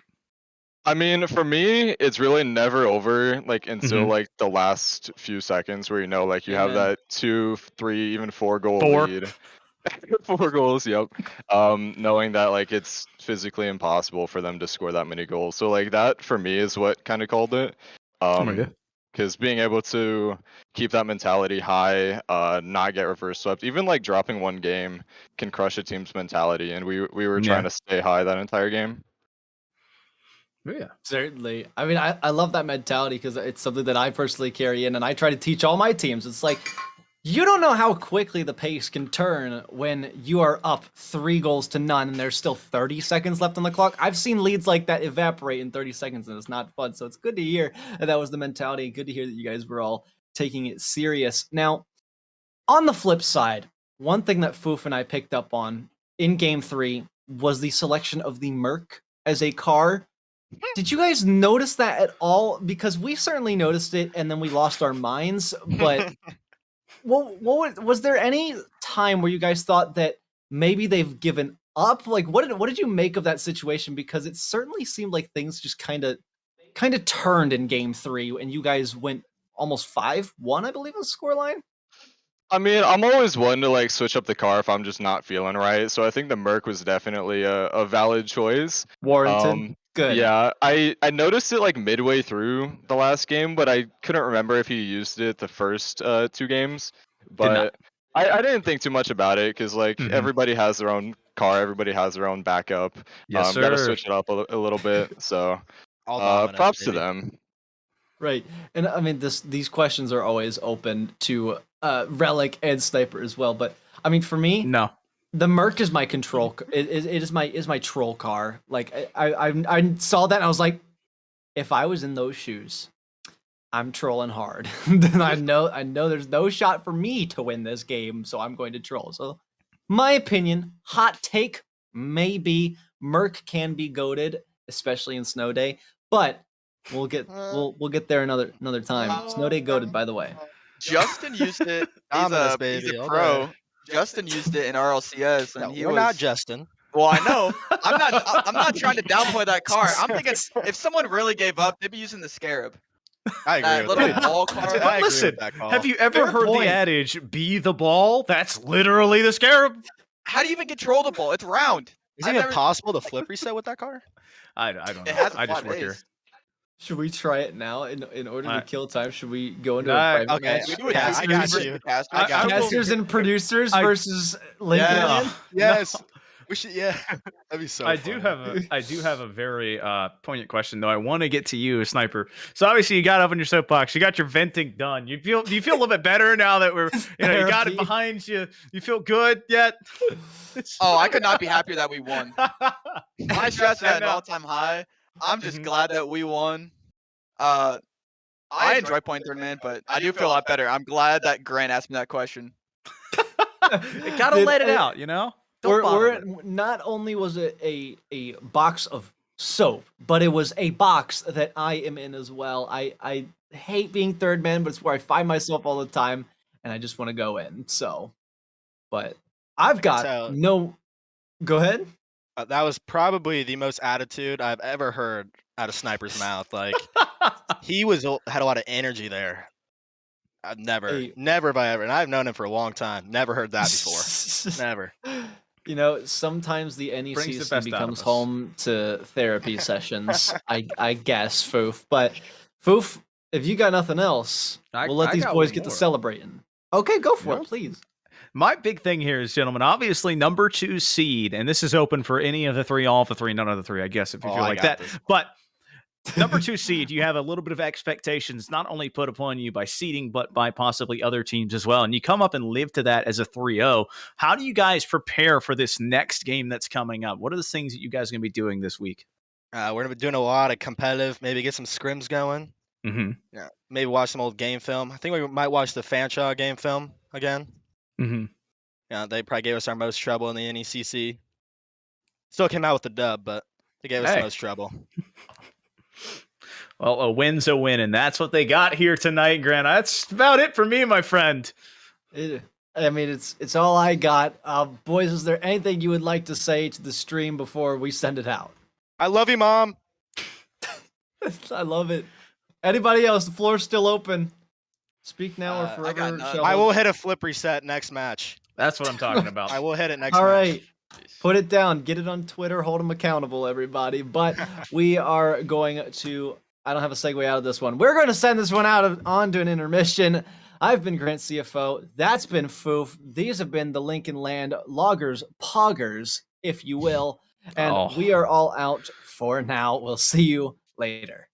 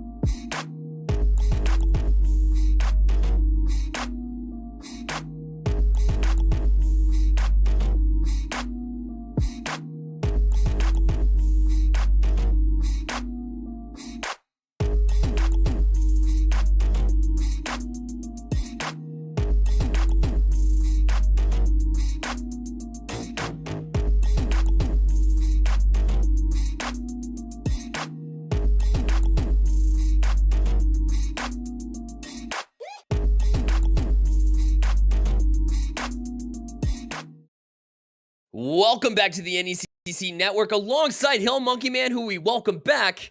My name is Bearlight. We're excited to move on to the playoff brackets, this time the Champion Cyan Division, where we've seen Keanu College Huskies move on, and they're going to face Columbia College in the next round, the semifinals to take place on November 30th. It'll be a best of 5 in that scenario, but we shift you to the other side of the bracket, where we've got first the quarterfinals here today. It'll be a matchup between Boise State Blue and Grizz Esports Maroon. Hail Monkey Man, how you doing, man?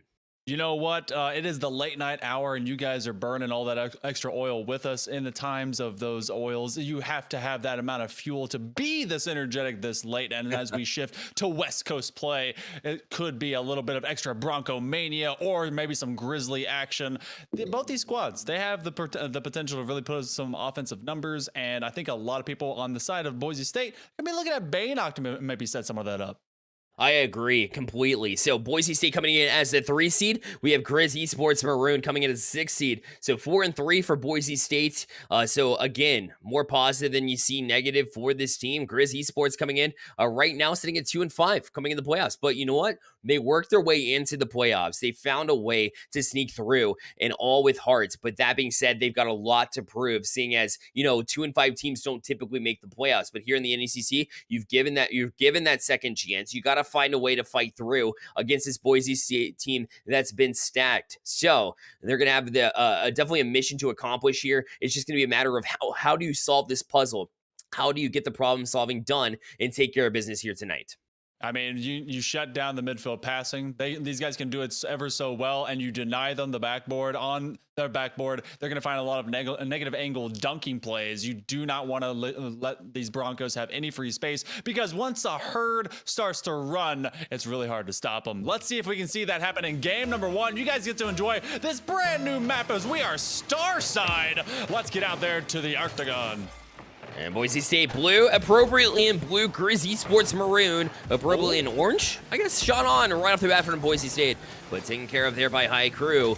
As AZ going to leave it here for High Crew yet again. Gets a touch and will move it past Baynock. Although that touch gets past, it'll also be heads. Moving down the field, gets a touch for it, but also caught off by Cosmic Buster. We'll try to work it past AZ, but he's on the back wall now, Baynock. Although towards the net's a little bit of a feeler out here in game 1 as to be expected. And they're going to try and lob at least a little bit out in the Missouri or the Montana corners, excuse me, as they're going to see what the Grizzlies will do and respond with. And now they counter with a little bit of extra pressure. Cosmo Buster trying to go star side as best he can, look for ways to get out, but both teams, just like you said, are taking turns of being able to loosen things up, drop what they can. A little bit of extra physicality is coming out as Montana's really trying to press the issue against Boise. And that's all about this statement to be made, because like I said beforehand, obviously coming in at 2-5, nobody expects you to win this matchup and move on to the next round, and really, it kind of takes the pressure off and really, gets you amped up, fired up, that you want to start strong. But Cosmo Buster makes a big save. Now the follow-up as well, it's going to hang on the doorstep, and the follow-up will come through. Heads puts it through. It'll be Grizz Esports Maroon on top first. High Crew, that one was all AZ. He was able to get a nice little 50-50, roll his car over and stall out the ball, and that was a double commit from the side of Boise State. They've been under pressure, but doubled up in terms of shooting. The Grizzlies, they're able to strike first, and you can say that Eds has a good head on his shoulders, has a mind for the ball, and gets a nose right on it to give them the lead early. And High Crew is really the difference maker earlier in this season, and it's good to see other people step up as well, especially when the expectations aren't quite there or on your side. So, job to see him step up as well. But this one's going to be cut off by Baynock as he's trying to get Boise State to pull a little bit of weights here on the offensive side. Although Cosmic Buster does get a touch, it'll ultimately fall to AZ, but right back into the zone. Good read yet again from Heads, as he's had a great start to this series so far. Really has. He was able to make that follow-up. He was kind of asked, hey, please come and score this. And this is going to be High Crew trying to climb the ladder. And one key note that we have to see is the major difference here. Boise State's really just kind of dropping and rolling this ball where they can, seeing what will be maybe an open gap and then responding to it. Whereas Grizzlies are creating their own offense and really just going man on man. Yeah, they have been really picking their battles and picking them correctly too. But that could have been a shot on net, but goes high, unfortunately, for Boise State, who's still looking to kind of settle down into this series.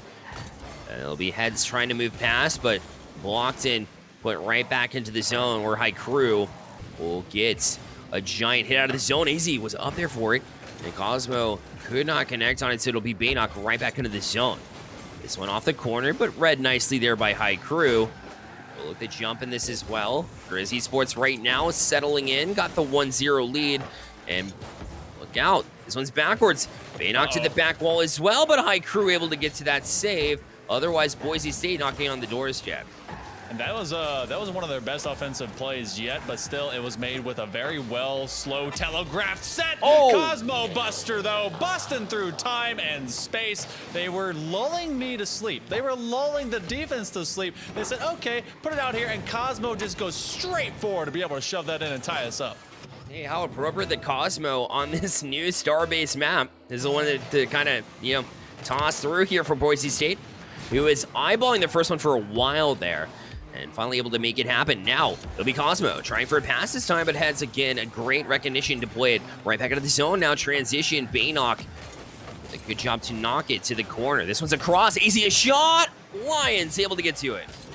Baynock's been utilizing that weird armored Batmobile, and I scratch my head and wonder why.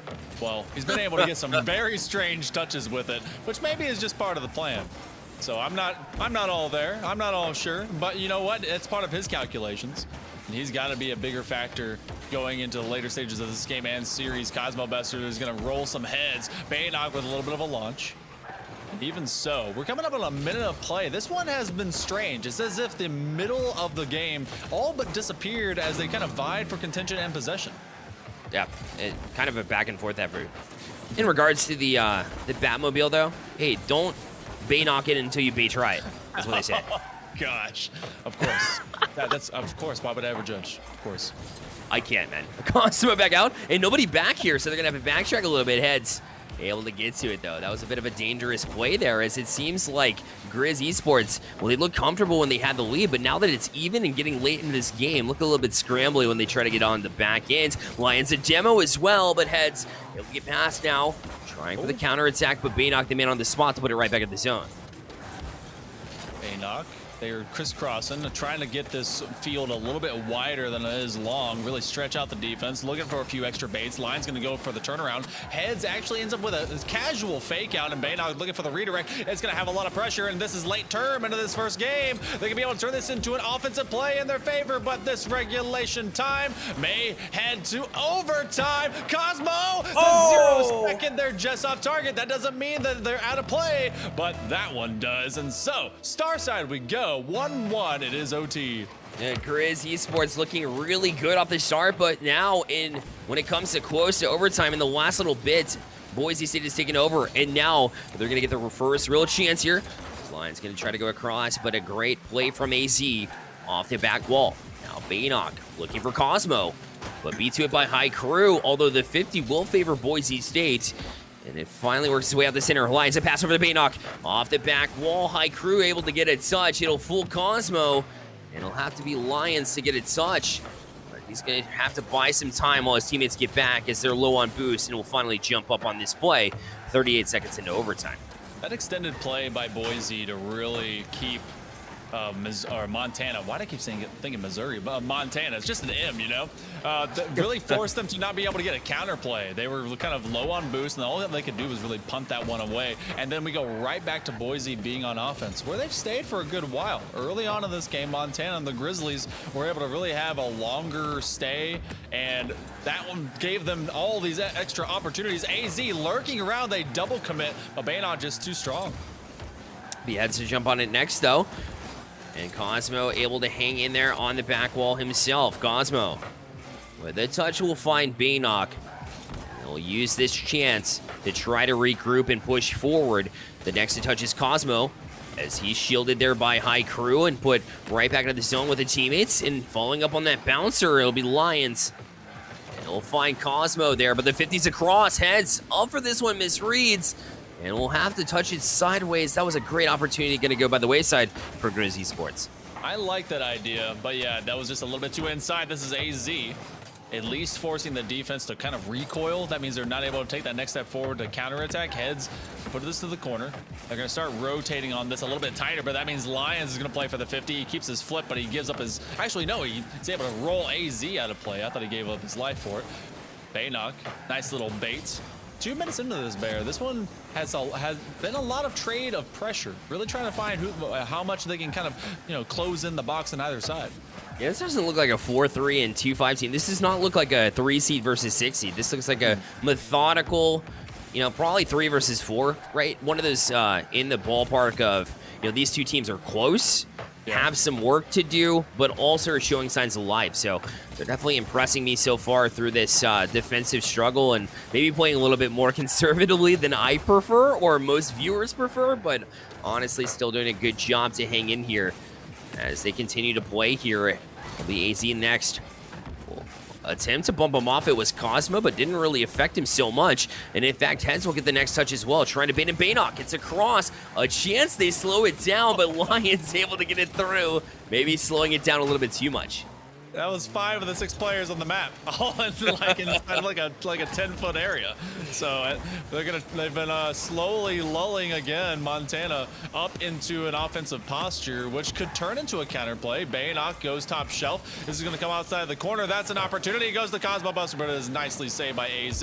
Maybe now the other direction. Heads. Oh, maybe tails instead. AZ able to get that one moving forward, but High Crew, who has been a huge component for the Grizzlies so far, is taken off the pitch. Nice little mid pass. It's going to go to the back wall.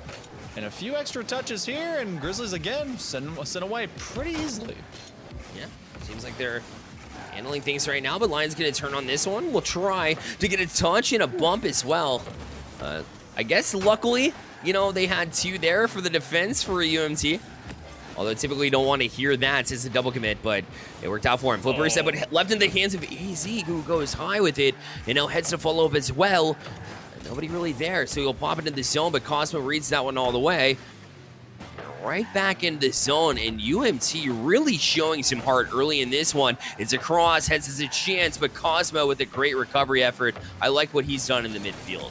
Oh yeah, he's been able to really kind of establish the pecking order, and Heads, he has not a whole lot of boosts. Watch out for Cosmo, because his possession game and really getting that physicality has been a big factor. That's over top, and that's a big save. AZ able to keep this one kosher and clean at 1-1. Cosmo Buster actually takes away a huge clear opportunity. I think that was Baynock who was coming up to it. And now he's playing for the slow game. Maybe a one-on-one. Can't get it past High Crew. I feel like we're trying to solve a weird murder mystery with the way this game is going. But you know what? The mystery's solved immediately. High Crew, he says, I'm the culprit.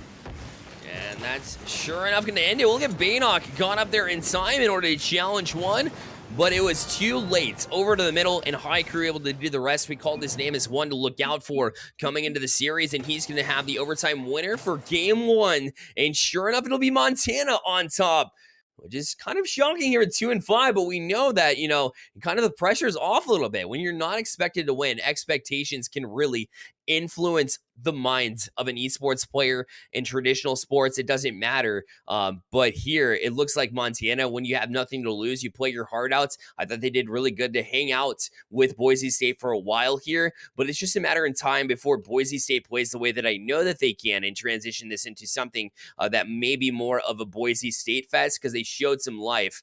Either way, this Game 1, super close. Yeah, and I need to see a little bit more of Boise State really taking control of the Grizzly half, because we got to see a lot of physicality. We didn't get to really see that pan out into much of beneficial points or otherwise. And, you get one on the board. That one worked out. But otherwise, Grizzlies, they created their own offensive opportunities. And when I think of records, when I think of teams that come into these playoffs, it's kind of about, all right, this 2-5 team, they're 2-5. But that's just talking about where you came from. But where you are right now, as we apparently go to the day side of the Starship, is that everything is 0-0 in playoffs. Because this team, who's number 3, they could be out of here. And it doesn't matter, because this is one and done, baby, of this best of 5s. So they got to put up or shut up and act like this is Northwood. You have to bring your best. Yeah, and I would argue that they brought a really good team. Did they bring their best? I don't know. That's yet to be proven, right? It looked like a pretty strong performance. A lot they can build on for sure. But, I mean, you have some time, right? If you get through this next round, now you're going to face even harder opponents, right? So this is just your first real test. And I like the way that they showed up in game 1, but got to continue here. As we head into game number 2 now, it'll be Boise State. Again with the first one to apply pressure, but yet again, Heel Monkey Man, no goals to show for it unless you're able to sneak it past. But AZ able to get to it. And Cosmo shielded by AZ himself. The Lions who plays it sideways rather than forward. So Boise State with a lot of pressure, but no goals to show. They are starting to force these respawns to occur, and they are forcing one man being stuck by themselves to make that defensive play because the timing is maybe just slightly off, maybe 0.3 seconds. I don't know, 0.333 repeating, because they've been able to really just narrow that gap, but they've also allowed the Grizzlies to escape. Moving on up, Heads goes to the top shelf, trying to get himself over Cosmo Buster, who we knew was one of the major weapons for the likes of Boise State. Now it's all three in the same corner. Lions and Cosmo, a little bit of miscommunication. They get called off, and now it's High Crew's looking to be able to get his way out. And instead, the Grizzlies left in their own half one more time, and they're very low on boost. Yeah, they are, but they found a way to methodically play it out. It's all about that passing to get out. And that's what they did as they play off the back wall themselves. High Crew right back to that back wall. It'll waterfall its way down, but luckily Baynock for Boise State. If you are a Boise State fan, found it. And able to get to it now, AZ. Oh, looking for a bounce off that back wall. Trying to get a read, but it'll be left to Lions, who will play it down the side wall with another touch. Now we'll leave it there. Nobody in support, and so maybe a breakdown in comms there as nobody was there to step up on it. Baynock will turn, try to play it back in. High Crew has been very patient, very eager to jump into, you know, this positive mindset, into this high energy octane style that they've been playing so far. Yeah, and I honestly wish I'd been keeping a demo counter of what Boise State's been doing, because now it's starting to play a little bit better. That's going to be a nice little carry. AZ takes advantage of the demolition. It's all been of maybe one for the likes of Grizzlies, but that's the one that matters, and they take it to the bank. Yeah, take notes. If it's working for the other team and you think that you can do it a little bit better, then jump on it. And that's what they did. They're up 1-0 in the series, and now 1-0 in game number 2. As Boise State, again, struggling to find that goal scoring. I feel like their offense has been decent, but you have to finish. Now more than ever, as we're down to already halftime in game 2. So look at Bill Cosmo. Take a shot. They have plenty of shots, you know, to count for Heel Monkey Man, just no goals to show for it. Yeah, and it's been very strange. We were talking about miscommunication, or maybe even just a lack thereof. That's calculated. Heads goes to the ceiling, lets it drop, and the party don't stop for him, as this one was a great challenge to just force Cosmo Buster into a give-up situation. And honestly, there's just nothing you can do about that. No, it was a bounce that definitely favored the Grizzlies here, but you take those nonetheless. 2-0 lead as they move on to the next one, and looking really strong doing it. It wasn't the most impressive goal you'll ever see, but it doesn't matter. It's what gets the job done, especially in the playoffs. Listen, this is a best of 5, and you're looking good. High Crew, another goal, and that'll make it 3-0 in this demolition derby that we've seen so far. Yeah, this one is an absolute massacre in both points and also in demolitions. And yeah. Bear, I'm starting to get confused. This is the number 6 seed. Just like I said before, the seeding and all that, it's great, but you gotta come out and perform. And the Broncos, they look like they're stuck in the stable. Yeah, a little bit. They look a little bit stagnant now. And now is the time where you have to wake up and at least get one goal back, right? Because you haven't scored all series long. And you're going to tell me that, you know, you head into game 3 looking for a reverse sweep and suddenly it's going to, you know, you're going to find the answers? I don't think so. So you need to find a goal here now before this game ends in order to try to kind of reverse that momentum here. Is he going to try to not allow it as he gets this shield on the wall himself? Baynock over to Cosmo. This is your chance here. He'll go back wall. Good job from Heads to clean up on that back wall. And this Grizz Esports Maroon team has really impressed me on the defensive side of the ball.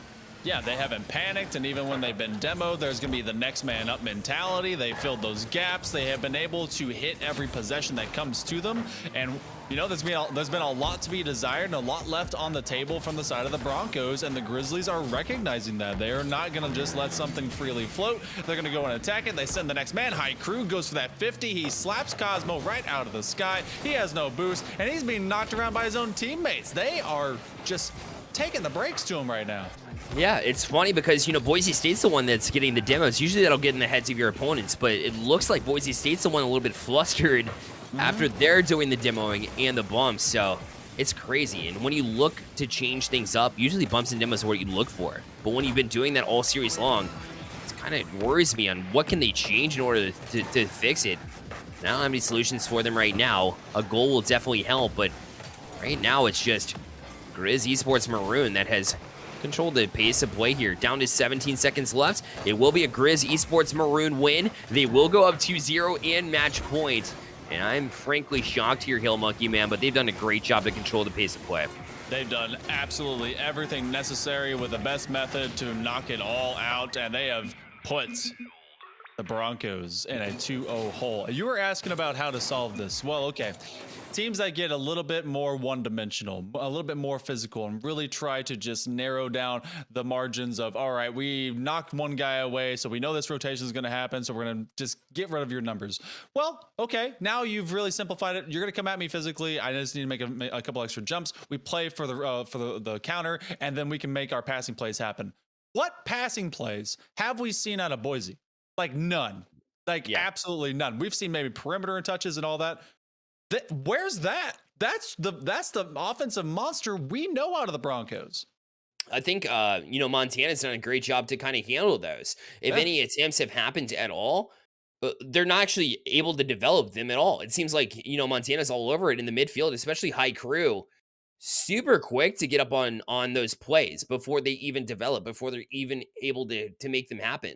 So Boise State either has to one, react a little bit faster and get those passes off quicker, get to the ball quicker in that sense, or you have to throw fakes, right, for the aggressive Montana play, trying to get into the passing lanes, fake them first, then get numbers, 3-on-2 situation, and then that'll free up your passing lanes. Then you can look for that passing. But right now, you can't continue to try to do the same things and try to find a place where you can get to those passings. You have to create them yourself. And for Boise State, as a coach, that's what I'm telling them going into this game number 3.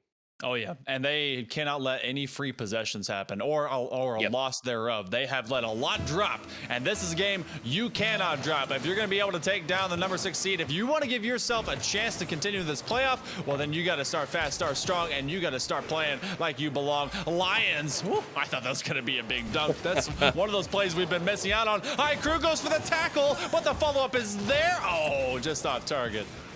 Just a little bit wide. Boise State. Look at the transition. That's not a great touch by Heads. Luckily, High Crew there in supports in order to bail them out yet again. And High Crew has been really good, but he can't continue to bail them out whenever they get in trouble. The only difference is Boise State hasn't really been able to support that. The shot as well find its way in. It's Heads yet again. It'll be 1-0. Cosmo Buster trying to get a flick going, and Heads went for that initial tackle, realized, oh, I'm in a great position, and they just find him. Right. Okay, here's the redirect. Let's good to go, and they get it in. So, just over a half minute of time, and the Grizzlies pick up where they left off. They have, and looking to build on it as well as of the kickoff. They were moving forward. That's a good touch from Cosmo. Baynock already up for it, does get the dunk. It'll be Lions up next. Head's able to meet them quickly. And Cosmo right back in the zone. We'll try to get the read, but High Crew able to find it. Now a shot coming away, but AZ able to get to it. AZ has been huge as well on the back line. I feel like I've been called his name quite a bit, but everybody in support there on the defense here for Montana. They are not afraid of multiple cars coming through, and the majority being in favor for Boise, trying to get those demos. AZ very calmly and bravely just stayed on his wheels right at the goal line, which is why he's able to get that earlier save and turn into this transitional play. Cosmo Buster, you know, he was a huge factor in game number 1. I think he had all of the single goal that the Broncos have at this point in time, and continues to try and be that carry forward, and him and Baynock are just not connecting. Not quite. just seemed, and it's not like they're a little bit off. They just haven't really tried. Or if they try, you know, they're not allowed. So yeah, if they can find a way, they have to get creative at this point to, you know, take that next step, maybe take a breather and try to pull this Grizzlies Esports, or the Grizz Esports, out of position first, but there's a chance and it's shot, and Baynock gonna find its way through. Finally, Boise State with a goal here to tie things at 1. That's gotta feel so much better because you finally see just one mistake, and Baynock, he's like, all right, he finally didn't touch the ball. Oh my goodness, they didn't get a backboard play. Thank goodness, let me hit this as hard as I can. And we're suddenly tied. A much better outcome for the Broncos at this point in time. Yeah, it feels that way, right? They'll continue to build. And we'll try to press up. Now Cosmo, a chance. Lions over to Baynock. They find the passing, but AZ finds the save. Yet again, the defense here from Grizz Esports continues, but Head's not able to read this one. A chance and a lot of room to work with a shot from Cosmo, but High Crew able to jump up and support and bail out this Grizz Esports Maroon side, who's now being bombarded with chances here from Boise State.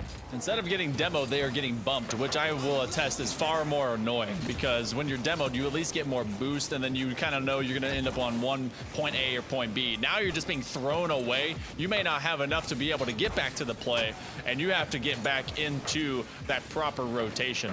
So getting a little bit more physical and really trying to assert themselves in a big way are the Broncos, but High Crew, lots of boost, lots of time. Gonna try and roll this one into the corner. Baynock, can he tackle his way through too? He does. Realizes he's sideways, so momentum will shift, but that's Heads. He's on that initial tech. I thought that was gonna go to AZ. So at this point in time, now we're gonna start looking at the Grizzlies, see if they can get back to you know, proper attack, because they're up too. And ooh, what a save. I've been talking about how Boise State needs to play, you know, a little bit more patient. And I would argue that Grizz Esports kind of hurt me there, but now it's a pop-up. They get back to it again. Oh my, Grizz Esports on a mission, but back at it is Boise State yet again, as Grizz Esports taking the patience play that I've been urging Boise State to take. They're taking it into their own, which is really an adjustment that Boise State needs to keep up with now. I argue that they're doing a pretty good job, as now Baynock out for the demo slash bump, but couldn't get anybody, and Head's able to make another big save. what's great too is that we're seeing a few of these crisscross double commits going right across that goal line, and it's not hurting them too terribly wrong. But you see, I believe it was either High Crew or anyone. Let's see, who was this in the corner? It was High Crew. He got sideswiped, and having no boost could not recover in time. Well, there you go. There's your sneak peek for Rocket League Sideswipe. I want that game. It looks so nice. It's going to be awesome. I can't wait. Shout out to RL Esports for making a great go. Oh, another chance. They're going to tie it in two here. Boise State had, the advantage for maybe, 7 seconds, and off the kickoff, Heads able to jump back in. They're looking to close it out now, Il Monkey Man. You could say that Head swiped left to be able to get back to the other end of the field. Oh, here we go.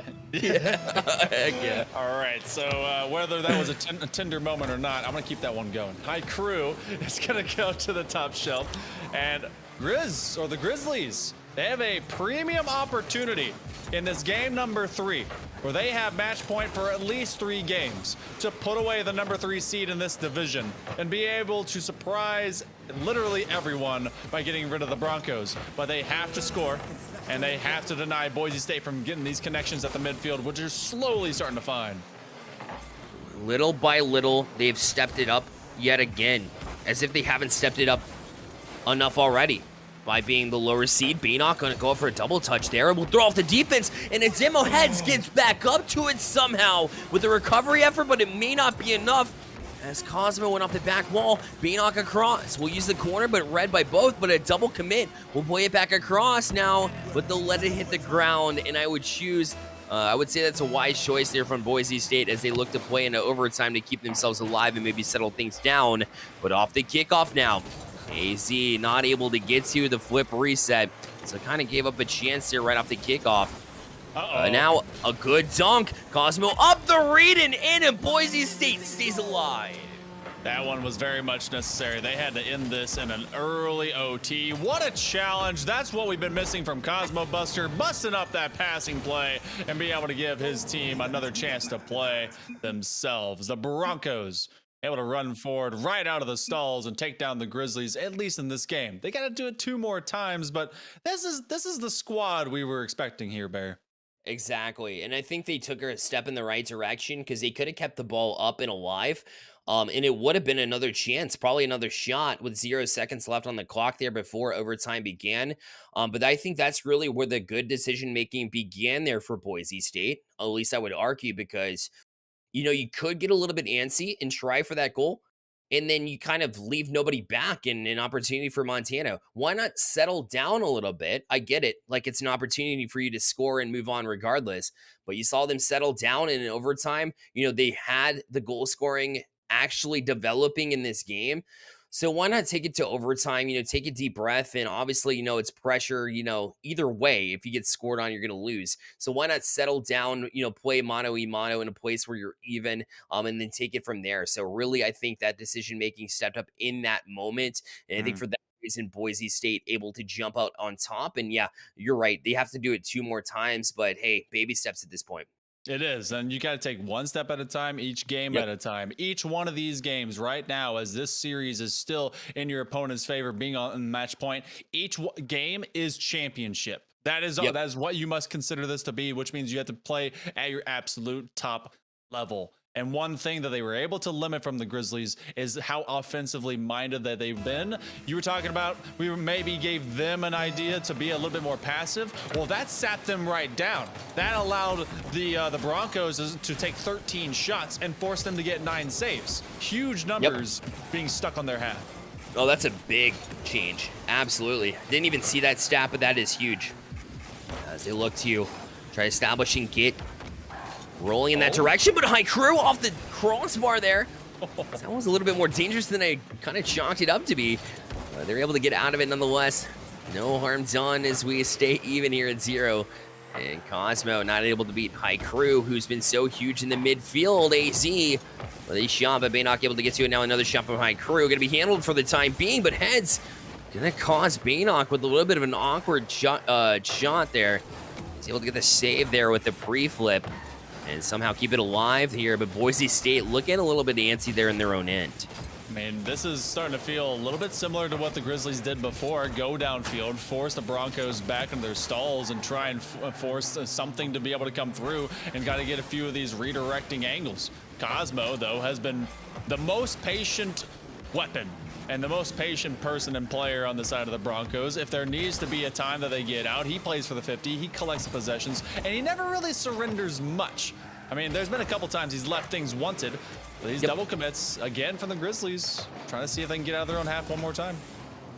High Crew has been a big part of that as far as trying to settle down and really be a leader on this team. He's been really big in that regards. We'll have to continue to do so in order to close out on a team that already was chalked up to beat you. Although you got a 2-game lead and felt really good about it too. Now that Boise State's got that win and, you know, kind of rolling the other way too and making their mark known, it's a little bit more difficult whenever they get things going. So you got to stop them in their tracks and end it now, as heads will head to the back wall. But Baynock able to get a touch out. AZ with the touch, maybe not the right one, is instead of going to a teammate, it goes to an opponent in the offensive end. Although Boise State trying to find a teammate, they just weren't able to do so, and right back down the field here. We remain deadlocked at 0 here with 2:50 remaining. As the time continues to tick and possessions starting to get a little bit dicier, we talk about a lot of what Boise State needs to do as that number 3 seed. Well, the Grizzlies need to finish. And obviously, when you come in as the number 6 seed, 2 and 5, you were left just over the line of eligibility to get into this. Well, you need to show that you can continue to finish, and you need to play up. They've done so. They gotta end it out. Heads climbs up. He's able to meet Lions in the sky. That's High Crew. That's dangerous, but Cosmo Buster is able to break it down. Cosmo with a great recognition. His teammate was demoed off that play. And so you have to make a recovery save. Ooh, a good touch from High Crew, but denied. But both teams really reading the field well. Like one of those top-level games, High Crew going to try to test the back wall, but it is contested by the back line. Cosmo right back out to the wall. We'll Trying to play it to himself now. No boost. Tries to bait in the defense. Well, they weren't fooled by that one as Lions will try to play back out, but right into the hands of High Crew. He'll try to transition things and amp up the speed a little bit. It's a 50 as well, but it'll go all the way through the box and out. And we continue this back and forth chess match between the two teams, but now a demo to free things up. And I feel like, Montana has really been using the physicality more than Boise State, so I'm interested to see if that has a positive effect moving forward in trying to close out this effort. Well, they're definitely corralling the Broncos. They've been kind of stuck together a little bit more, trapped in their own zone for longer. Oh, playing for the stall out, but now they're accidentally getting inside of each other's own way. The traffic getting a little bit more clogged. You can't place those without extra communication because suddenly you're going to be able to give your opponent a chance to counterattack. Luckily, though, Broncos have been so gun-shy about moving up and giving up any little zone that they weren't there in the first place. Lions looking for a breakaway, but this will now go on to the offensive half. A give up. But AZ, you just see there's so much space given away. And again, they'll be able to transition here. Baynock gonna need another touch, although he does. He still left it, and Lions forced up. Yet another desperation save here as Montana looks to push forward. A quick flick, but Cosmo reads it. Heads right back in. Off the back wall now. Baynock will collect and try to get a flick off. Unfortunately, not allowed to do so as High Crew able to get a touch back to Heads. He'll try to play it right back down for a pass, a give and go. It wasn't available. The last man up, AZ, able to get a touch and kill them in their tracks. Down to 18 seconds left. Baynock will challenge the back wall. Heads gets a touch, but Lions up for a shot. They can't read it. Oh, a mistake there on the back end. And Boise State gonna make him pay for it. It'll be 1-0 super late in this game number 4. He had to make that touch, but he was trying to get the trap to go up to the corner so that he could recoil, launch after it, and maybe start moving down to the... Did too many things too quickly. And now, all of a sudden, one goal is the difference maker. It may be the only one that matters, the only one that makes it onto the scoreboard. We could be going to a game 5 very quietly so. Even though... Oh! What? Oh! We're not! Grizz Esports! Look at him go! Heads off the back wall. The touch from High Crew. Oh, that was quite the setup there. High Crew got up early. I have praised his midfield presence, and that was the presence of mind to jump up on the offensive side of the field before the defense could react. What a play.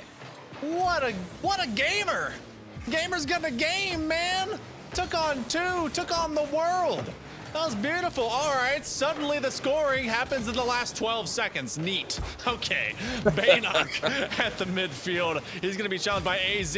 High Crew has the flip reset. He's going to burn it, realizing he needs to get back down to the ground as Baynock is trying for the counterplay, but immediately the other way. We're playing ping pong, and one of these teams is going to try and be able to boot this one as far as they can, give themselves some extra space to work with. Grizzlies, they may be the next ones up. Baynock will try to settle. Go to corner, trying to bait AZ in, and he just jumps on that too. That's confidence. Love to see that out of the Grizz Esports Maroon as they look to build on this, but Baynock to the ceiling. He has an extra touch, although his use of it will force it wide. The Lions trying to press in, a miss. And he went for the bump on Heads, not able to connect. Now Baynock back down the field, but again, it seems like Boise State kind of backtrack on plays that could be, stick in the play, stick in the offensive zone, and work from there. But now up for it will be Cosmo. The 50 will kill it on the wall and clear directly back out. And now it feels like that first 4 minutes and 50 seconds of play that we saw in regular time. But that shot going to be saved and back out from Baynock. You're not wrong that they are very apprehensive about giving up, or they definitely more so are giving up on those open plays. It just feels like they're not trying to overcommit, and that maybe they feel that they have done that in a punishing way to themselves, very detrimental. I don't think you and I have seen that more often. In fact, it seems that they just left stuff behind. Baynock, he's going to be forced to respect that shot and have to go after it, and grabs the boost incidentally, and Heads. There's a double demo in the midfield. That should reset a lot of this possession. A double commit? Gotta be a little bit wary out of the Grizzlies. But, they're currently in a defensive posture. See if they can send the Broncos away. And now back in. Is Lions. Is Lions versus Grizz. And right now, Lions trying to prove that they're able to hang, a.k.a. Boise State. It's Baynock. He's got room to work with a quick touch, but great job and read there from AZ. Right back into the zone without shots. Going to be wide. directly back out yet again. Good job from Cosmo. A good presence to keep it in the zone, and finally you see some established offense, or at least an attempt to do that from Boise State as they push right back in. Again, iCrew, both teams reading the midfield well. You can see Baynock trying to amp up some of the bumps and demos here for Boise State. Yeah, he went right between both players. It was a field goal in case he was able to get right between them. So it was good, but it just wasn't, good because he wanted to be able to hit somebody. That ricochet, that's a demo, that's a shot, and it's what? It's a save! AZ just gets it away. That shot is up to another save! High crew from underneath and behind. Oh, the Grizzlies, a sudden sordid affair. They're able to survive. They want it right now. What a save 2 times.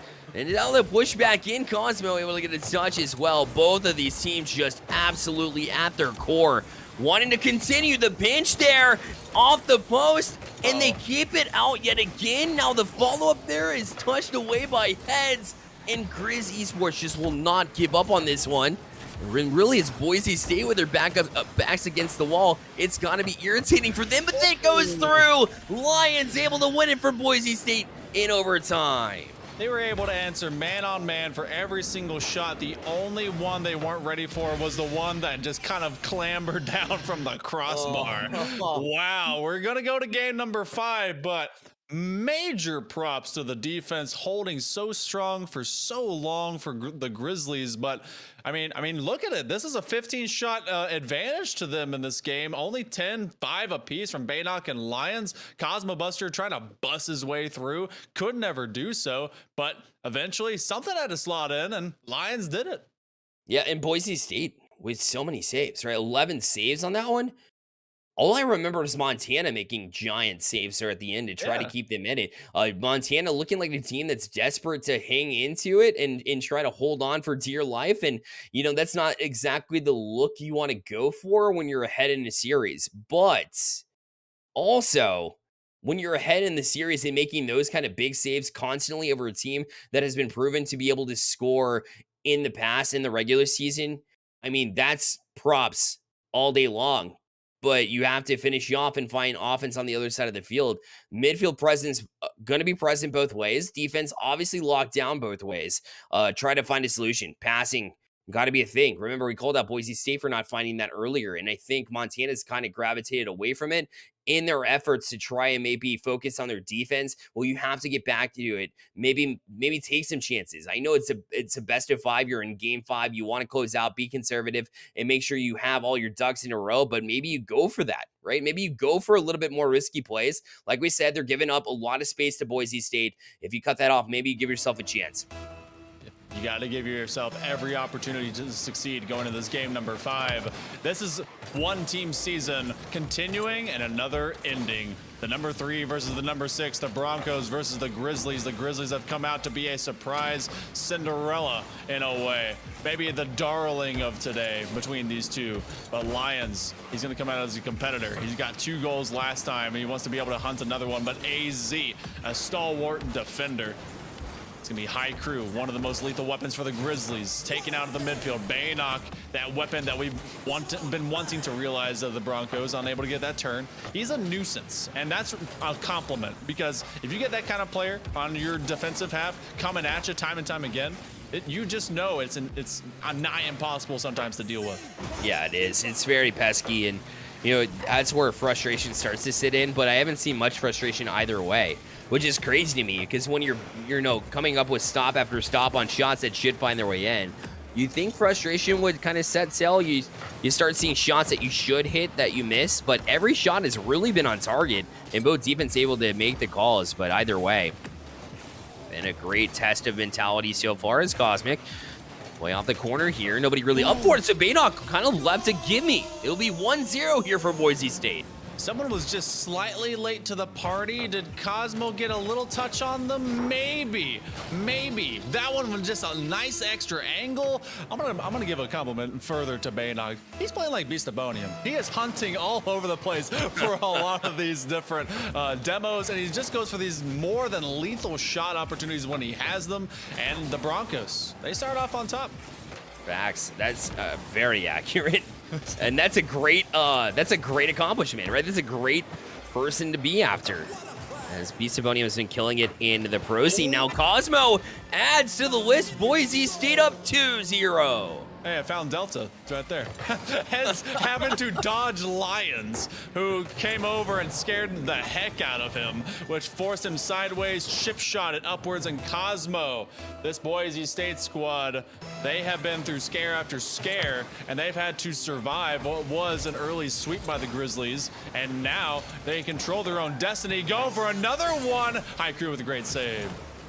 Just looking for the Auras now. Just a double flip reset, no big deal. Just ultra mechanical player. He'll fill out the whole roster of the Charlotte Phoenix. It's a great comparison for sure. Doc and Chad as well. Super proud of this team, I would imagine, as they have battled their way back from a 2-0 deficit. A potential reverse sweep here, but still 255 to try and close out. This will be Cosmo next. Jump on it. Or director of the program, I think I said coach. But either way, it'll be Bannock. Cosmo across. Still a very important figure and a very great leader at Boise State nonetheless. Having a pleasure to meet him. Just a great guy overall. And it shows here, as this team is showing a lot of heart here in the series as well. Yeah, especially when you go down 2 in a series of any kind. Doesn't matter if it's an esport, regular sport. It doesn't matter if I'm losing a pie eating contest. It can be very disheartening to go down in a deficit like that. And otherwise, these guys have shown amazing heart, mentals, and a want to win, because champions got to do exactly that. Heads, it's going to get bumped by Lions at the midfield, and Lions will not find the next connection. That's a bit of a free possession, so AZ turns it around. High Crew is met by Baynock. The only reason that they aren't getting on the board right now is because of that man right there. Exactly right. He's been holding it down on the back end, just like High Crew was doing earlier in the series for Grizz Esports Maroon. It's been a whole different pace here as Boise State looks to kind of build on what they've established. Heads shot, Baynock able to answer. AZ back over to the side wall. Also trying to shield it was Baynock, but not able to get to it. But the support there from Lions. And now Baynock. It has Heads dead to right. A great pass across. Heads going to keep them alive for now. Good save. That was fantastic. He had to made the read for the next man up, because otherwise, if he had reacted to the initial pass, it was game over. That was very, very well done. Very smart. But now you have Grizzlies just trying to force their way in. Nothing methodical, nothing with a more than the sense of purpose of we have to do this now or else it's over, which is not wrong, but they have to be able to set each other up. And so far, it's just a lot of force north and south. AZ with the catch. 60 seconds coming up here, Bear. This is the makings of the reverse sweep. Very much the opposite of what we saw going into the first 2 games. Exactly right. It has been a switch. A chance here. Baynock able to get to it as well. Lions gonna kill even more time here as AZ. Great transition though. High Crew could not quite connect on it. So it'll be Cosmo. Try and sneak past Heads. Not able to do so. Leave for High Crew, a bit of a miscommunication, and unfortunately that's how it's gone for the past 3 games, as it has been a full team effort here from Boise State. We tick down to 30 seconds left and still this 2-goal lead. Nice center, but again, the reads have been very much telegraphed and a next level for the likes of Boise State. The bouncer, that one could be it. Lions, he was huge in game 4 to secure the win and get them all the way to go the distance. AZ just can't connect, and Lions puts it away. Oh my goodness, Boise State gonna walk away with this one. 18 seconds left, looking like they have secured it, and rightfully so too. All 3 teammates recognize. You called out their lack of ability to pass, and honestly, Hill Monkey Man, I didn't see a whole lot of it either late in this series, but what they did find was their way to sneak past and kind of, frustrate those demos, like you said, from Baynock, added up, those bumps, those demos, really from the entire team of Boise State. Frustrates the other opposing side, Grizz Esports Maroon. It'll be Boise State that walks away, and they're moving on to the semifinals. What a way to do it. I mean, you were the higher seed. People thought this would be a roll, and you had to prove that there was some depth to your mentality, to your ability to play, and ultimately to make it this far. They secure the reverse sweep, and again, tons of praise goes over to the Grizzly Esports. They have a lot of great players over there. I want to see more of High Crew in the future. The man was popping off, and honestly, one of the biggest reasons why they forced them into this just no holds bar situation and forced Boise to play to that ultimate level. Exactly right, and force you to step up and prove that you're a 3 seed team. And for me, Boise State, it took them a while to prove to me at least that they are that 3 seed team.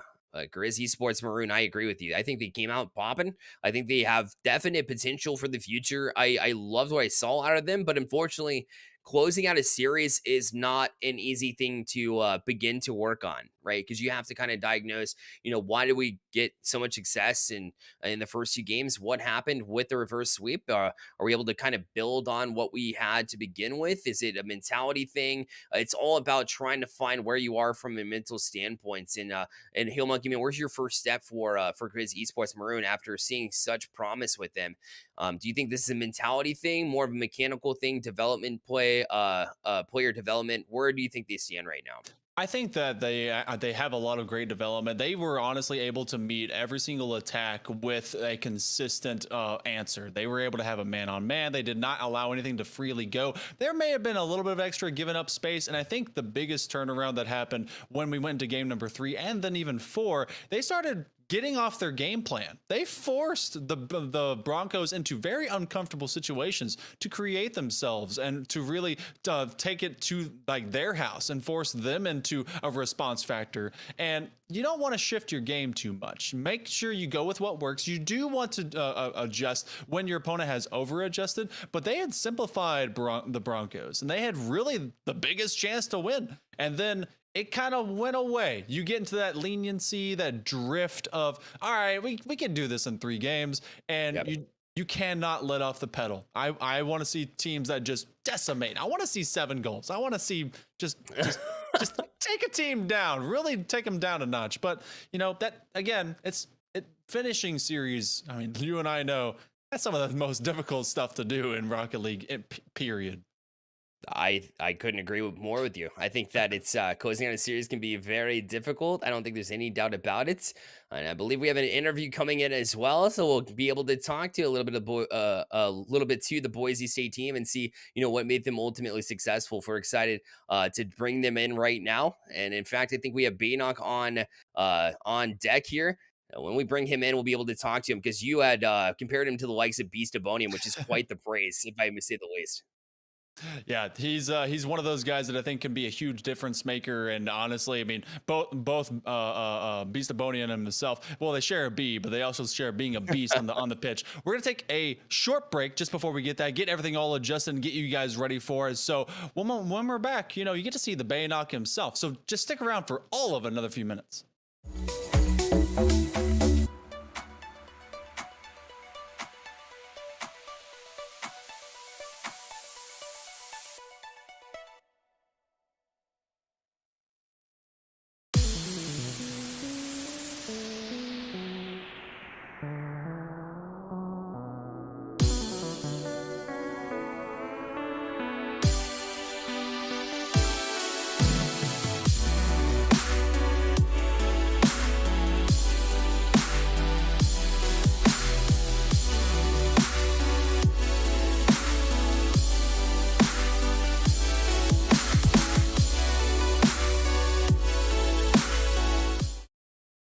Well, he said short break. It was definitely the case. Welcome back to the NECC channel. Right now, we have Baynock on the line as well. Baynock, first of all, congrats on the win, the reverse sweep, nonetheless. Hail Monkey Man compared you to Beastabonium in a way that you like to jump out, get those demos, and also lock down on the defensive side.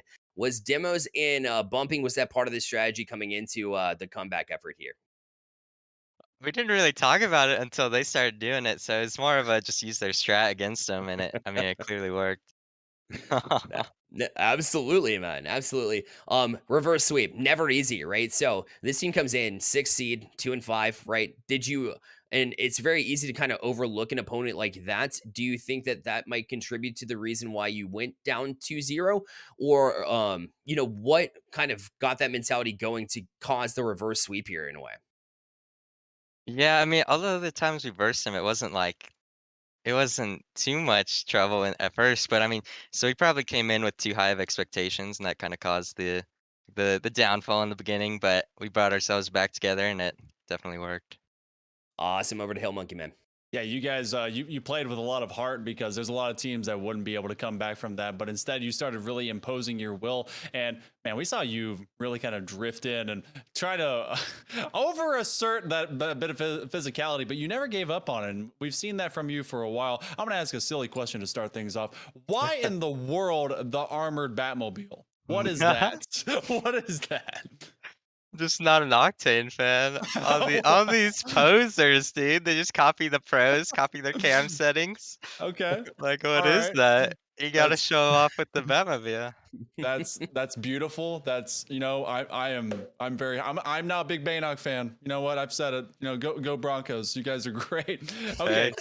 So setting up for the future then. You got to show that you guys really do have a depth of competition, that you are able to stumble maybe a little bit but recover well enough. Have you been maybe already looking to the future for UBC Gold? I mean, is there already some game plans in the works going into that semifinal match?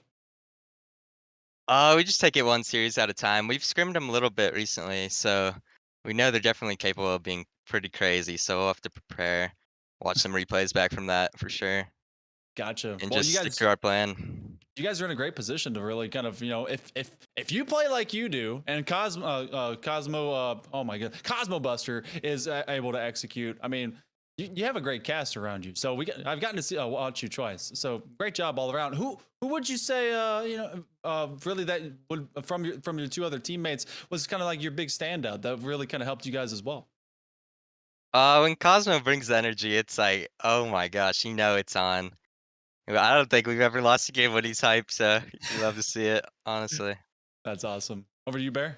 That's too cool, man. That's too cool. So last question here. Well, I got a couple more.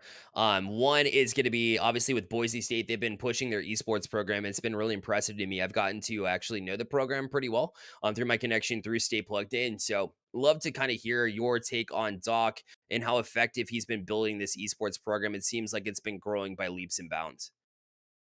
Oh yeah, he puts in 24 hours a day, it seems. It's so nice having him around. Just being able to talk to him about being on the competitive side, it's so nice because he works with all the Overwatch guys too. So, he just has he's so, when he says the inspirational quotes, you just know it's time to pop off. So you can't help but love the guy. Yes, he's that other influence as well. And last question is actually an easy one to give me. It's any shout outs you have or any comments you want to leave off with. Big shout out to the parents for watching. Always appreciate it. Much love. Awesome stuff. Well, I appreciate you, Baynock, for coming through the for the booth. Thank you so much, man. Thanks for having me.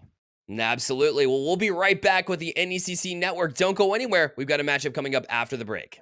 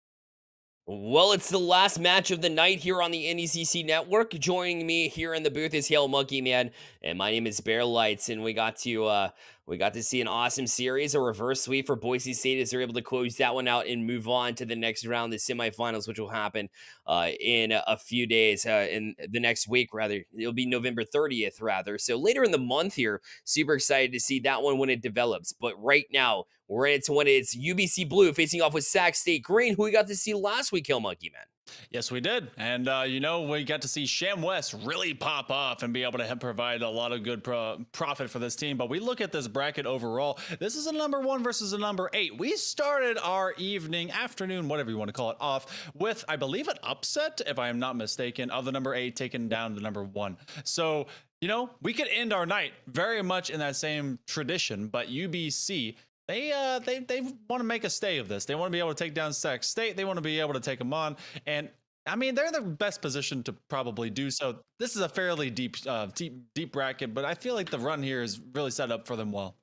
I think it is too, and we saw Sac State Green leave off on a high note, right, with a win to end off this season as well, and we can tell momentum that it's a huge thing, right, going into one is the Grizz Esports. They seemed like they were on top of things. Grizz Esports Marooned came in. Remember, they went up 2-0 and then dropped it, so that momentum's on your side to start off this series. You got to finish it out, too. I think Sac State Green, yes, they have a great opportunity to come in here and maybe take down the number 1 seed, but UBC Blue has been looking sharp all season long, and I don't anticipate that going anywhere here.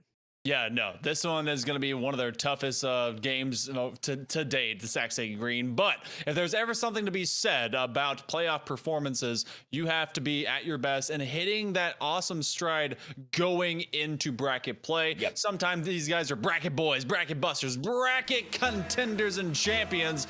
First step is going to happen here. Quarterfinal matchup, the last one of the inning, for the NECC, the end of the night cometh. My goodness, Bear, take it away from me, please. Oh my goodness.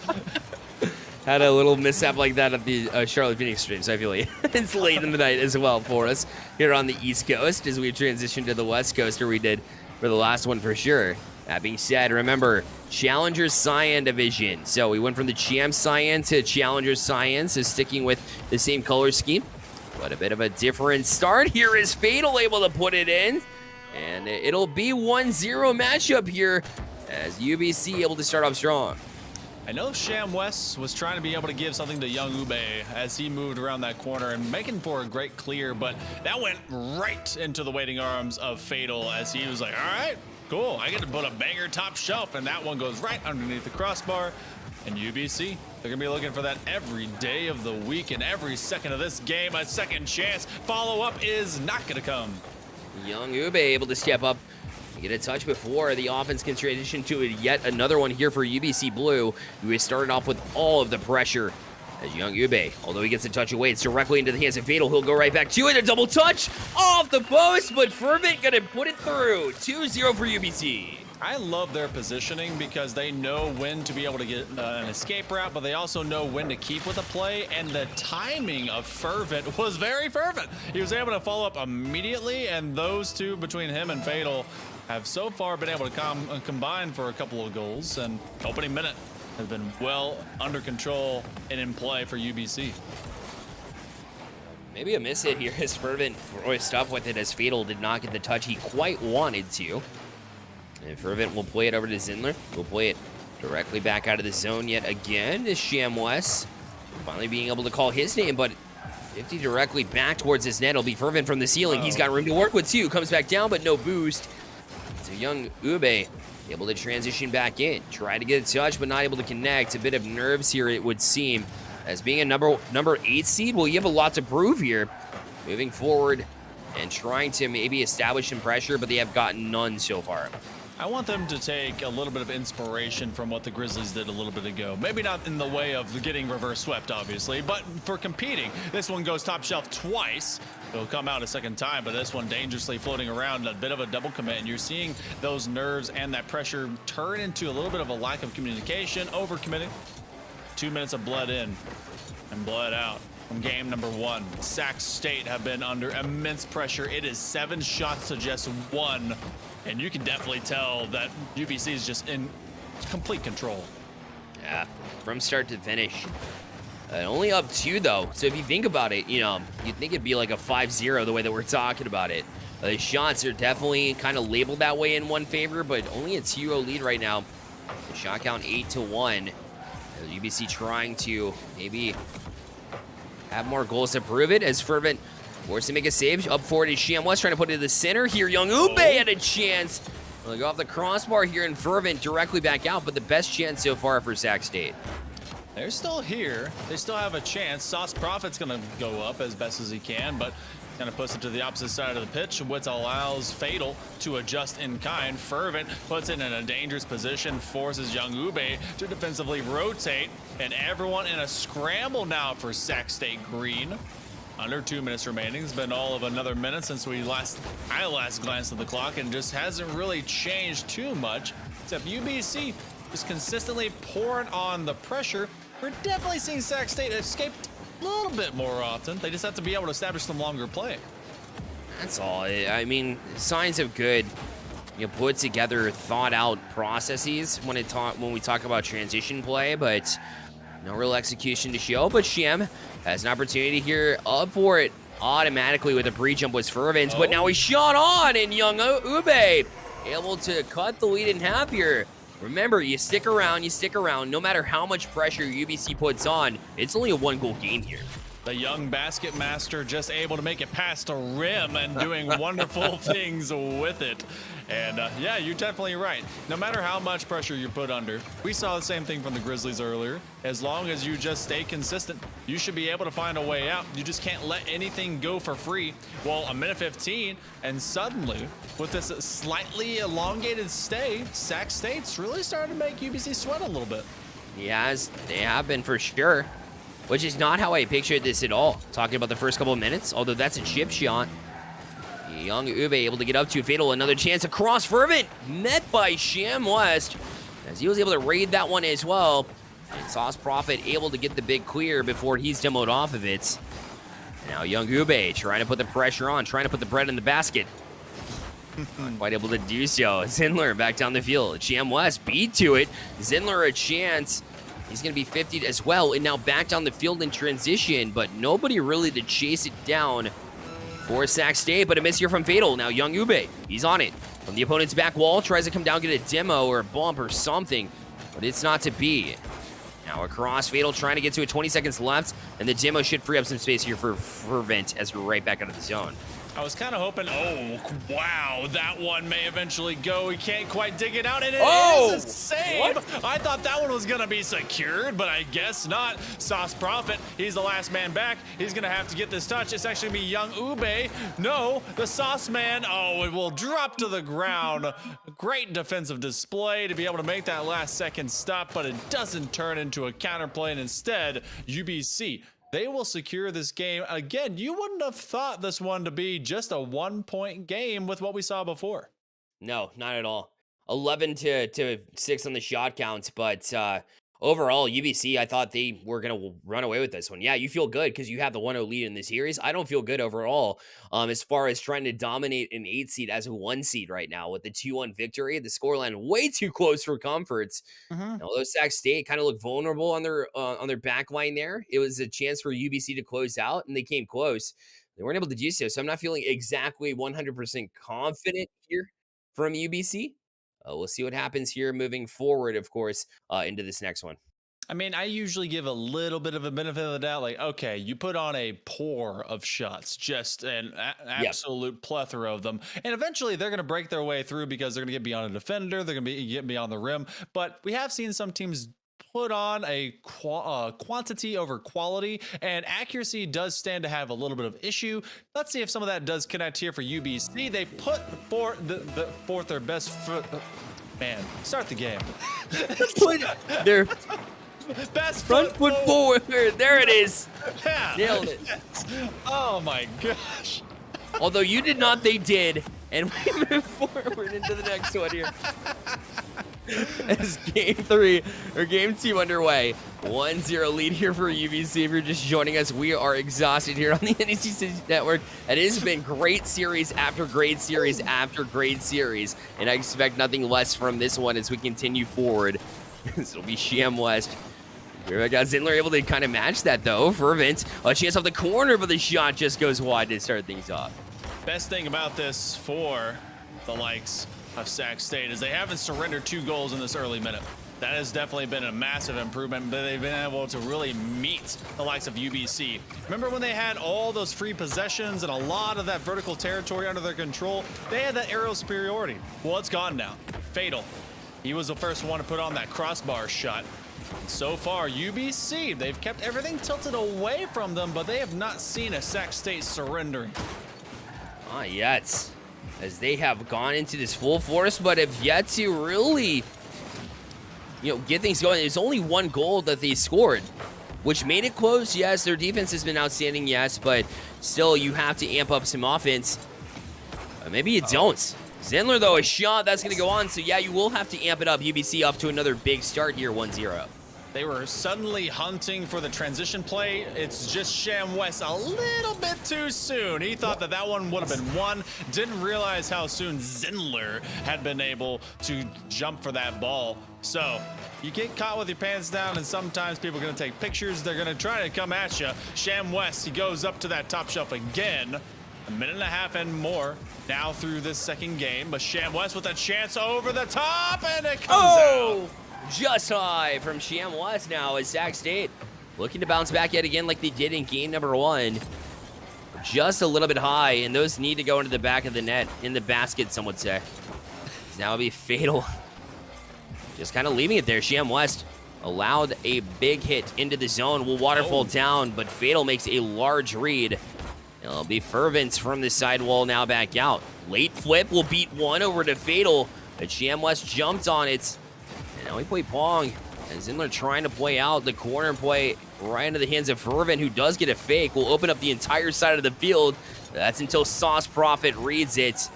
A couple of big reads both ways have really freed up some space, but UBC still holding on to this 1-0 lead. And Sac State, honestly, they had just encroached a little bit too close. We got to see all 3 cars come in and all 3 cars escape on one of those prior plays. This is a free net, but Fervent, he's going to be there first. Oh, the pre-flip to try and get some speed on it. Connects with the ground, but it's going to be Fatal that drops it over into this upside corner. See if he takes on that 50, gives it away to Sauce Prophet, and a little bit cumbersome and clambering is this defense. Sham West, that was creative there. This is strange. Very acute rotations right around each other, yet they're finding just enough space to be able to get the clear. Yeah, they have been kind of inching their way towards success and still finding a way to shut them down is this UBC side. Another shot, but Young Ube finding Fervent a little bit far up as the last man back, but he's able to recover and keep it away temporarily. A couple of misses there, but it'll free up the entire right side of the field is Fatal. With that room to work, but not a lot of boost, so Fervent gonna jump on it. But by the time they actually develop there, Hail Monkey Man Sac State was all over it here. Now they have a chance to challenge on it. As Sham West with a chance to try and shoot it back, but wide on the shot, and Fervent allowed the chance to try to step back out. Sham West up for it as well. Although Sac State all over it, not able to get a clean chance. Oh, and this one, that was a nice passing play, but it's going to also result in a demolition. Young Ube trying to get on top of Fervent. Sham West, his execution has been a little bit more wanted for him from his play. I remember him being such a huge weapon in their last week of regular season play, and I need to see a little bit more of that, but he's been met with a very stalwart attack. The double touch from the low side corner. Fervent will bury it in, and with less than a minute remaining, that could be all they need to secure this game. It might be. Zindler shocks Young Ube with the few touches he got off of just flipping left in order to continue the hits along the backside of the wall. It's a good recognition there and setup from the back line of UBC. Push forward now. 2-0 lead here for UBC, trying to make it 2-0 in this series as well. Young Ube gonna stick with this one and play back in. Fervent with a demo as well on the back line. So Zindler pushing back out, 100 boost, sidewall. Let's hit across now, a chance. They'll leave it. Young Ube forced up for this one. We'll play it over to Sham West. They're gonna need a goal here in the next 15 seconds. There was no one there on defense. That was free. And then they just could not get it on target, playing for the lateral edge. And that huge pinch gives Fervent a chance to try and center it up. He recovers his flip from the ceiling, but they don't even need to do that. UBC able to assert themselves early and often. This one a little bit closer, but they just kept Sac State at bay. And Sac State, they're going to have to reverse sweep in order to give themselves a chance at taking down the #1 seed here next game. Game number 2, though. Decidedly keeping this alive. All right, I'm with you. All right, let's play for the 0-second goal. Let's go. Keeping that one up. Young Ube, all right, of course. As soon as I'm with it, you guys shut it down. Cool. UBC, they lead the charge. 2-0. We'll keep that in mind the next time we want them to kill it. But also, you mentioned a term that I want to bring to your attention. That's reverse sweep. They'll need to reverse sweep. Well, we just saw that in the last series. Sure, it was the upper seed, the 3 seed versus the 6 seed. But now we talk about 8 versus 1, which makes it a little bit more difficult. But the games have been closer than I imagined, especially if you just gauged it on the first 3 minutes of game number 1. You would say UBC easy, like in their sleep. No, Sac State has, done enough to hang around. But again, only 1 goal here to kind of, jump up on things. So Sac State needed to find that offense. They had 7 shots in this one, but I don't really remember any of them. They're not really grade A chances, right? They're just, okay, here's an opportunity for me to put it on net. Let me try it and see what happens versus we have a set, play down the field. Let's try to find a way past the defense. Yeah, and there were some that were a little bit more creative, and some where they actually put UBC in some uncomfortable situations, especially at their perimeter.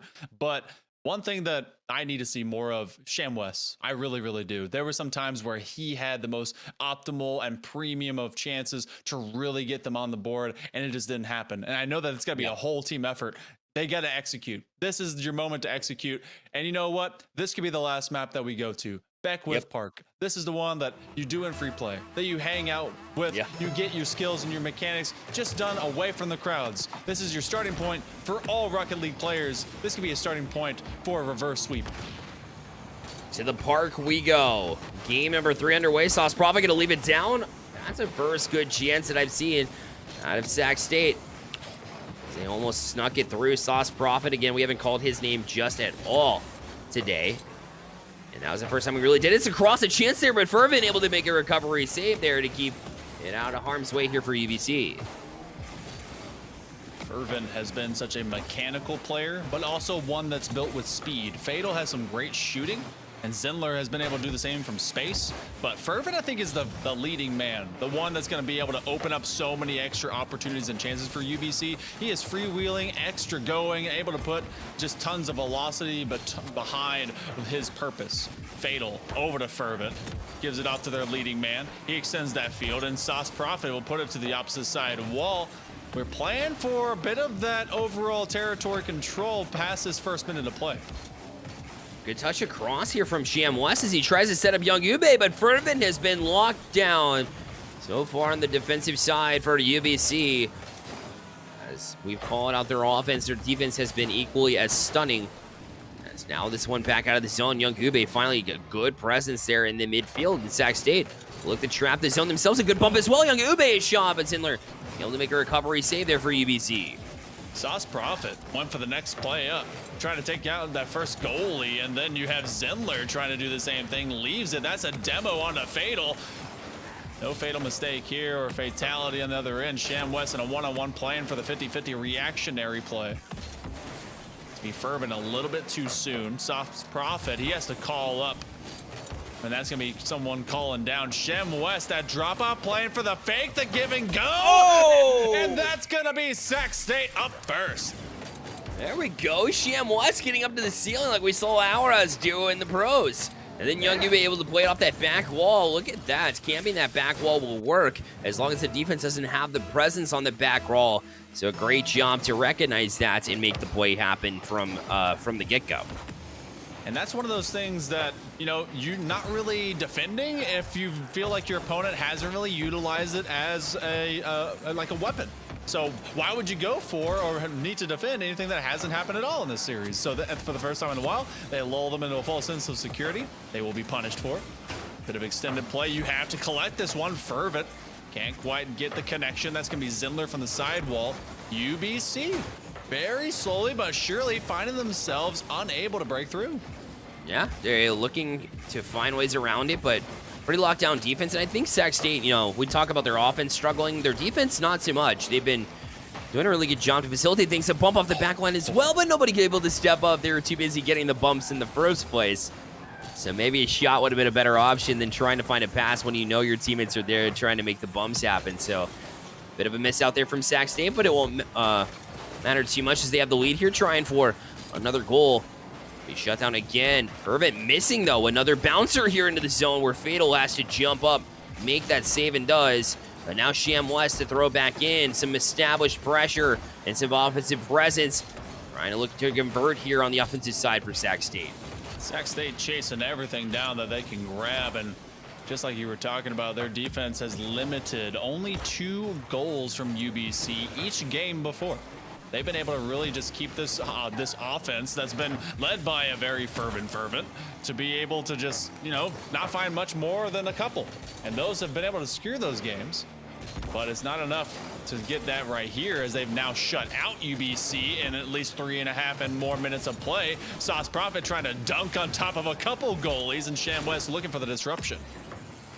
Trying to find the disruption, but I like what Sac State's doing to finally, you know, create their own passing lanes and go for there's certain spots. They're finally picking spots to pass the ball, but also, you know, trusting their teammates to get down the field, you know, be on the wall for a pass, right? You see that the booming clear is going to go down the field. So be on that sidewall, jump out, be able to get to it, and use those passing lanes. Have a plan beforehand. It's been paying off so far. But a big bouncer back down the field. Sham West will get a touch. Young Ube might have messed it up, though, as it's a cross now off the back wall. A chance. Nobody able to jump on it here, in Sac State will remain with the 1-0 lead as we tick down to 30 seconds left in this game number 3. This is dangerous if you are Sac State, because you've been able to control this game for so long and you force so much extra boost to get burned by UBC just to answer you defensively. Well, now they have a full tank and they're rotating and stealing all of them back. Fatal. It goes up and around, and this one coming down. 5 seconds left. Only 1 second or 1 goal up, but that's all they need. Fervent to keep it alive. He's going to get challenged off his head. Zendler, they run away. They said, all right, you know what? We're playing for game 4. Why not? Yeah, I was kind of, I was a little shocked at that lack of attempts. Maybe he called off of it, though. Like, we gotta give him the benefit of the doubt there, because he did look like he was running away a bit. But either way, you're up in this series, right? 2-0. Sac State deserved that one. I don't know if I would necessarily back away from it. I would probably be jumping at it, but maybe that's my mistake for, you know, bumping into a teammate. Regardless, Fervent on top for UBC there on the scoreline, 5 saves. Nobody else really showing up as much as you typically see them. And it took all 3 players from Sac State to really muster up that 1 goal that we saw, right? And they've been struggling all series long to find goals, and your win only gets the 1 goal. So again, Sac State a little concerned about their offensive presence. Like I said, I have nothing wrong to say at all. Nothing negative to say about their defense. They have actually been pretty locked down, especially in that one. But they'll have to jump out and find that offense. I think that their passing opened up a lot in that last one. So super excited to see if they're able to develop that, continue that kind of flow. Otherwise, if UBC cuts off those passing lanes, it should be an easy closeout here, but we'll have to see. Hey, easy has been anything but existent tonight for a lot of these different squads. We have seen some sweeps that have been a little bit better, but we've seen some reverse sweeps. We've seen everyone going to game 5. These playoffs, these quarterfinals tonight have been absolutely magical, and that's got to be a little bit more of what Sac State has to develop. If they want to continue doing this, their defense has to be magical. Their offense has to commit, and they must be able to find each other in space. I've loved the level of pressure that they've put UBC underneath, and Fatal has stopped Sham West from getting one there. Yeah, begins things off pretty hot. It'll be Fervent to the back wall, looking to make this read. Gets a touch back down to Fatal. He'll boy off the back wall. Fervent kind of struggling to get up on it. And Zindler going to say, hey, I got this. I'll bump you out of the way instead to try to get on that ball. It worked out for him nonetheless. That looks like me trying to rotate, but I know Fervent's way better than that. Going for the musty pass. Fervent just can't quite center that one up. It's still a lob, but everyone's on the escape route, and now Fervent left by himself. Very calm about it, though. He's got a full tank of boost now as he's able to go to the corner. He had 5 of the 7 saves and 3 of the 5 shots for UBC in the previous game. He's going to be the biggest reason they're successful, but they have to be able to get some support around him from both Fatal and Zinler in this game. Agreed. You see the mechanics coming out of UBC, and that's a danger zone here for Sac State. Is that shot on one? A save there. Young will be able to get that recovery save. Fatal to jump back on and go sideways. Now it's heating up for UBC. You see the mechanics, their confidence rising a little bit. You got to shut it down, get the first goal here if you're Sac State. And this might be it. A good passing play, but they miss on that side. And now the counterattack. Fervent, a shot.